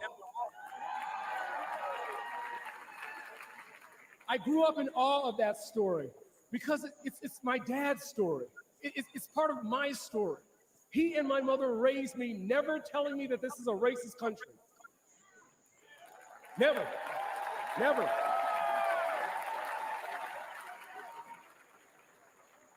Even though we have market blemishes in our past, even though we have much farther to go, even though they endured racism, it did not define the nation they loved. They taught me I could do anything I set my mind to. They taught me to put the Lord first always. They taught me to use my blessings to be a blessing to others.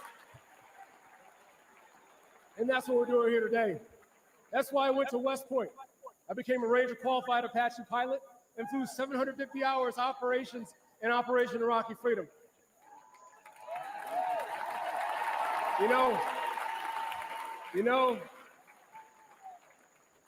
there's something else me and President Trump have in common. The bad guys shot at us both, but they missed. And we'll keep on fighting for America until the good Lord takes us home. By the grace of God, I was able to come home after my deployment and help run the company business. Now I have the honor of representing Michigan's 10th Congressional District, the #1 manufacturing district in the best state in the entire union. My family's story is the American dream story. But my biggest concern right now, my biggest fear is, will children today be able to look back and share that same story? Look, I firmly believe Americans have not given up on the American dream. Joe Biden and the Democrats have given up on the American dream. Joe Biden and the Democrats think they know how to spend your money better than you do. They want to take your dollars, they want to take your voice, they want to take your control and give it back to DC bureaucrats to execute their woke and Green New Deal agenda. Well, that plan doesn't work because hope is not a plan. Black people were sold on hope. Now our streets are rife with crime. Our kids can't read, and illegals are getting better help from Democrats in 4 days than we've gotten in 400 years. Damn. He bringing that heat. That was fire. That was fire. He bringing that heat. They're being forced on the playing fields and changing rooms of biological males. America was sold on hope, and now the world's on fire. Our borders are wide open, and Americans are going into debt to pay for their groceries. But look. We don't even have to imagine a brighter day. We just have to remember, under President Donald J. Trump, we had a secure border. Under President Donald J. Trump, we had peace in Europe. And under President Donald J. Trump, we had an economy so good. Democrats are trying to give Obama the credit for it. Look. Yeah, I heard a little bit earlier today, if you don't vote for Donald Trump, you ain't black.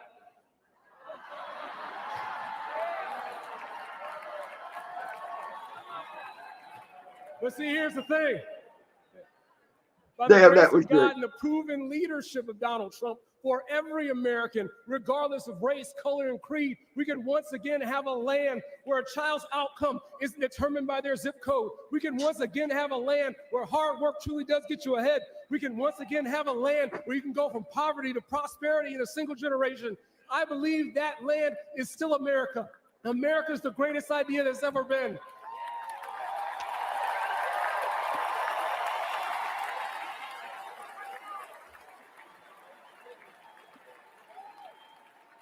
America, I believe deeply in my heart, America is the greatest idea that's ever been. It's worth fighting for, it's worth sacrificing for, and it's worth getting out to vote for, because I truly believe in the deepest heart of hearts that with Donald J. Trump back in the White House, the best is yet to come.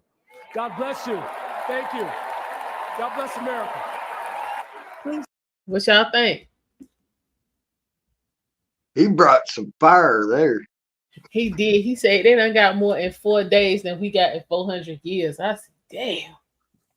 That right there was just straight up fire, man. And you know what? That's freaking truth. And I'm going to tell y'all what the Democrats are going to say. They were lying. They were lying. It was all lies. That's what they're going to say. Watch tomorrow, y'all. And when you hear it, you're going to laugh. You're going to be like, Viva Israel told me they was going to do this. You know, that's what they do. Watch. You got to watch. Yep. But you're right. It's going to be all them saying, yep, lie, lie, lie, lie. Oh, we didn't give them nothing. They just came here and we had to give them a little help. They're staying in luxury hotels because they had the money, right? Yeah. Right. What I thought was hilarious was they were all for the illegals coming. And then when they sent them to their front door, they had to get rid of them immediately. Well, they tried to keep them there, but they, especially in New York, and no, I'm talking about when they sent them to Martha's Vineyard. Hell yeah, it was like, oh no, you signed up so much. You was a sanctuary city, so don't be, no. Yeah, we don't want you here. We want you here, but we don't want you here. Right up there. That's what you said you was gonna take care of. Let's get it. Yeah, we want you over there. We don't want you over here. We want you over there. Right. Yeah, we can't go to Martha's Vineyard. Shit. They look at us crazy. I know. For real. Derek got quiet. Yeah, he said he had to take care of something. He's got us on mute, but he's still hanging around. He got a meeting. He said he got us on mute. He had to take care of it real quick. I'm still here. I haven't started on that yet. But I like what dude said. He was talking about some of the same stuff I was questioning. Yeah, that's what I said. That's why I called you out just now. He answers your question. He's in Detroit. He's in Michigan. Yeah, I know they hit hard up there too. Yeah, Detroit. But there's a lot of opportunity up there for investment. I mean, if I had the money, I'd be buying up every damn thing up in Detroit, man. As cheap as them houses are right now. No, they ain't cheap no damn more. Them houses high as hell. They have surpassed Atlanta. Oh shit. Them houses high as fuck. Yeah, you ain't buying nothing up there. Damn, never mind. Yeah, they got them Charlotte prices now. Yeah, come on. Somebody knows something about to go down. You can't get nothing. Yeah, there's the people coming. Some corporations and stuff, you know what I'm saying, buying up, you know what I'm saying, blocks at a time. Well, yeah, I did hear about them corporations buying up houses and stuff. Yeah, that happened after Obama's administration. He made a deal after the robo foreclosures wiped everybody out. Him and Biden made a deal last minute to bail the banks out. Now he was supposed to make all of the people whole who lost their houses. They gave us the middle finger on the way out the door, and they bailed the banks out. And then they started allowing the corporations to come in and buy houses. Now we have that here in Charlotte now. That's why they building so many apartments here now, because all of that property they got bought during the last recession when Obama was in office. Mm-hmm. Well, yeah, they have migrated their way up to Detroit with all of that, and get them. Them houses high now. I'm telling you, these apartments, they're empty. They just steady building them, and they're empty. 70% of them are empty because nobody just down the road from me right now. They just brought up a whole bunch of freaking land, and they're building houses all over it, and no one's in them yet. Just saying.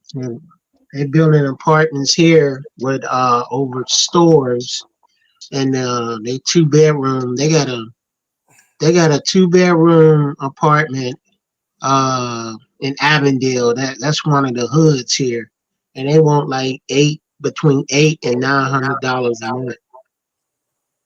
I said, for what? What? You barely can rent a bedroom for $800 a year. A bedroom. Well, look at the cheapest apartment known to man in New York.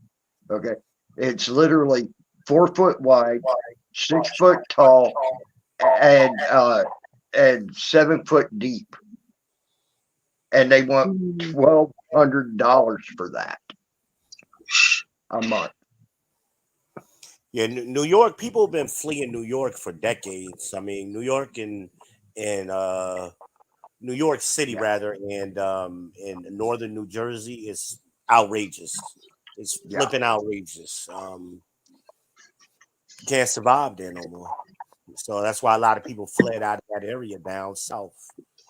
into Atlanta, into Pennsylvania, into Charlotte, into Raleigh. You know, they just head south.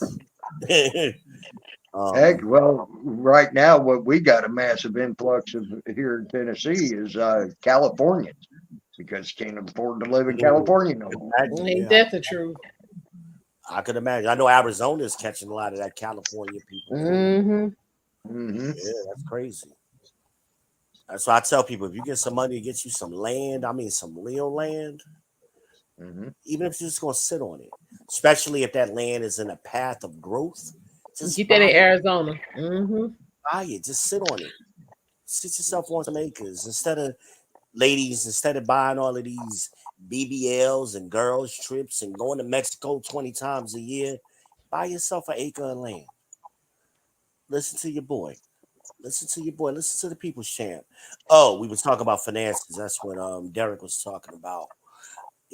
I'm working on a book right now called The Young Man's Money Plan. You can apply this to your daughter as well. And what I recommend, whoever you bank with, and I'm assuming you bank with one of the major banks, Bank of America, Wells Fargo, Chase, those kind of banks. They all, by being a member of that bank, you have access to free financial counseling.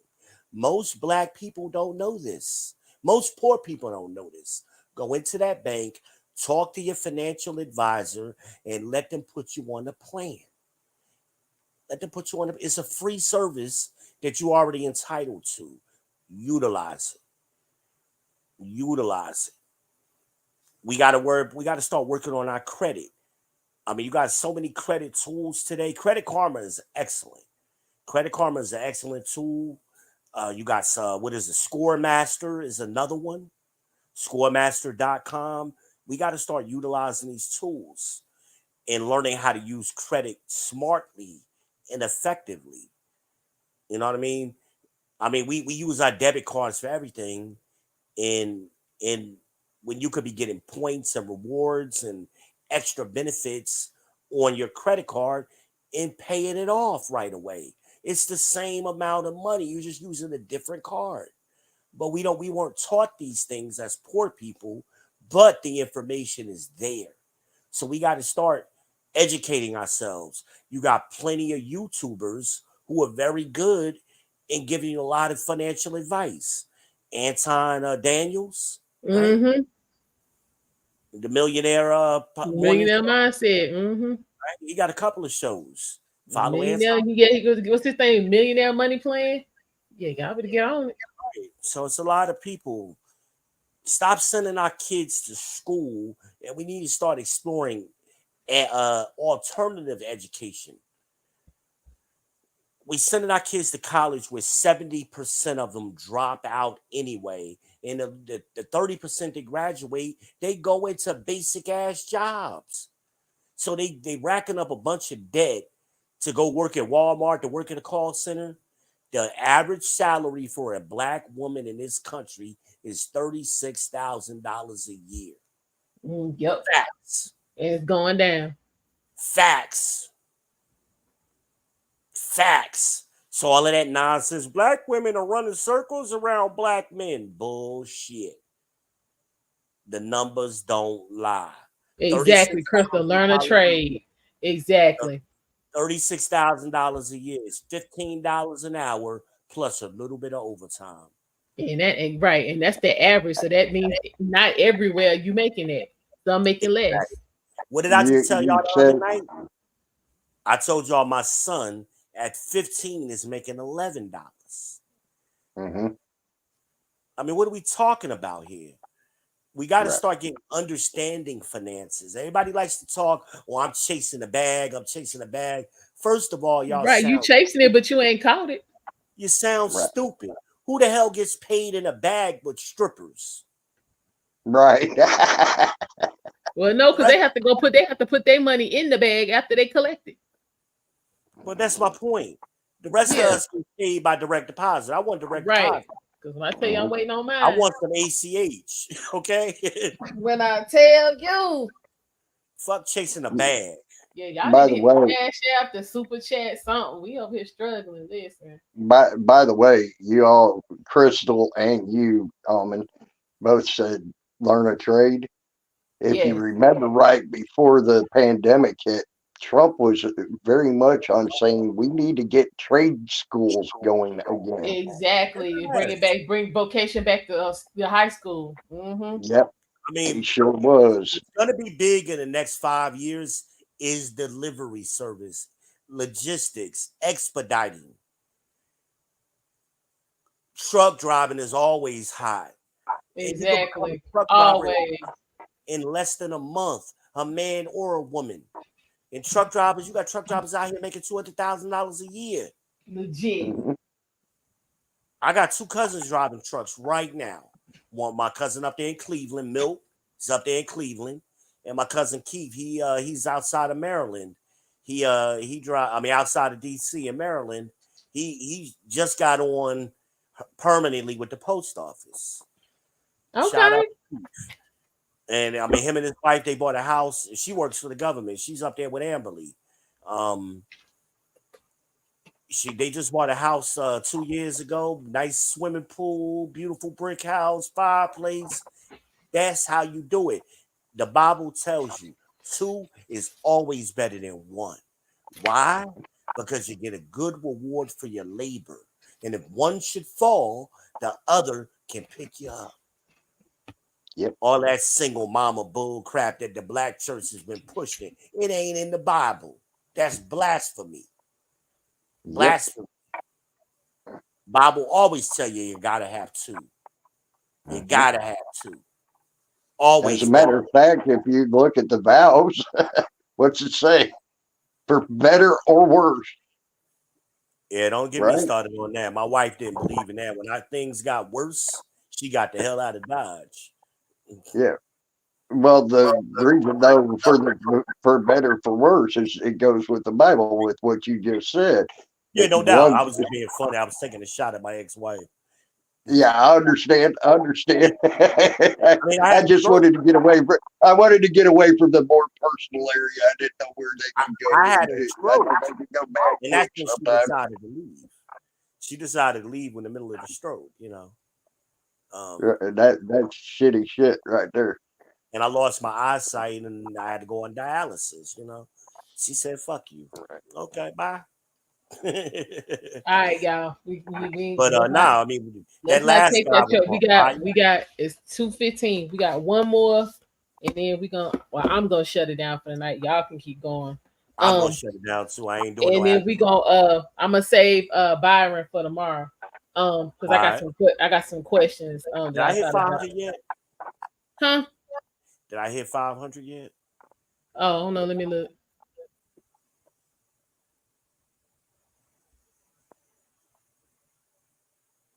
You still need them 5. Come on, people. Now, I need 5 more, man, before we wrap this thing up tonight, man. Please, y'all, help your boy out. Help your boy. I do this for y'all, man. I do this for y'all. And a lot goes into it. Me and Amana's be working. Y'all think we just get on here late at night? We started working early this morning when I texted her about what was going on, and she was already in doing some research. So we put a lot of work in this to bring y'all a different form of content that other people aren't really doing. So help support your interests, because we generally do this for y'all. You don't have a lot of channels like our channels. Most of these channels are just clones of themselves, the Fight Clubs, the Lapeef networks, and the BMUs, and all that bull crap. But anyway, go ahead and play the video before I get started on them ninjas. All right, hold on. What in the world? I try to be nice. We gonna end this on Sam. We got Sambo in the house, otherwise known as Tim Scott. We're gonna see what he got to say. So far, of the speeches we've seen on the replay, he looks like he's gonna have the longest one. But let's see what he's talking about.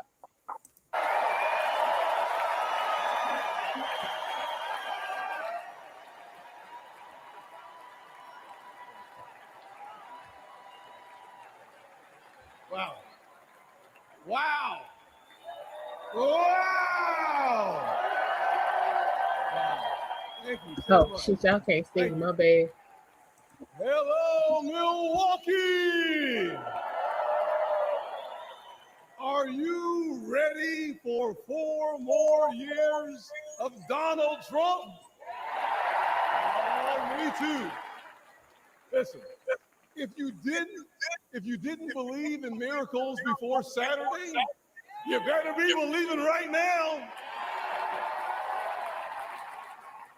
Thank God Almighty that we live in a country that still believes in the King of Kings and the Lord of Lords, the Alpha and the Omega. And our God still saves, he still delivers, and he still sets free.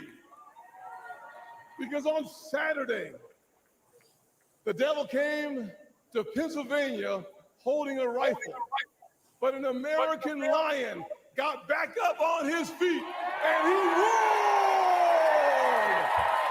Oh yeah, he roared.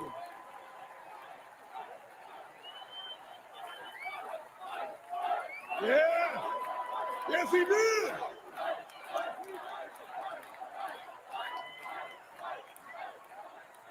You see, America, this is a difficult time for our nation. Inflation is crushing families. Illegal immigration is crushing American workers. Failing schools and victimhood culture are crushing our poorest kids.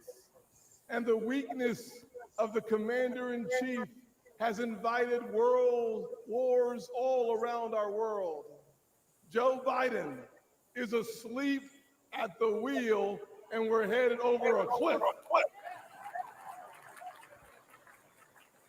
We hear despair in the voices of a millennial couple raising 2 kids in a 1-bedroom apartment because they can't afford a house.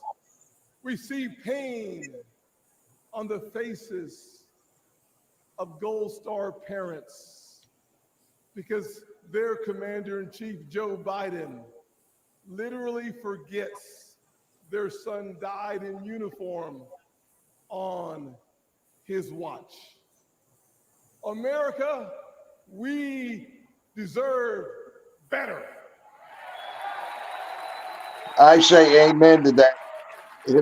We deserve so much better. I was raised by a single mom in poverty.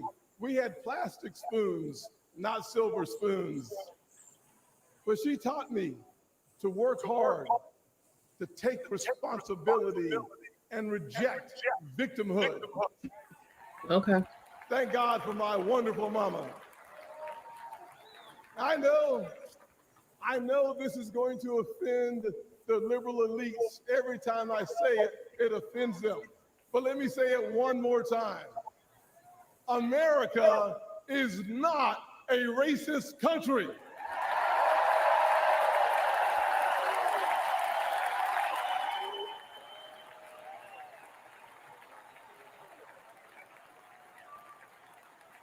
No, we're not. But if you are looking for racism today, you'd find it in cities run by Democrats. Look on the south side of Chicago. Poor Black kids trapped in failing schools. Thousands shot every single year, including one of my former interns, Daquan. But there's good news. It's conservative values that restores hope. It's Republican policies that lifts people up. I partnered with the greatest president of my generation, President Donald J. Trump.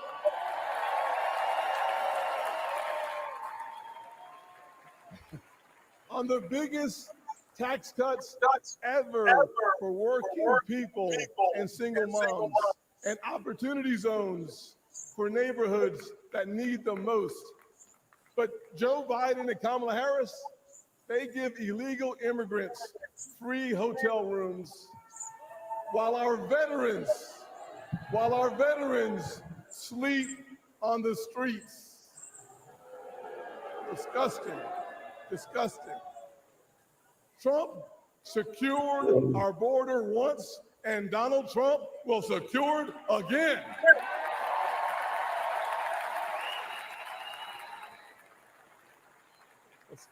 This November, we are not deciding simply the fate for the next 4 years. We're setting a course for the next 40 years. I see our heartland filled with huge American factories, powered by abundant American energy, building what America needs, creating generational wealth for blue-collar workers. You see, we are the Republican Party of Frederick Douglass and of Abraham Lincoln, of Ronald Reagan and Donald Trump. But we, 4 more years. I love it.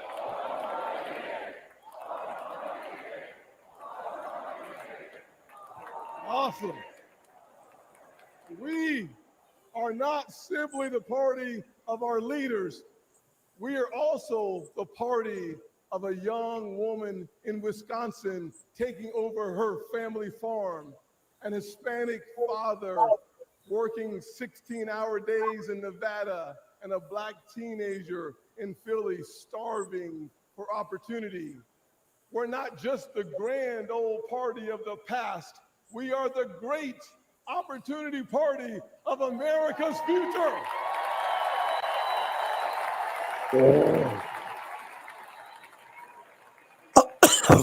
And there's only, hear me clearly, and there's only one person who can make that vision a reality: Donald J.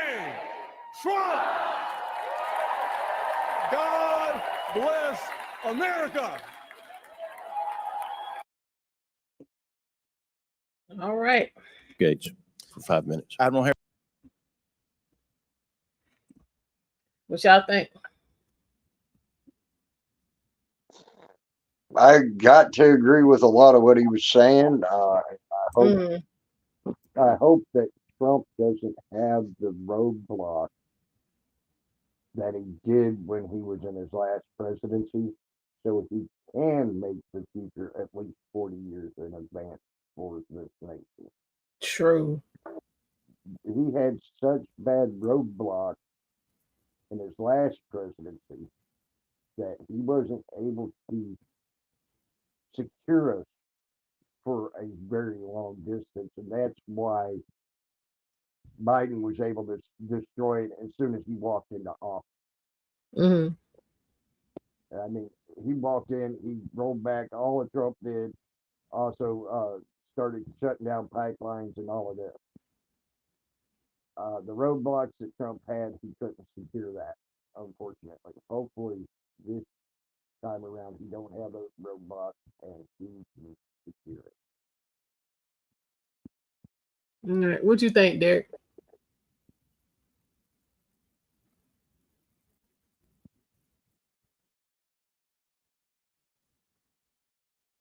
You, Derek.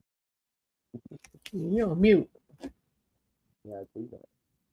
Same as V Ben. Well, what you think, V? I mean, I think it was a consistent message for all of them, all of the speakers tonight. I mean, it's basically things I've been saying the whole time. So I mean, you know, I'm definitely in agreement.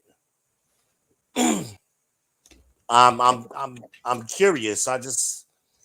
I'm interested to see what the Democrats are going to say at their convention. What is going to be the theme of their convention? Assuming this man even makes it there, he might drop dead tomorrow. We don't know. I mean, oh God, we're in trouble if he does. I mean, I ain't wishing that on him, but I mean, I'm just saying, you know. If you think we got it bad with Biden, wait until if he does. I barely can hear you. Here, is that better? Yeah, there you go. Okay, I accidentally had my microphone covered. You think we have it bad with Biden? Wait until if he passes tomorrow and cackling Kamala takes over, you're gonna see a country fell almost overnight. Well, that's what the Democratic that stock market gonna be a whole fool. That's what the Democratic donors were saying. They definitely don't want her, and they don't want him on the top of. They don't want either one of them on the top of the ticket. Either one of them. So they're withholding $90 million. I think it's more than that. I think I read somewhere more. Or it's gonna end up being more, but that was just the first word I heard this morning. Mm-hmm. And they've been pumping him so full of drugs this weekend just to get him doing these little 3-minute speeches every 15 minutes that he was doing. Like, if you don't go sit your ass down, Grandpa, get you a Nutri-Drink or Ensure or whatever the hell they got him drinking. Did I get my flowers? Most likely stem cell research shots.